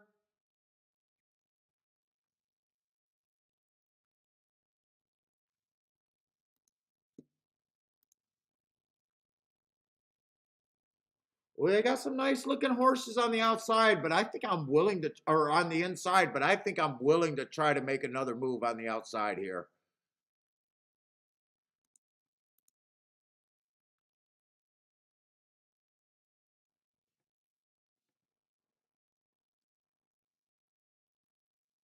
Let's say the 1, 4 races ago, fastest winner of the day. Or Matt Strides with the fastest winner of the day. 3 races ago, just an early pressing day on the slow side there. Comes back, 1 tick slower than the fastest winner. He's not as fast as I thought he was. Good to be on the inside. I do think the 2 got some real speed. Ran on a bad rail 2 races ago, went too fast to win. I like that race, but I'm anti-inside right now. Even though I will admit that might be aggressive. 3 is making a giant class drop. Earned a heart 4 races ago at a route. Sprinters should be able to do that.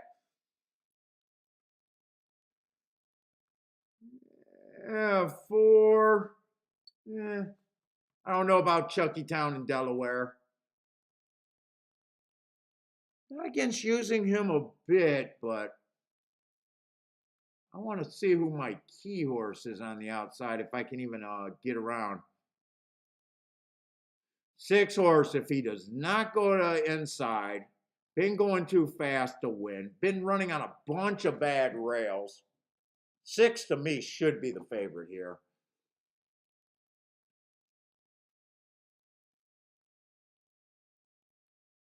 Lots of speed on the outside, though.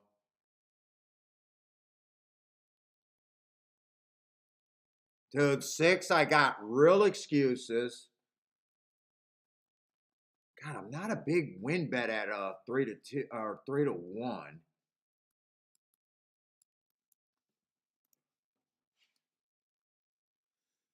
Let me look at the fucking exactas. Right now, I'm not sure if I want to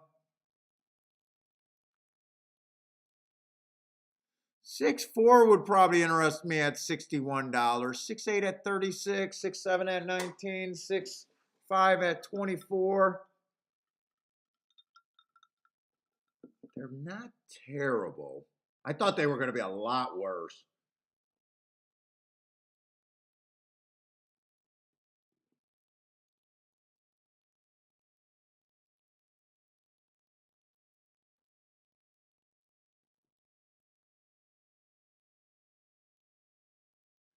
If 5 stays outside, I think it's the perfect trip, but I definitely got to be right about that. I'm doing a win bet on the 5.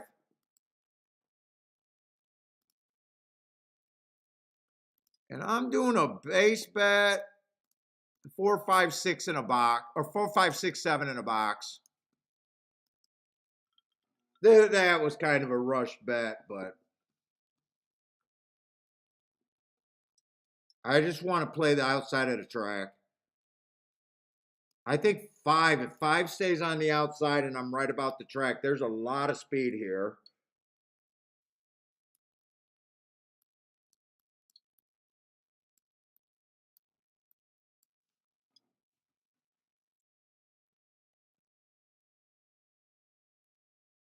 Oh, the speed didn't really hooked up. In fact, the horse that I thought was going to get the worst of it, the 8, I thought was cheaper. But come on, 5. I think you're getting the perfect trip. As long as you could get by the 2.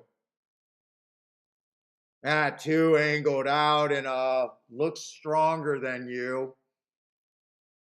8 puts away the 6. 6 went to the rail. I need 5 to change leads and have some horse. He does not have horse. 2. This is another race where the inside horse got to be the widest on the track. Dude, I think whoever goes to the rail is getting killed. Dude, I still think that looks outside to me. I just think that looks outside to me. 8 had real speed. I just thought he was cheaper with the 6 horse having more class. But 6 did go to the rail. 2 horse had really nice marks. Did a nice job getting off the inside. I want to watch that replay. 5 got third, never really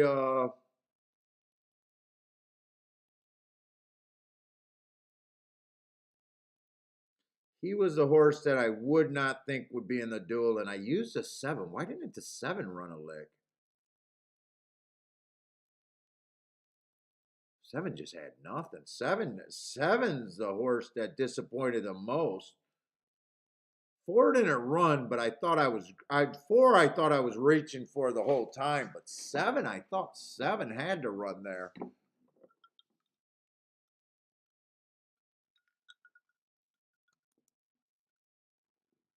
Parsons. Charles hit the 2 horses, so did Parsons. How the fuck? You told me, didn't you tell me to fucking let's look at that race to get to the outside and then you play the 2 horse? Parsons, fuck you. Fuck you, Parsons. Wait a minute, I gotta make sure you're the one that told me that. Wait a minute, I gotta make sure. Did you tell me that? I swear to God, I read Parsons' comment. Hurry up, let's get to Turfway or Tampa outside, and then he plays the 2.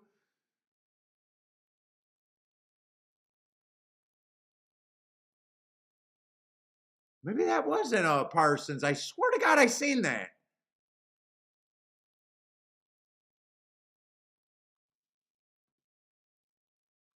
I take that back, By the way, Parsons marked up the field form for me at Tampa Bay. He's the only reason I'm looking at Tampa Bay today. I don't know if that's a good thing, by the way, because I haven't done anything really anywhere today. No, that's way back. Why did I think I seen Parsons type that? Maybe someone else typed that, and I'm blaming Parsons.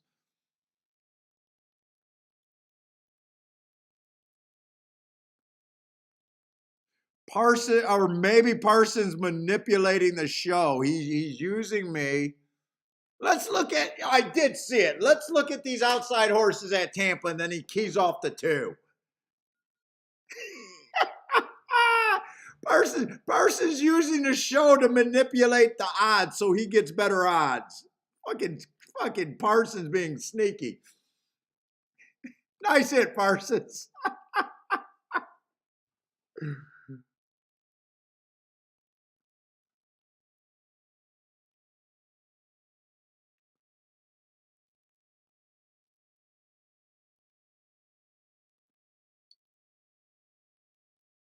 Dude, that 8 outlasting that 2 does make sense to me.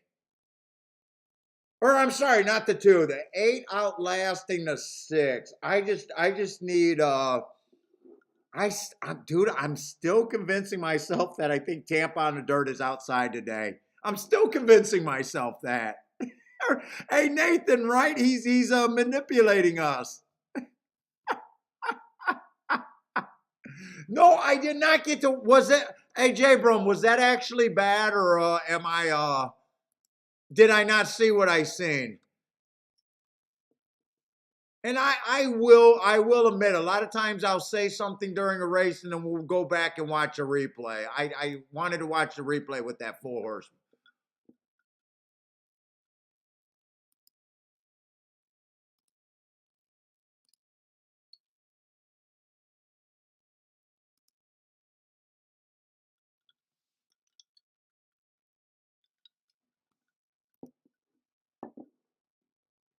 Parsons' defense, he did use those outside horses with the 2.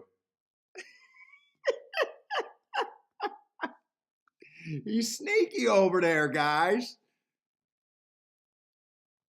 See, I thought, did I want to use the 4 or the 8? And I looked at the 8 and I said, you know what? If the 6 is really good, he probably kills the 8. But then during the race, when the 8 horse and the 6 drifts to the rail, it makes sense to me either way. I know why I decided not to use the 8. But 2 I never consider. I still think it's outside of the track though. But I make these calls. I live and die by them. Parsons, you didn't even hear what I said ragging on you? I find it pretty sneaky that you said, hey, we got to look at the outside horses, and you're fucking keying off the 2. I think you're manipulating the chat room to get your odds up.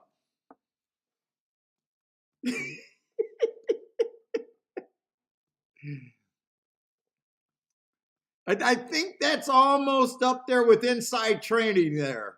You're doing a little inside baseball there. Hey, Paul's trying to sell the outside of the track. I'm going to remind him. Meanwhile, I'm keying off the 2-horse. Nice hit. Nice hit.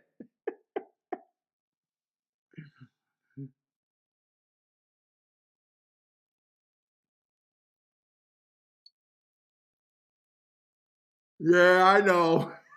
I'm teasing, man. I'm having a good time today. I'm having a good time today losing, I guess. I'm a happy loser today.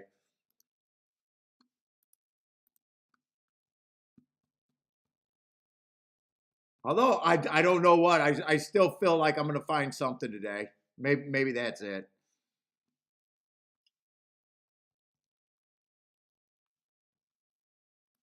Or maybe it's because I fucking know that fucking February, March is already in the books is made. I can't lose enough to fuck up my next month. I can't lose them enough.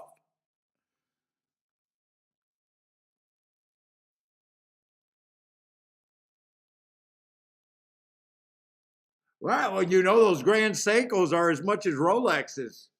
They're pretty damn close, aren't they?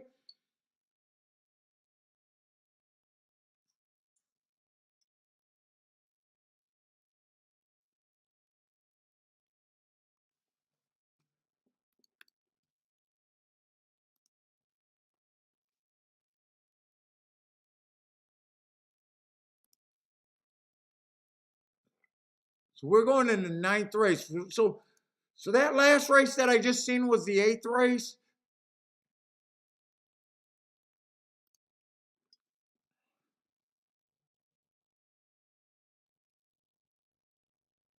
I was going back to see if that replay is just not available that soon. That makes sense. All right.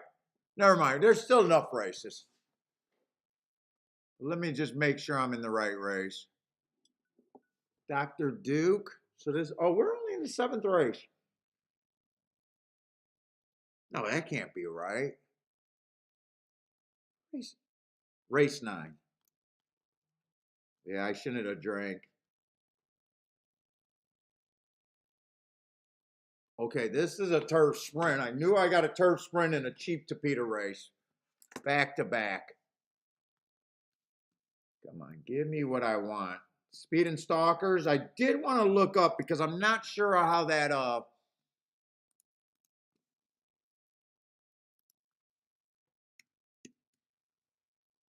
I'm not sure where that 1-horse came from on that first turf route. And I did not I think I seen the fractions. I'm not sure what they were.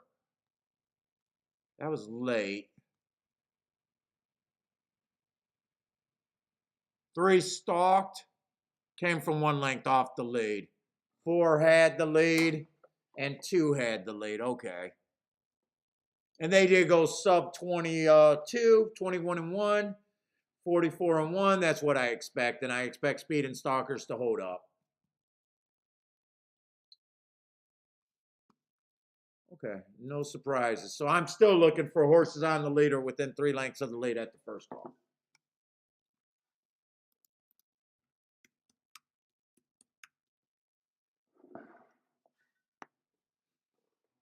Still got 7 horses in the field.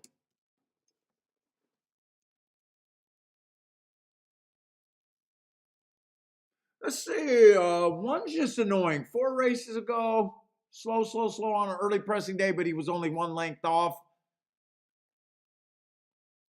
Chased the slowest pace of the day. Normally within 3 lengths of the lead at the first call.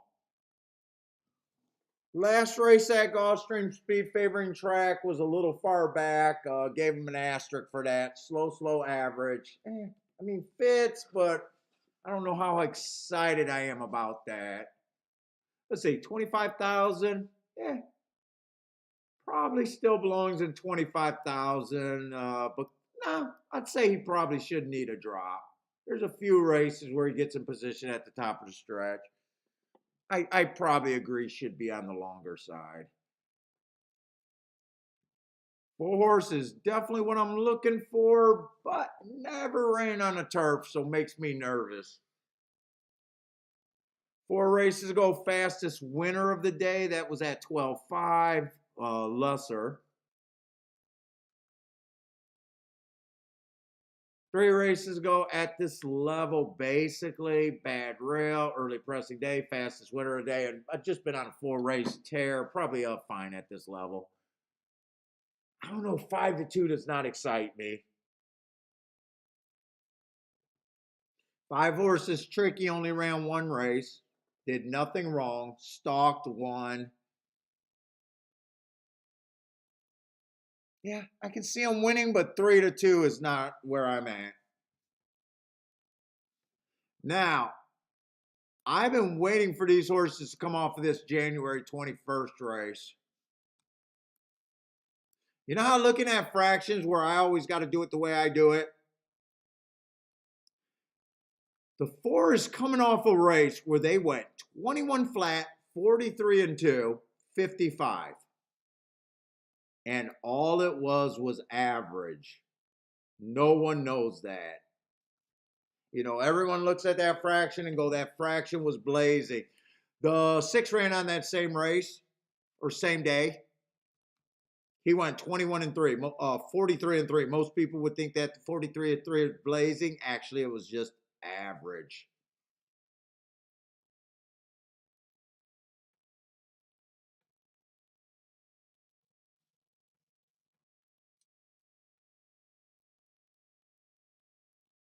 Let's say 8. I can't get to the 8 being a route horse in a turf spread. They just do not come off the pace. I think they did the other day. And I'll be shocked if they do it again, coming from 5 lengths out or farther for another, I don't know, 6 months or something.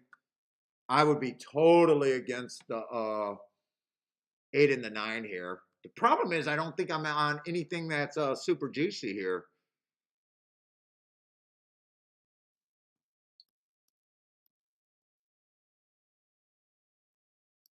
Well, 7, we got a few races where he's too far back, but at least he's a sprinter. Wouldn't it shock me? He ran on a bad rail 2 races ago. Doesn't excite me. I really think this race, the 5 I can't get to at 2-1.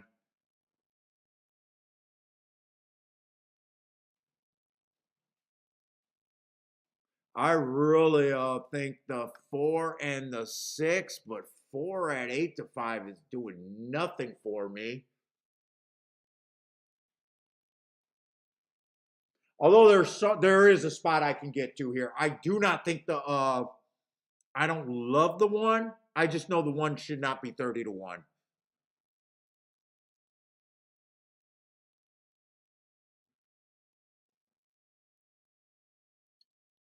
That's my spot. If I play this race, that's my spot.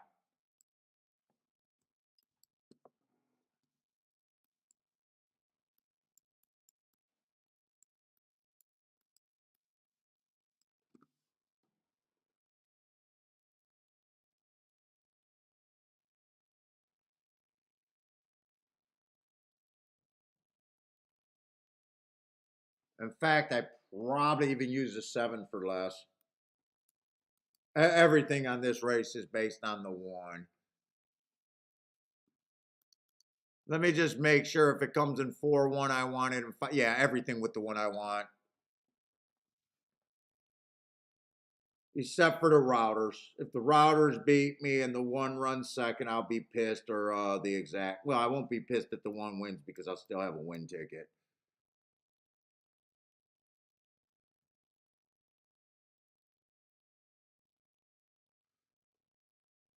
Seven and 6 are still interesting, but they're actually at prices where today I'm probably not betting enough to make them. I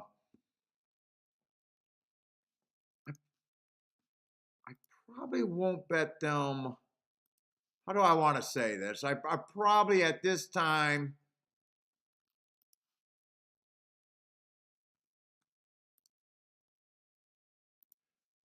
I'd rather play tickets that right now that I know will make turn me into big time, I guess. Where right now at this time, I don't even feel like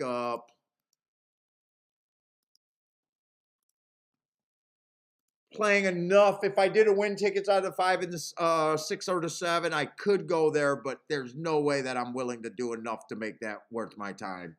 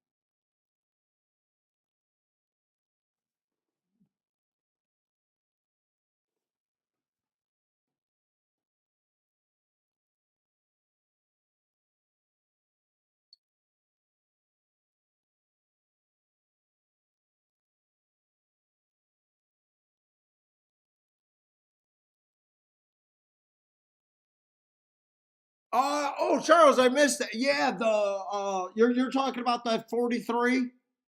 Yeah, they were just average, meaning I thought that track was just playing super fast that day. You know how I always say that, a lot of people wonder why I do all the extra work? And a lot of people just have part-times or stuff, but I do it on my profile because sometimes people don't realize, let's say on a 6 furlong, no one thinks 23 is a fast, right? At most tracks. Where everyone would think that 21:43 is fast, and sometimes it's just not fast. The track was just playing. And when everyone's going that fast, it's not fast, kind of deal. Hope that answers it. I'm kind of drunk right now and I can't concentrate. Oh, I gotta pee again though.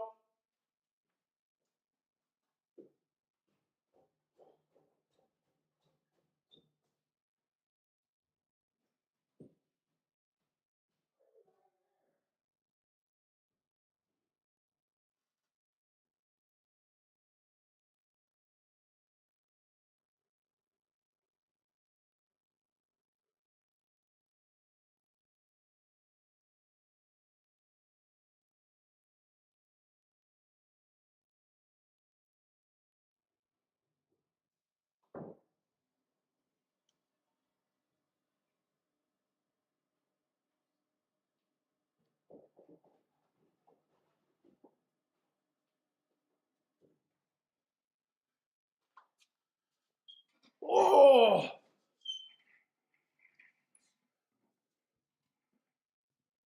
5 win that or 4?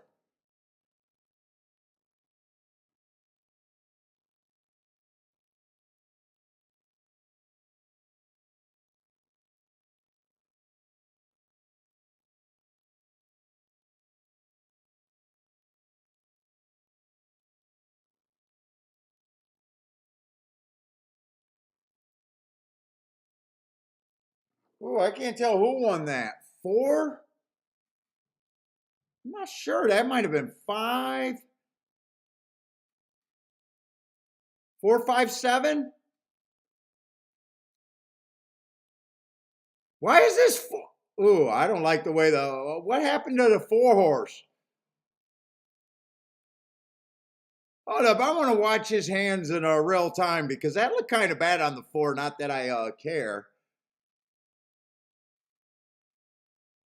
I think that came in 5, 7, and I think 4.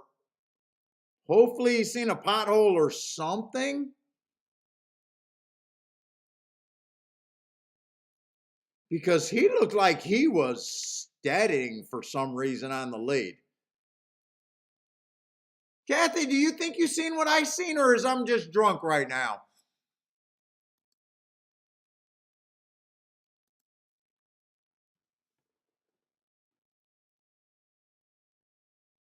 Now, I don't care because I needed the one to do something and I have nothing here.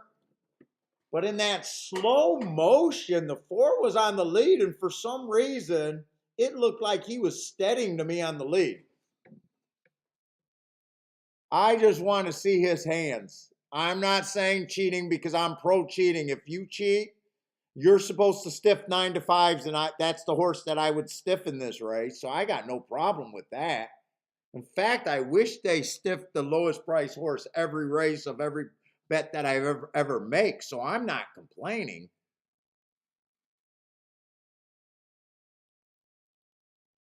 Yeah, you're right. I could not pick my nose today, man.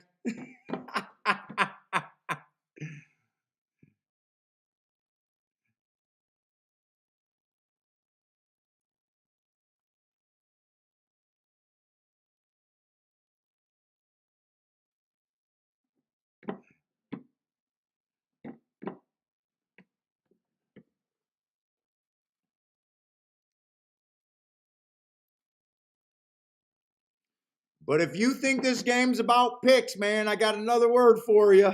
It's about winning at the end of the year. That's all that matters, man.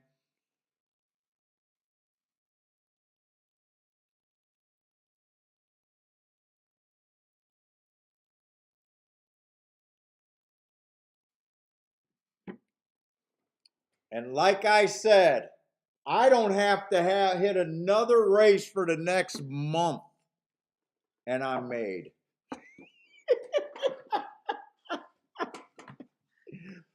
I don't have to hit anything for the next month. I can go the next 30 fucking days losing, and I'm up. Jesus Christ.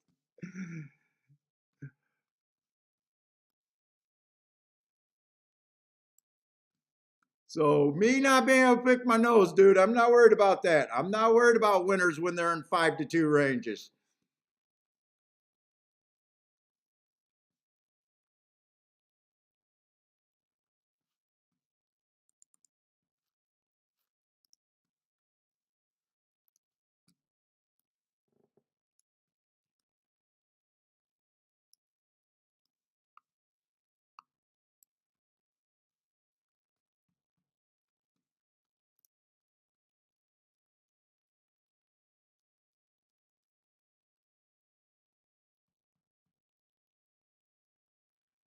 Oh my God. We're going to get a new guy that watches one show and troll. Hey, chat room. Does anyone think I'm lying other than Bob? Mr. One Episode. Mr. One Episode. Does anyone got a problem with the streak we've been on? I mean, can we help Bob out here?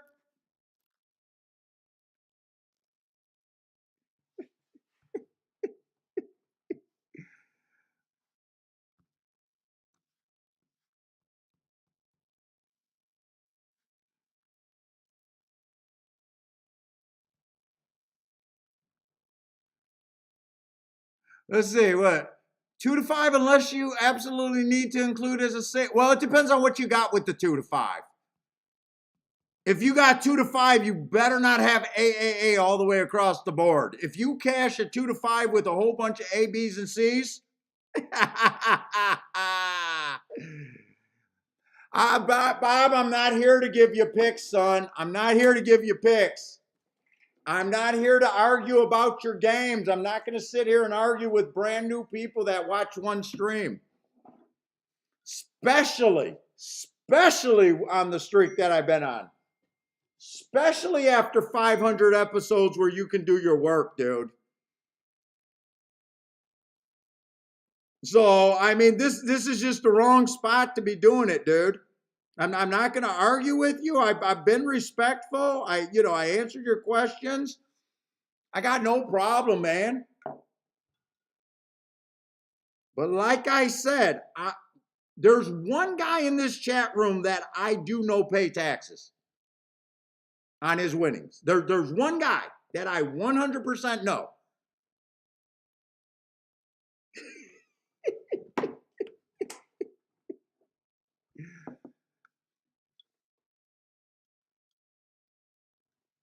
And there's one guy that's been putting tickets for over 500 episodes for you to watch. There's one guy. So I don't need a troll. I don't need to argue. If you want to keep going, I'll bid you farewell and just silence you. And that's cool. I mean, I'm sure you're a Lamborghini player. I seen you give out one ticket and it was a 4-5 that lost. I didn't say nothing. You might have gave out two tickets and I seen them both lose. You're in the same boat as me. But we're not going to argue all day. All right, man. Cool, man.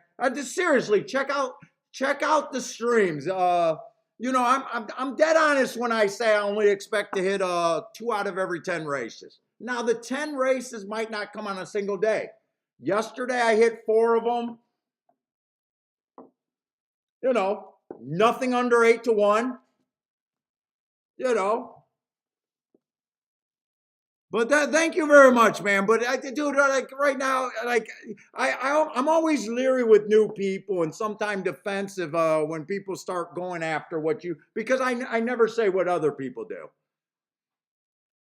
I believe other people win at this game. You know what I'm saying? Because I know that I pay taxes at this game.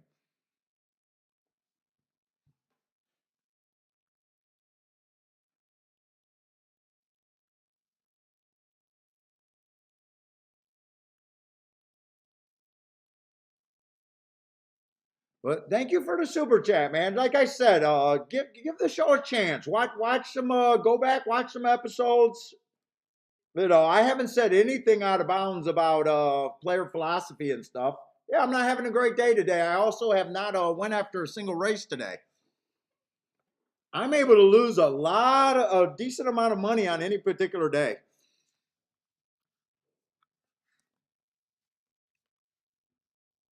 What's up, Christopher?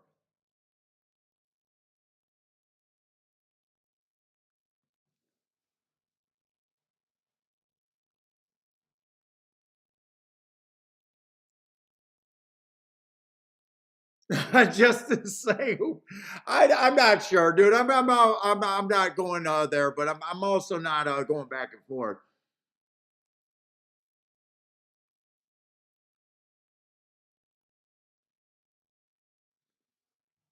Hmm.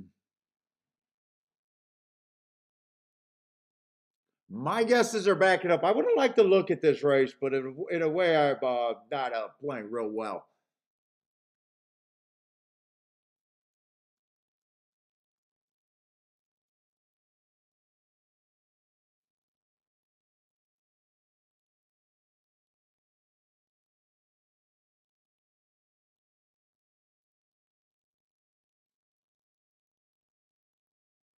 Twenty-three, 40, 48-1. I still think they come off the pace here.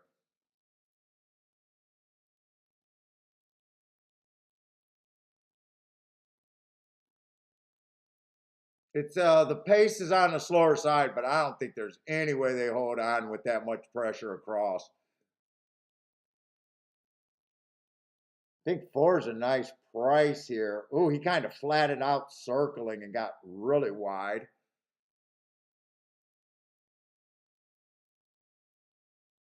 3 looks like he's changing leads, but I still think this 9 looks really dangerous. It's just so hard to wire at that. God, that's a pretty nice combination. I would have liked to been able to look at that one.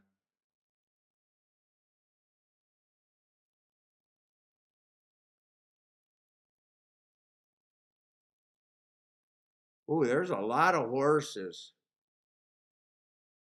Before I do this, I want to make sure I got time. I do.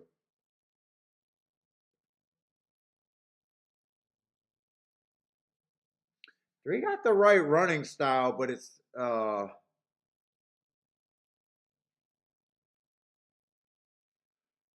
I didn't have a chance to handicap this race, so you guys know what I'm doing. I'm going back to see if I can realistically get there. People know my marks. People know what I'm looking for there. Definitely looking for horses backing up. I will say three's kind of tricky. I see a couple races where he could go wire to wire. I got some races where he fits rating. Two races ago would have caught my eye. Stalking closing day. He was a stalker and a closer that day, going too fast to win. Would have been worried about him going to lead, but I don't think impossible.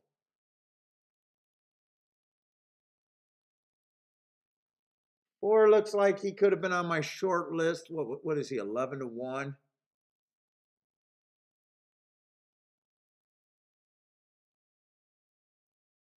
Five's a tricky horse. If he goes to lead, I hate him.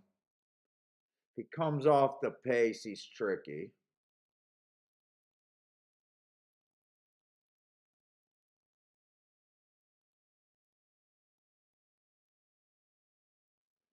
Six, I don't like.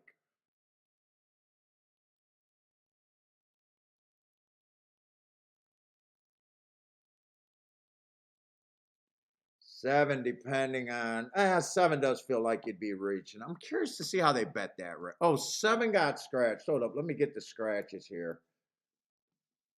I don't think the three would have been the. I think three would have hit my radar, but I don't know if it would have been the easiest call.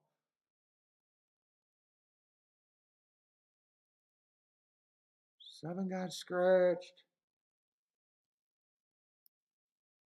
Oh, five did get scratched. That's one of the ones that was maybe, maybe not. Let's see, two being the favorite. Two I thought was a front runner, but even he came off the pace in the last two races.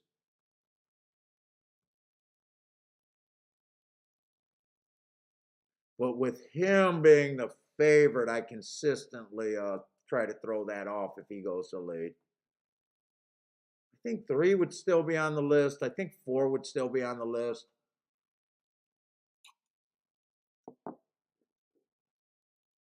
Six, I'm really not sure about. I got to see the nine.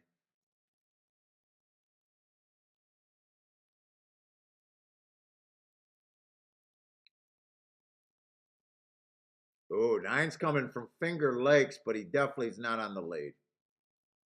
And last race wasn't bad. Slow average, one tick slower than the fastest winner, got in position. What kind of price was the nine? Nine's a nice price.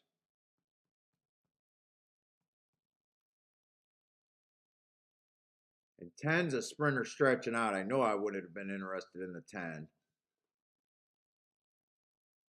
Let's see, 11's out. I don't know. When you don't get to look at a race before you really got no idea what you would have done. It feels like 349 would be on kind of the short list, but honestly, I don't know.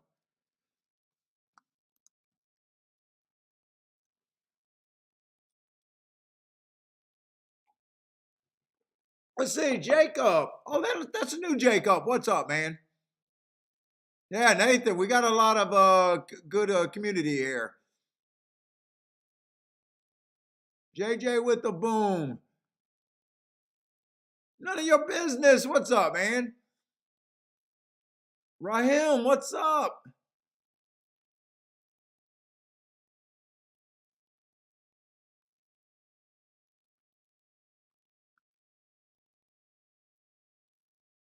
Yeah, well, I mean, we are on the internet, see money, and I do get it. I know I'm set up for abuse too, and I'm not just raging on that. We always gotta, we do get that kind of stuff, and I do get it because I always say when we talk to people, I always say, look, just give me time. But yes, be 100% skeptical. I'd be skeptical about anyone that telling me they win in gambling. I'm the same place. I don't troll though. I watch the bets. You know how to tell if your handicapping's any good. You want your handicapping, whatever you do handicapping, you want it to be able to put you on enough winners. You want it to get you outside the box enough to be able to be profitable. You want to have a lot of horses that you're able to bet where you feel like they're outrunning their odds. And then when you get to 20 to ones and up, you want to be able to bet them how most people bet chalks. If you do that, you got a good handicapping system. You judge handicappers when you're watching public handicappers. What you should be judging on, not if they're winning or losing on any particular day, because I'm the first one to say everyone sucks at picking winners. You want to be seeing what kind of horses they're keying off. If they're generally, if they're keying off a 20 to 1, if it's outrunning their odds, you want to be looking at the tickets to see when they're out. Does that beat takeout, and is that good enough to make people long-term winners? If every ticket is in the box, ABC, first, second, third choice, exacta box, they get to 4 horses every time it's the lowest price they're keying off of, they got no upside.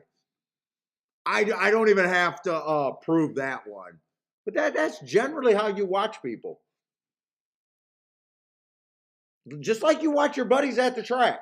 Every time George bets a chalk, it's a $200 bet. Every time George bets a 10 to 1 or higher, it's a $20 bet. George has no shot to win long term. It's the exact opposite.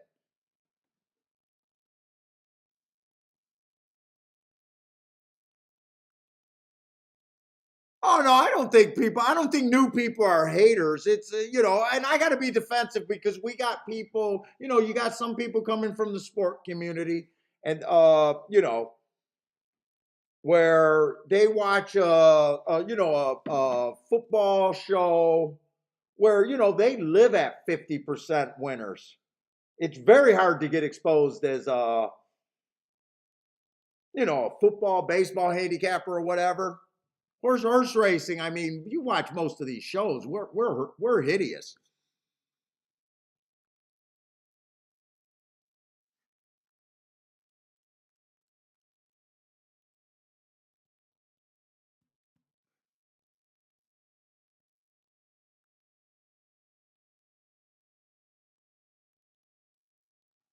Premier, I do know you from years ago or from a long time ago, right? I do remember you being on the show a long time ago, right? Yeah, actually, I believe that most handicappers, when they get down to a certain group of horses, if they consistently bet and keyed off their widest range they'd probably have more losing days. But when they're right, it probably puts them in a way better position than ever before. Yeah, about 2 years back, I do remember you, man. Just getting back into it.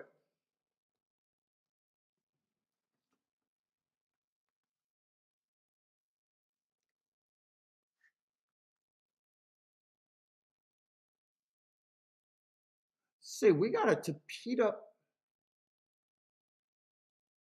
I'm looking at the wrong form. I think we got a Tapeta route race and it's cheap.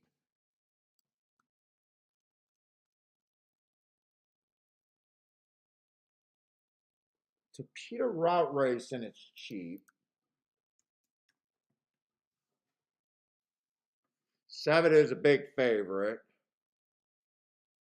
4 to 5 in my book is always wrong unless you can pair that up.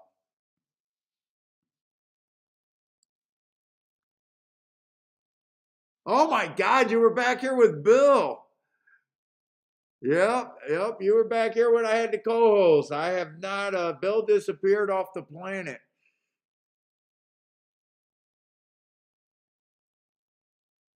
Wow, 7 ran one race. They're already dropping them a 3. Wow. Wow. Todd Fletcher, $350,000 horse. Todd Fletcher took him off, and he's already given up on this horse.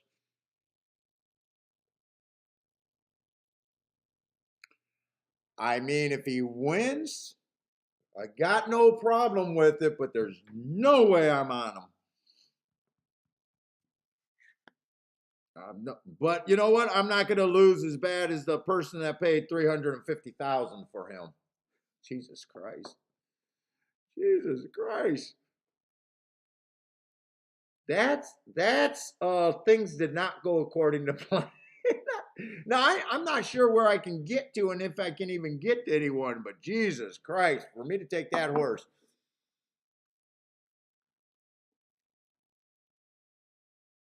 Is that Tesla Don or Tessa Don 1? First time I seen that name. What's up?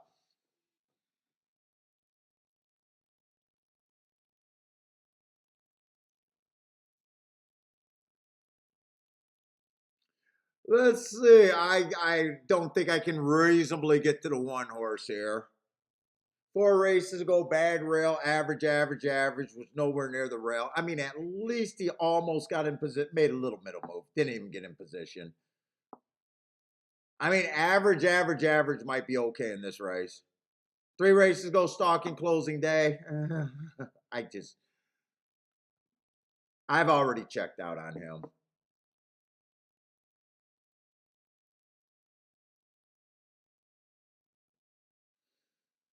Two horse. Tapita, I think, generally backs up, or I know my numbers prove it. But that's not a running line of someone that backs up. And for the most part, shipping, or not shipping, stretching out, trying to Tapita route that has not been kind to speed all year. That's just not a profile I want to be on the 2. Same with the 3. I mean, and 3 probably has more upside just because he only ran one race and is dropping. Hasn't ran about 5 races, but so far, I doubt if I'm interested in this race.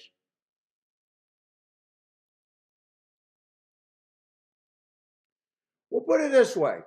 5 is slow early, so might benefit if the pace is backs up.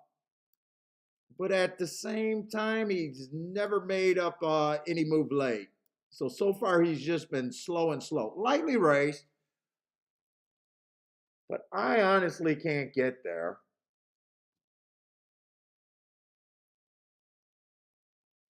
I'll say one thing about the 6. 3 races ago, ran on a speed favoring track. It's an asterisk, okay. But after that excuse, he did get an inside day, and at least he hit the board. And last race on a stalking day, at least he ran another second running with the bias. I'd probably say I don't think he should be as high as 25 to 1. He's easier to I'm not interested in betting this race, but he would be easier for me to get to than a whole lot of other of these horses. At least he's the first horse, honestly, I feel like there's a sign of life other than the favorite. And the favorite, I just hate at that price.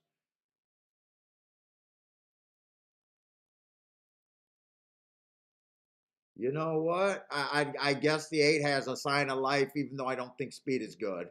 But dangerous to say he's a speed horse. Last race was a 1 race sample. At least he showed the lead running on a track that normally does not favor speed. Dueled a little bit and still ran 4th by a K hair.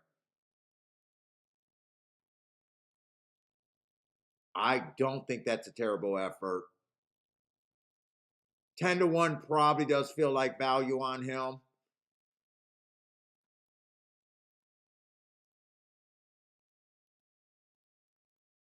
And I'm okay with the 9 taking action here.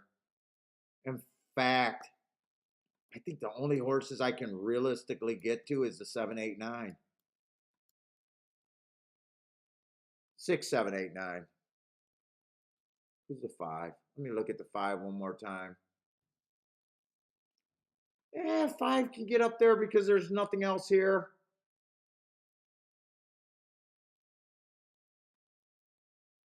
And you know what? I'd say the same with the 1. If I could throw the 1 back in there. Do I want to do anything with that? That's a pretty wide opinion. Let me look at some combinations here. I kind of checked out of this race, but maybe there's something here.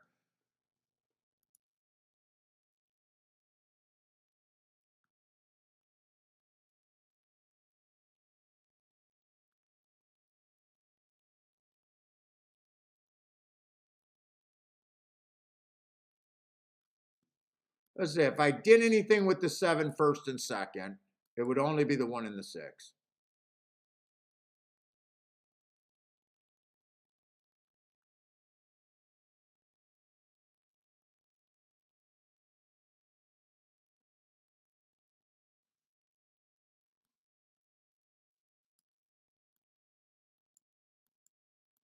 Eight, 7 could only be played straight. 6, 7, I would already have that there. 5, 7 could only be played straight. That's my directions if I was using the 7. Those are the only tickets that I think are, to me, would be acceptable for me. And everything else would be leaving the 7 off. I got balls, so I wouldn't be scared to play the 6 or the 1 to win.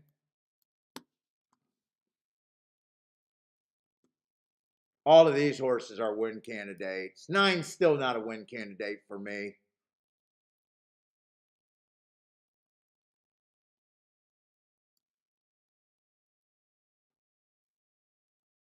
9, 5, I could still think about, but I think I would prefer the 6 and probably the 8 there. Then if I wanted to leave and key the 9,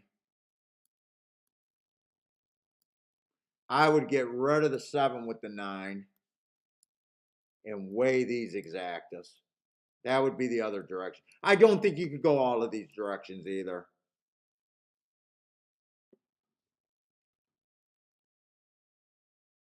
Because this is playing. I'm gonna beat the these are kind of, these would work with that. These would work with this even. But to play this exactas with this exactas is almost, I'm scared to lose if the 7 runs first or second. And this is, I'm trying to beat the 7. Those are two completely different opinions. I am gonna do no bet here though. Those are the different directions I could go though, realistically.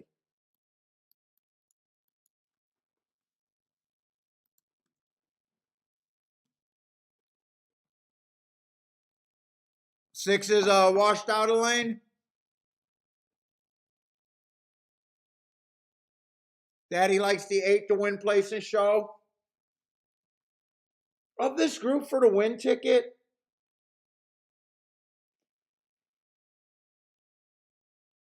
if I did the math, you could possibly weigh these horses. I could possibly weigh those horses and bet all 4 of them to win in different amounts, and no matter who wins.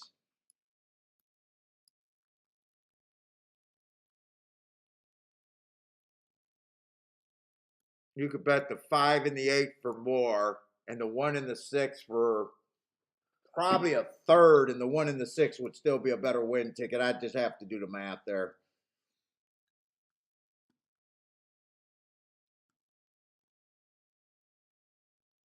The 7 will run fourth. Don't jinx it.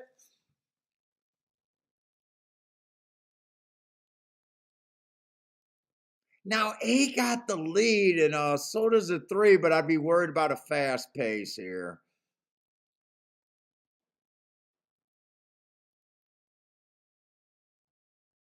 Oh, Kathy, you thought this one was on the turf? Yeah, no, that's a Tapeta race. I do like where the 6 and the 9 is. Actually, the 9 is closer to the pace that he has been.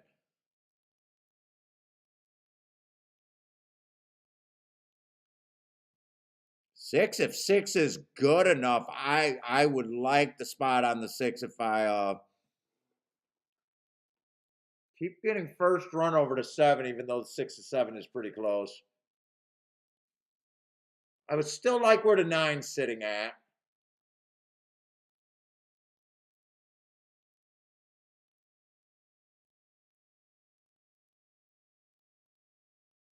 Seven looks like he's going to win this race for as long as he wants. 6 looks like he flattened out.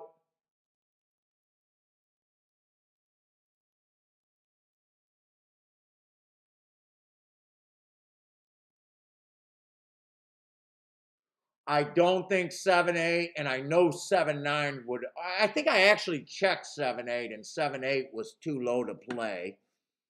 And 7-9, I didn't even have to check that. I mean, these would have been losing bets, but I would have thought they were okay bets as long as they didn't get bet down. I just want to make sure that 7-8's paying $8 and 7-9's paying $4.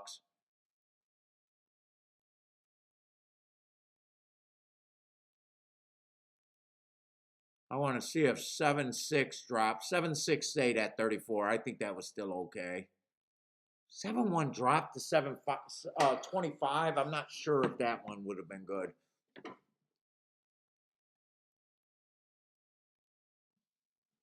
All right, but no bet there for me.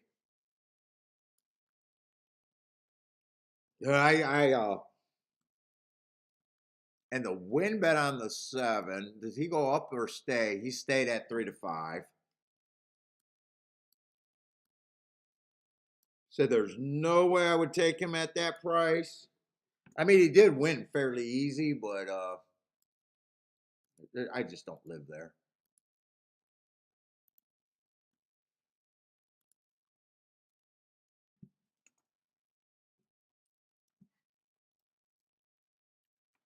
$219.23.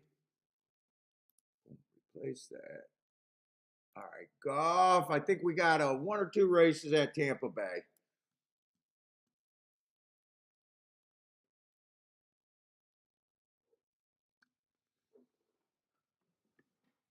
Tampa Bay, I still got 4 minutes. I actually need to look through Gulfstream.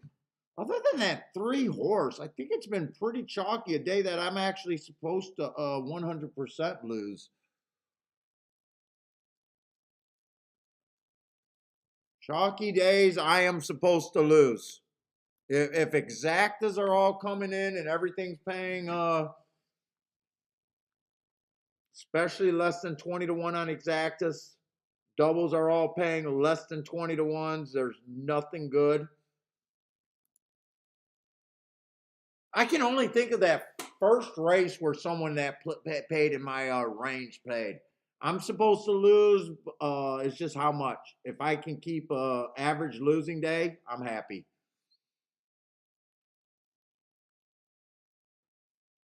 Has it been all chalk at Tampa or at Gulfstream? Because I'm actually having a. I don't know. It might be because I'm just coming off of a huge week and got nothing to worry about. But usually on chalky days, I notice it right away. Now this is a route. See, we got 2 races there. Now I only thought that the inside was bad for the dirt sprints, is what I thought. Did we see any dirt sprints today? We might have seen 1 or 2 at Tampa.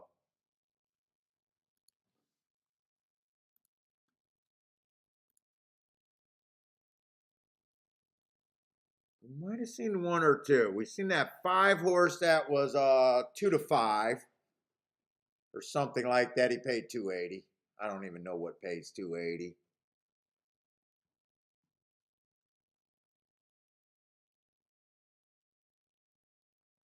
Is that the only dirt?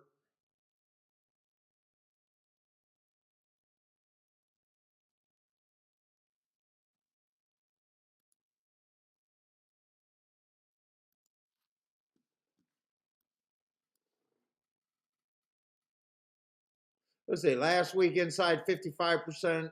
First six post positions. Stalkers mainly. Speed and stalkers.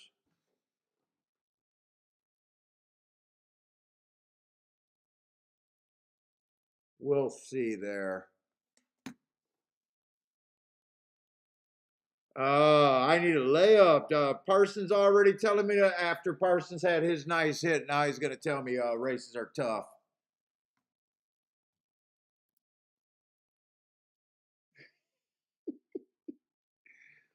It's a tough one now.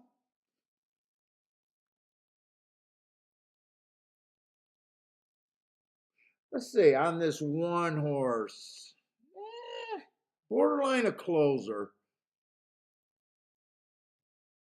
Although that allowance 1X race was quite a bit higher of a level. Stalking closing day. Match strides, average, average. Eh. Wow, I'm kind of surprised he's 9-1 with this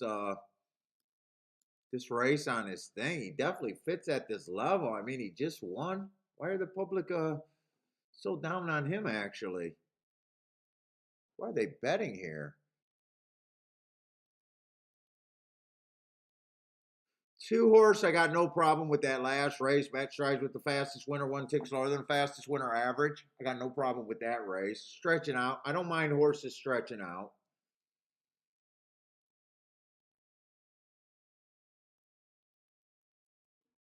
I is 3-5-2 when he just lost to the one horse. I mean, horses do come back and beat each other, but I mean, I don't have a problem. It's just a question in my head, like,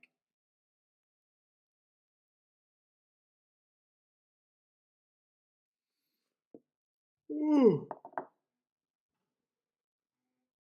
I see a reason to.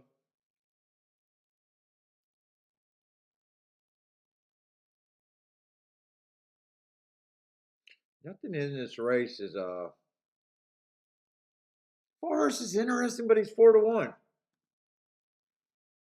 A nice price, but not enough to make me care one way or another. I don't know if I see a real hit for me here. I could have gave him an asterisk in the last two races, though. Does feel like there's quite a bit of speed here. Parsons, you're not kidding. This is a tough race.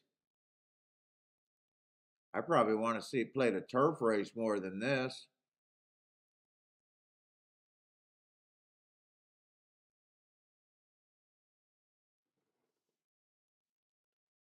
I do feel like there's a lot of speed here.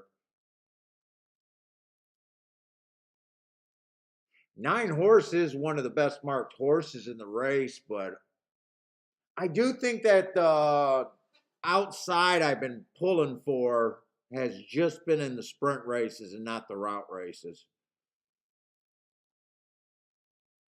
9, I would be interested if I thought it was outside.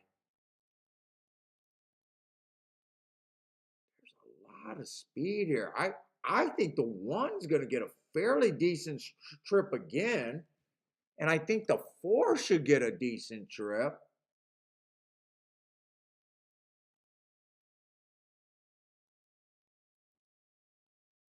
But I honestly don't have a real opinion here about what to do here.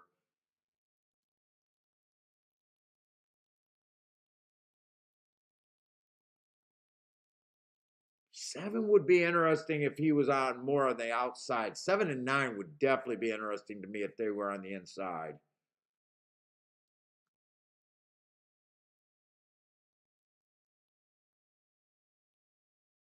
I think the 1 and the 4 get a pretty nice trip here, but yeah, I'm not touching this race. I don't even know what my upside here with my lack of opinion. I don't mind being wrong about my opinions, but I got to have an opinion. Oh, Parsons, you were trying to do something? Where were you going with? Oh, you're thinking about the 7? I would like him if he was more inside, and I'd really like the 9 if I thought the outside was good or if he was on the inside. With him being on the outside, I just couldn't get there.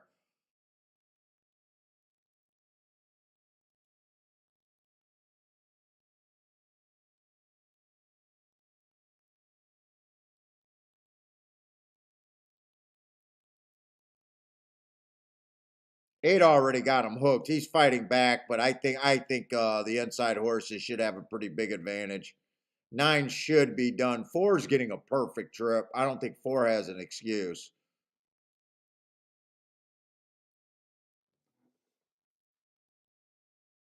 One's getting a really good trip too. Less than 9 guts it out here, but I think he should be done.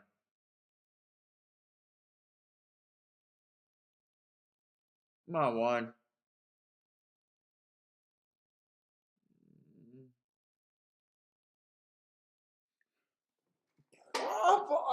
I don't mind, even though I thought 1 and the 4 was the places where I could get to. Outside of a win ticket on the 1, it's not like I would have hit that exacta. With the 8 getting second, it's not like I would have hit the exacta. I could not believe that the 1 was 10-1 though. Kathy with a boom.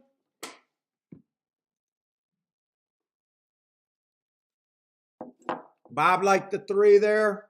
3, I just didn't know where the 3's upside was.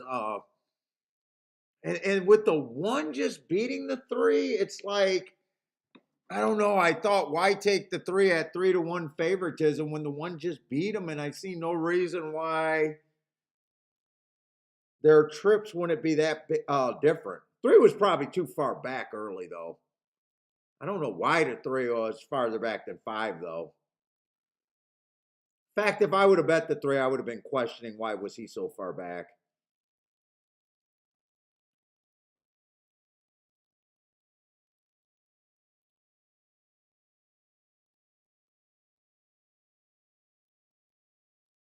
Who was the 6 that got third? Oh, King Charlo. I know King Charlo from Gulfstream. King Charlo is Carlo or however Cyro or whatever that name is. He's a decent horse, but he's a front end horse.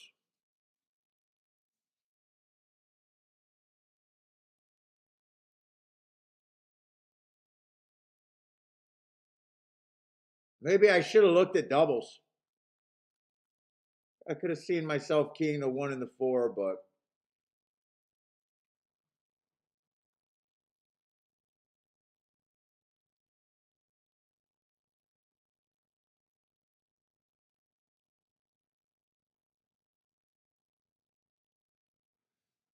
8-9 winners, 3-5 losers.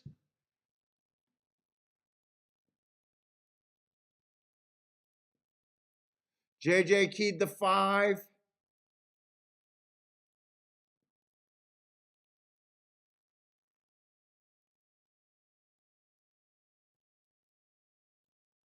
Eddie played. Premier liked the 4. Wow, I thought for sure some of you guys would have played the 1. Other than Kathy. Kathy's the smart one.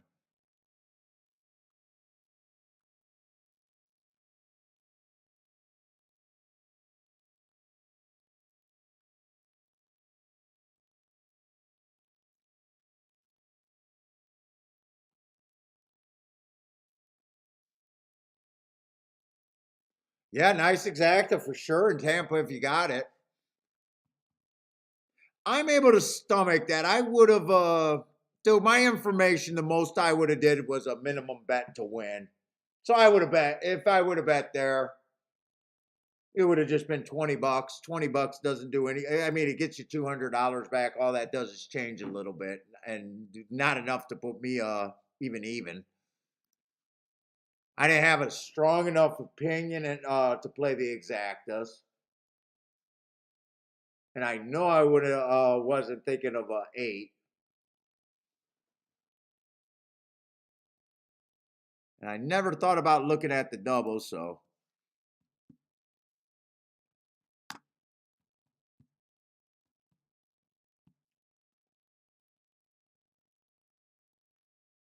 one looks like he closed there. Wow, he really came from behind. He's dead last.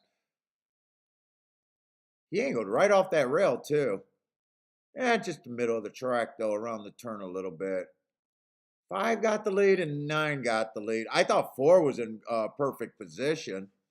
He did not respond. 8 was always up there, huh?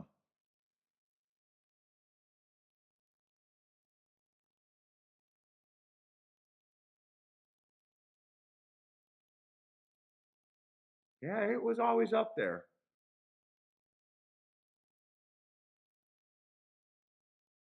Look at that 8 again. Who was the 8? Nice little Stalker. He was pretty close to the pace. He actually ran a pretty improved race, in my opinion.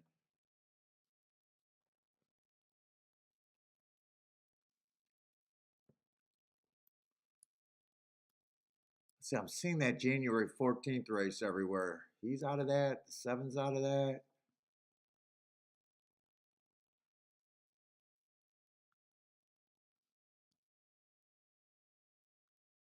Oh no, just 2 horses are out. Oh,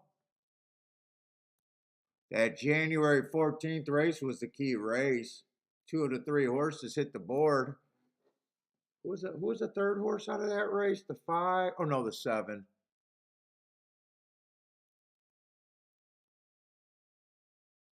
Yeah, that race played pretty good. That January 14th race.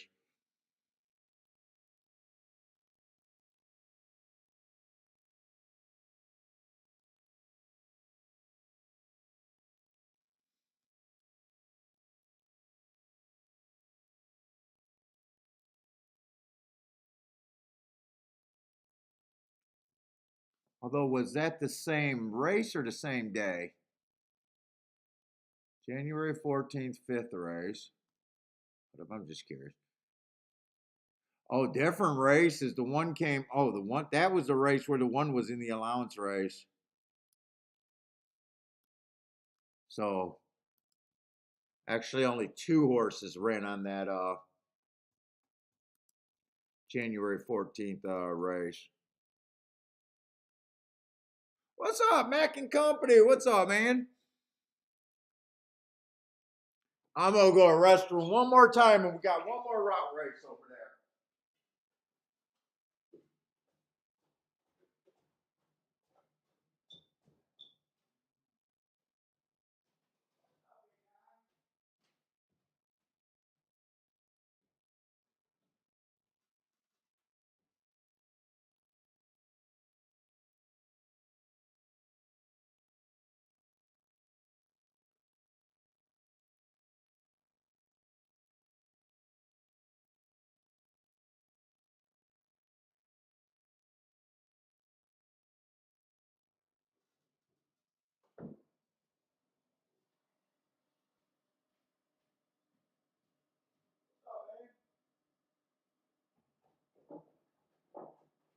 Almost done, babe.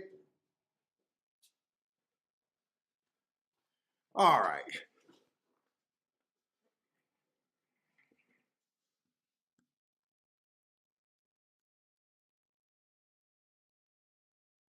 We got 20 minutes there.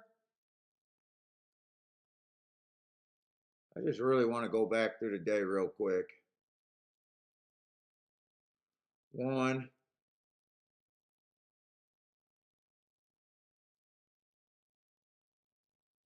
2.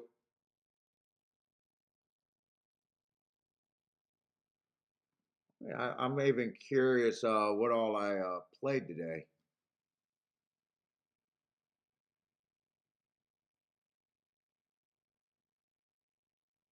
that all I did? I only played 2 races at Tampa Bay today? Wow.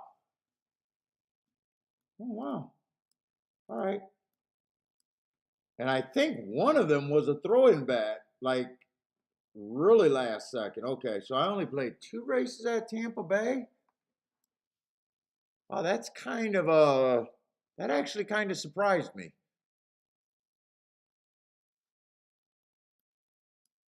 So what did I do at Gulfstream? So Gulfstream was the main track that I played today.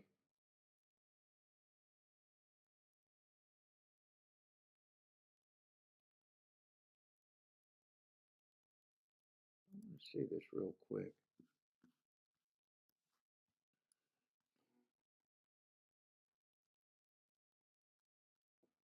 One, two, three. Wow, Gulfstream, I started out really active. Four. Although a lot of those are really cheap bets, though. Four, five, six,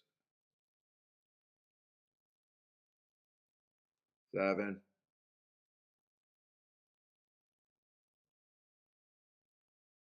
eight,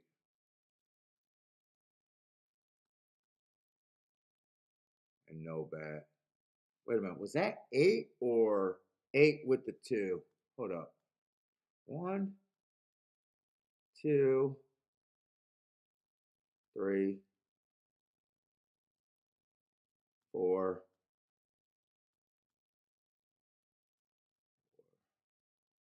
five, six. Okay, seven. So I only played 10. Wow. I'm surprised I only played 10 races today. And then no bet there, but I wrote down a bunch of tickets I thought about. Okay.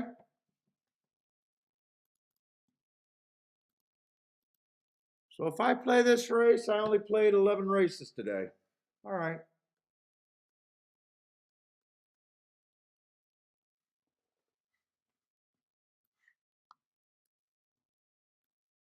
And 8 of them were at Gulfstream, and I don't think the prices that won at Gulfstream, I couldn't have any of them. And I'm not even sure there was more than 1 or 2. I'm actually, you guys know I do this all the time. I got a lot of time over there. Let's see, the Gulfstream first race, I just did not like the 3, couldn't get to the 3. And okay with the 3 beating me. All right. $4 exactas? No. $17 exactas that I don't even like? No.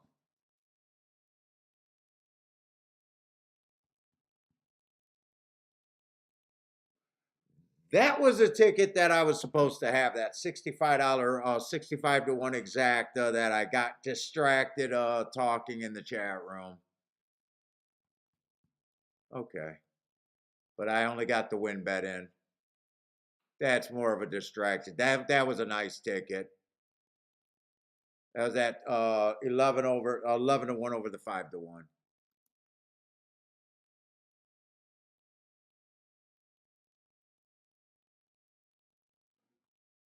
What was it? What was this? What was a 5th race? That's a really nice race. Hold up.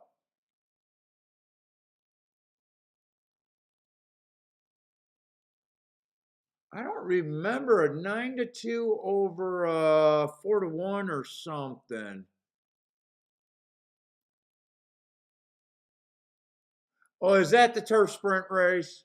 That's the turf sprint race. That's a nice result there, but I didn't even play that race. I was going to say I don't remember. I don't remember that. That's actually a nice ticket, but that was an unplayable race for me.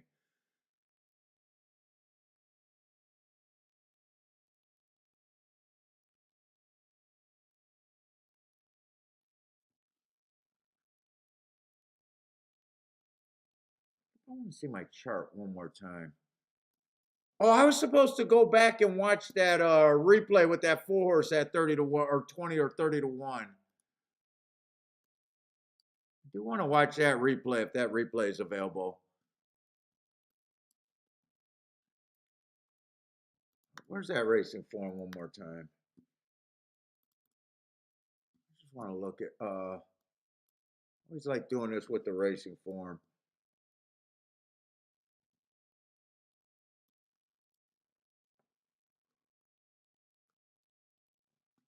Six race. All right.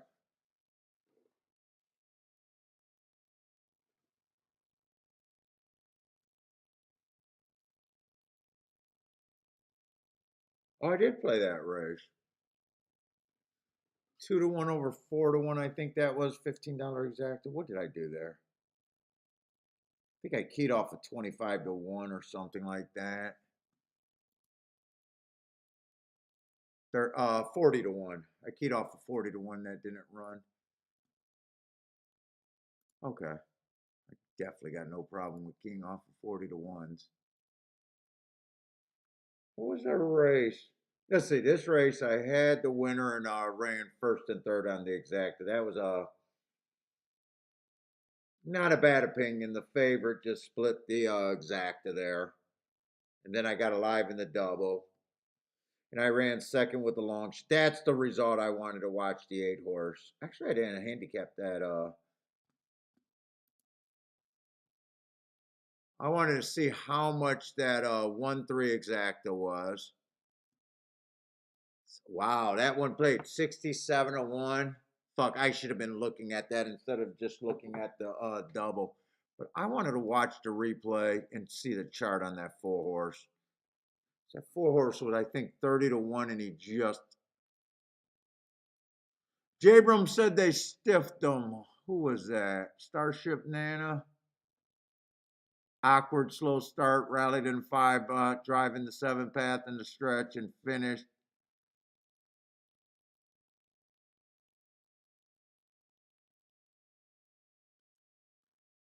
Finished a half a length out of second. Or a length out of second with all that trouble.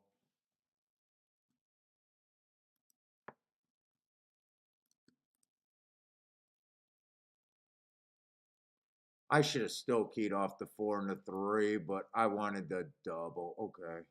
That's the 8th race. That's the race I want to see if that replay is available.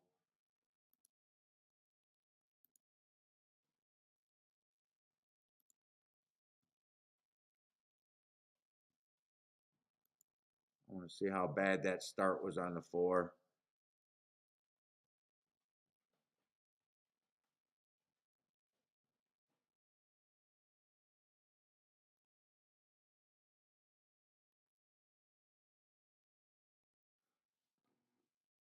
Yeah.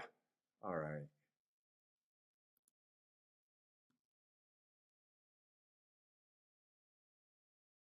Actually, it looks worse from the pan. Let me see that head on one more time.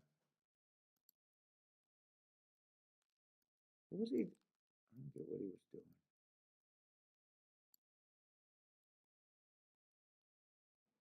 They do the head on so guys notice that when you watch the replays over there on TwinSpire sometimes? When they do the head on, they rush it and you don't see. So even though I got the replay, I can't see what happened because the gate was already open and they caught the start of the race like 5 strides in. I mean, he definitely had a terrible start. I got a little unlucky on that one. All right, B, I'm almost done. I got one more race to handicap.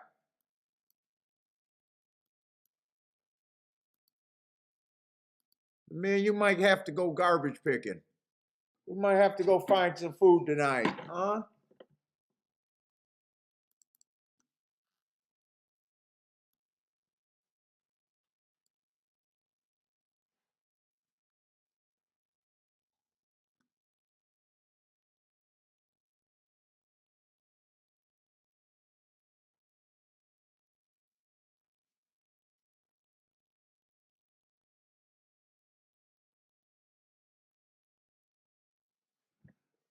Let's see. Friends, please guide me from tomorrow.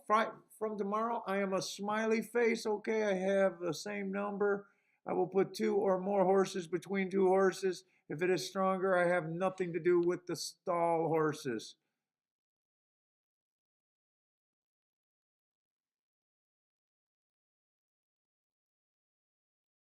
Good night. See you tomorrow. I'm not sure what you were looking. Turkmen horses.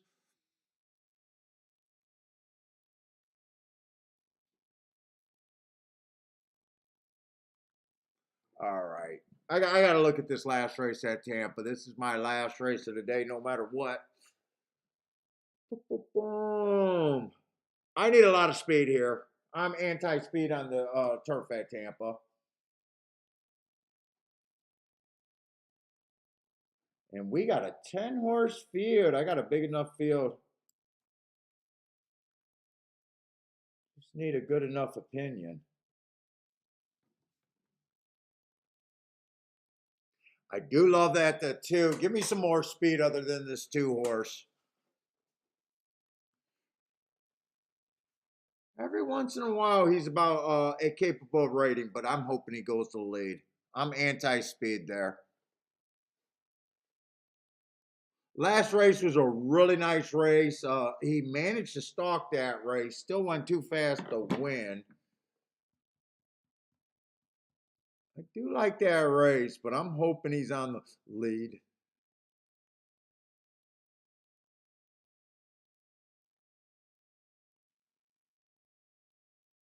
Let's say the one's coming out of that same January 25th race and was actually a closer. I would have thought he would have benefited a little bit more, but he still has the running style that I'm looking for. And to me, a better option than the 17. Trying to get to 17-1 is just better than trying to get to 7-2s.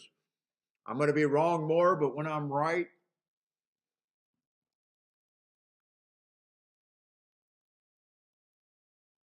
and everyone will be right about enough long shots.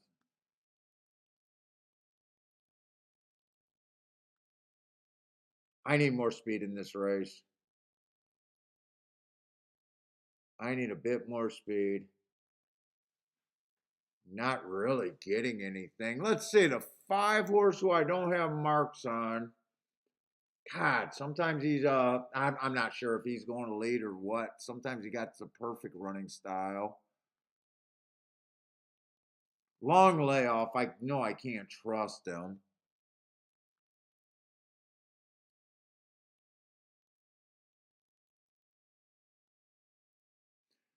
6-horse might add to the pace. I need someone to press this too.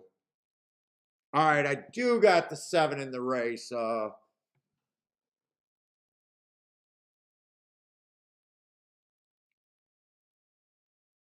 I need these horses to hook up and hurt this too.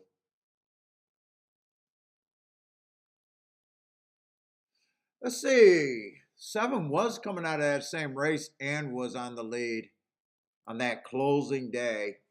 Running against the bias, going too fast to win. If I thought the track was kind of speed, I'd be all over the 7 and the 2, by the way. But with me just thinking the track more often than not's backing up, I don't want to be anywhere near the front end, I think. Let's see, 9. 9 is tough because 9 beat those horses on that day, and the track was backing up. So in a way, he got the perfect trip. I should actually be upgrading the 7 and the 2 and downgrading the 9. But I just generally believe that the track's backing up.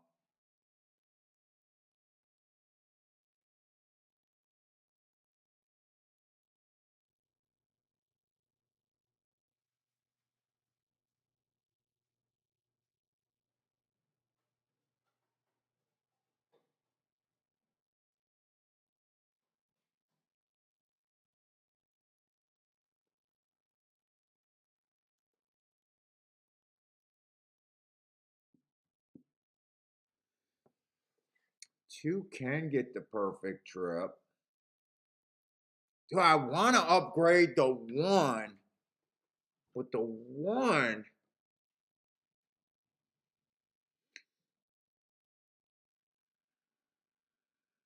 had a closing day. Let me see. Did anyone go wire to wire today on the turf? Because really trying to get to the front runners are the horses that get me to the biggest tickets. Playing to the closers in a way are not getting me to a great ticket here.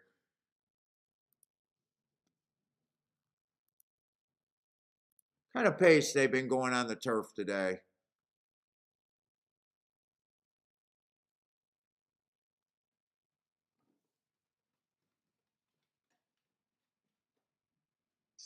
They came one length off 23 and 4, 48 and 3.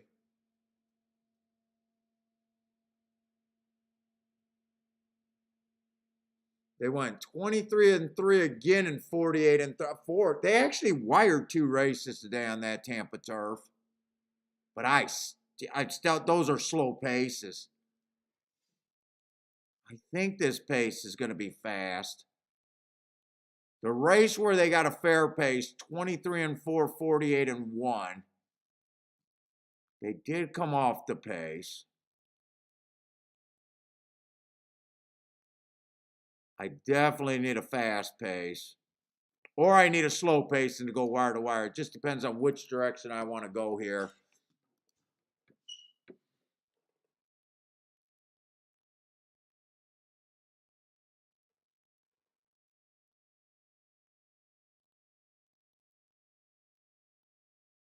Two can actually rate here.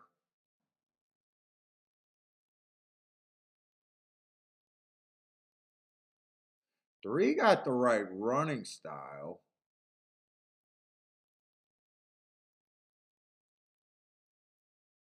Four's a little too chalky. If I play this race, I play for a big ticket or nothing.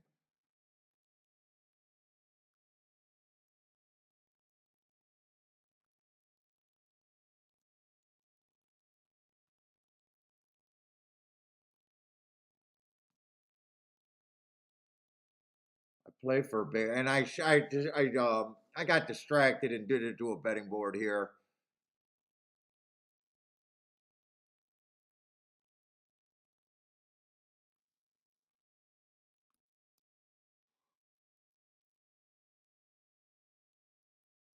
Yeah, well, I'm not that crazy about the 9. I want to try to beat the 9. He got such a perfect trip last race, and he's a short price today.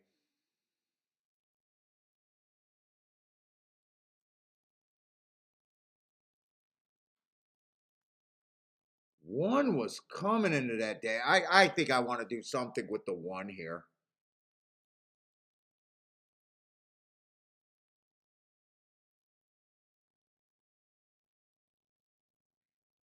I think 1's the horse I want to do something with.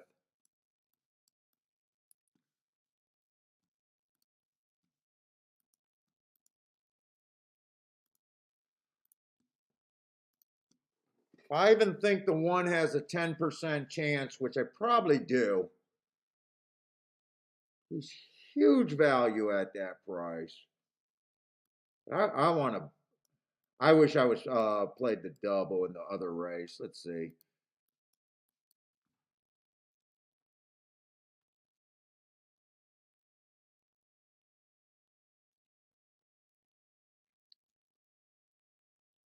Dude, I think the 3 got a little bit of upside. Hold up. I think I'm going to be aggressive here.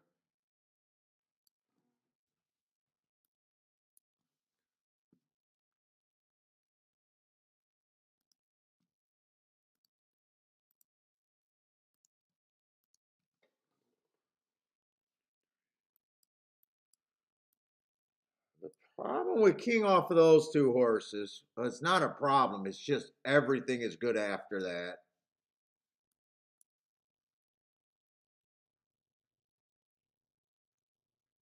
But I do need a fast pace.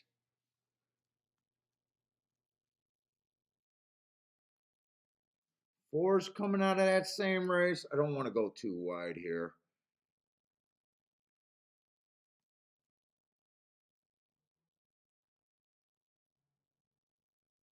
I think I need 6 to be on the front end. I'm hoping 6 is on the front end. Hoping 7's on the front end.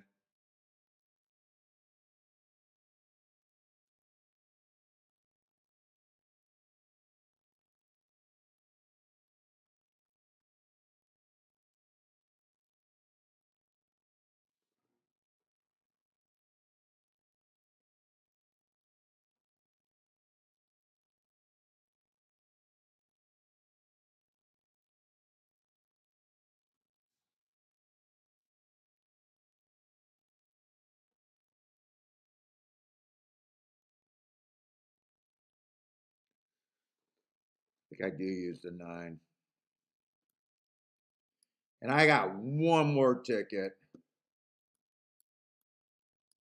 This one I am playing a light. So I already got the 1 and the 3 to win. That is a $16 base bet.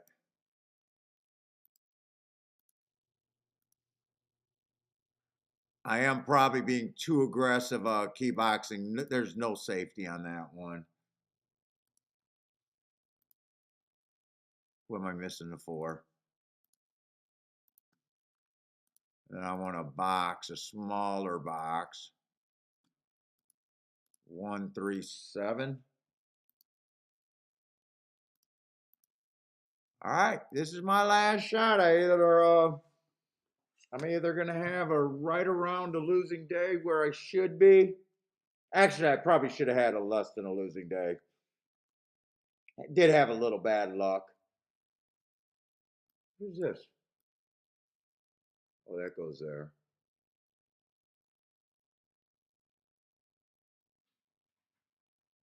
I like this February 5th race.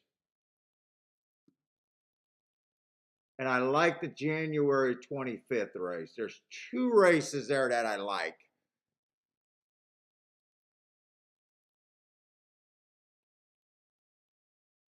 Ah, shit. I think I needed a couple more horses on the lead.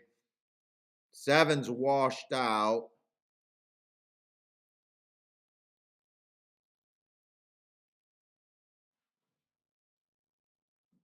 I need this pace to be probably really fast right now. Because 6 I wanted up there on the lead. 23 and 4, that feels a little too slow right now for me, honestly. I think that's a little too slow for my horses to come from as far back as they are.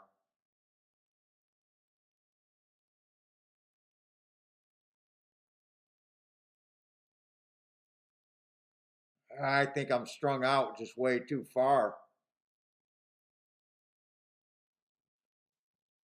I think I keyed off the wrong bomb. I'm liking where that 7 is. Still, like instead I keyed the 1 and the 3. We'll see, but I think I'm in the 1 and the 3 got nothing.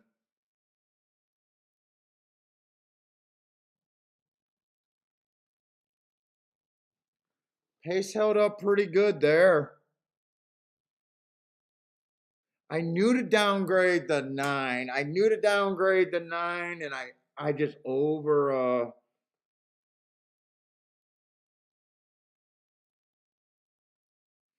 2 was the safest key horse, but I didn't use the 6. Definitely got no problem. I was just bad today. Just bad today.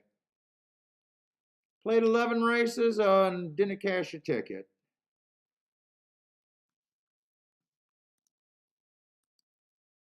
Yeah, he went pretty close. I think technically saw that 5 horse had the lead, but he was pretty close to going to a pace. He was pretty close. In fact, if the 5 didn't get the lead, he would have went wire to wire.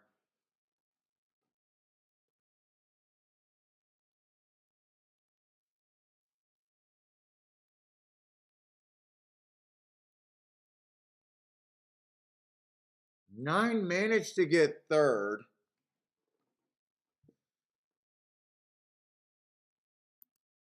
They went 24 and 4 around the turn.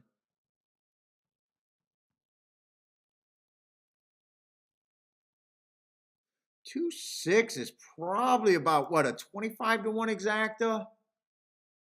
24 to 1? A useful exacta.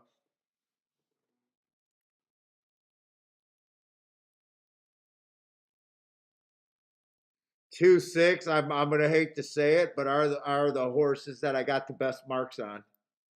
I bet. Hearts. They are. I think they are the only 2 best marked horses in the race. Oh no, 7 or well, 7 almost completed the try.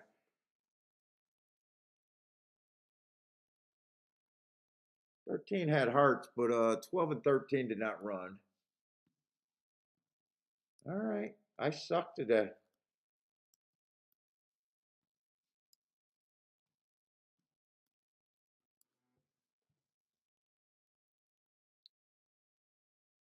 Ooh, that super looks pretty solid.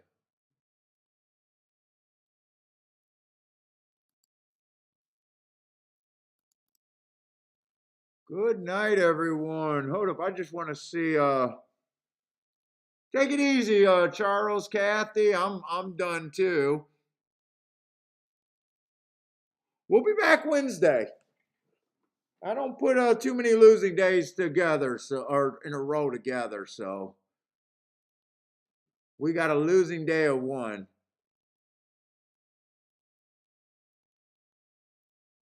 What is Monday racing, Charles? Well, who's racing? Tell me no big tracks. No, I got to do my data. You must be talking about parks or something, right? Oh shit! Tomorrow is a holiday. I don't think I want to mark. No, I'm not doing 6 days in a row, am I? Hold up. Let me look at that real quick. I probably don't want to do tomorrow, no matter what. Tomorrow is when I do all my data.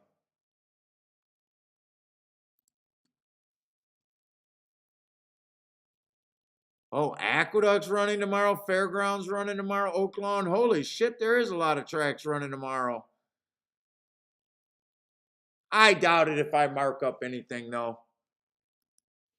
All right, everyone. I'm done. Sorry about today. Sucked. Fairgrounds is right. Yeah, Fairgrounds is running tomorrow.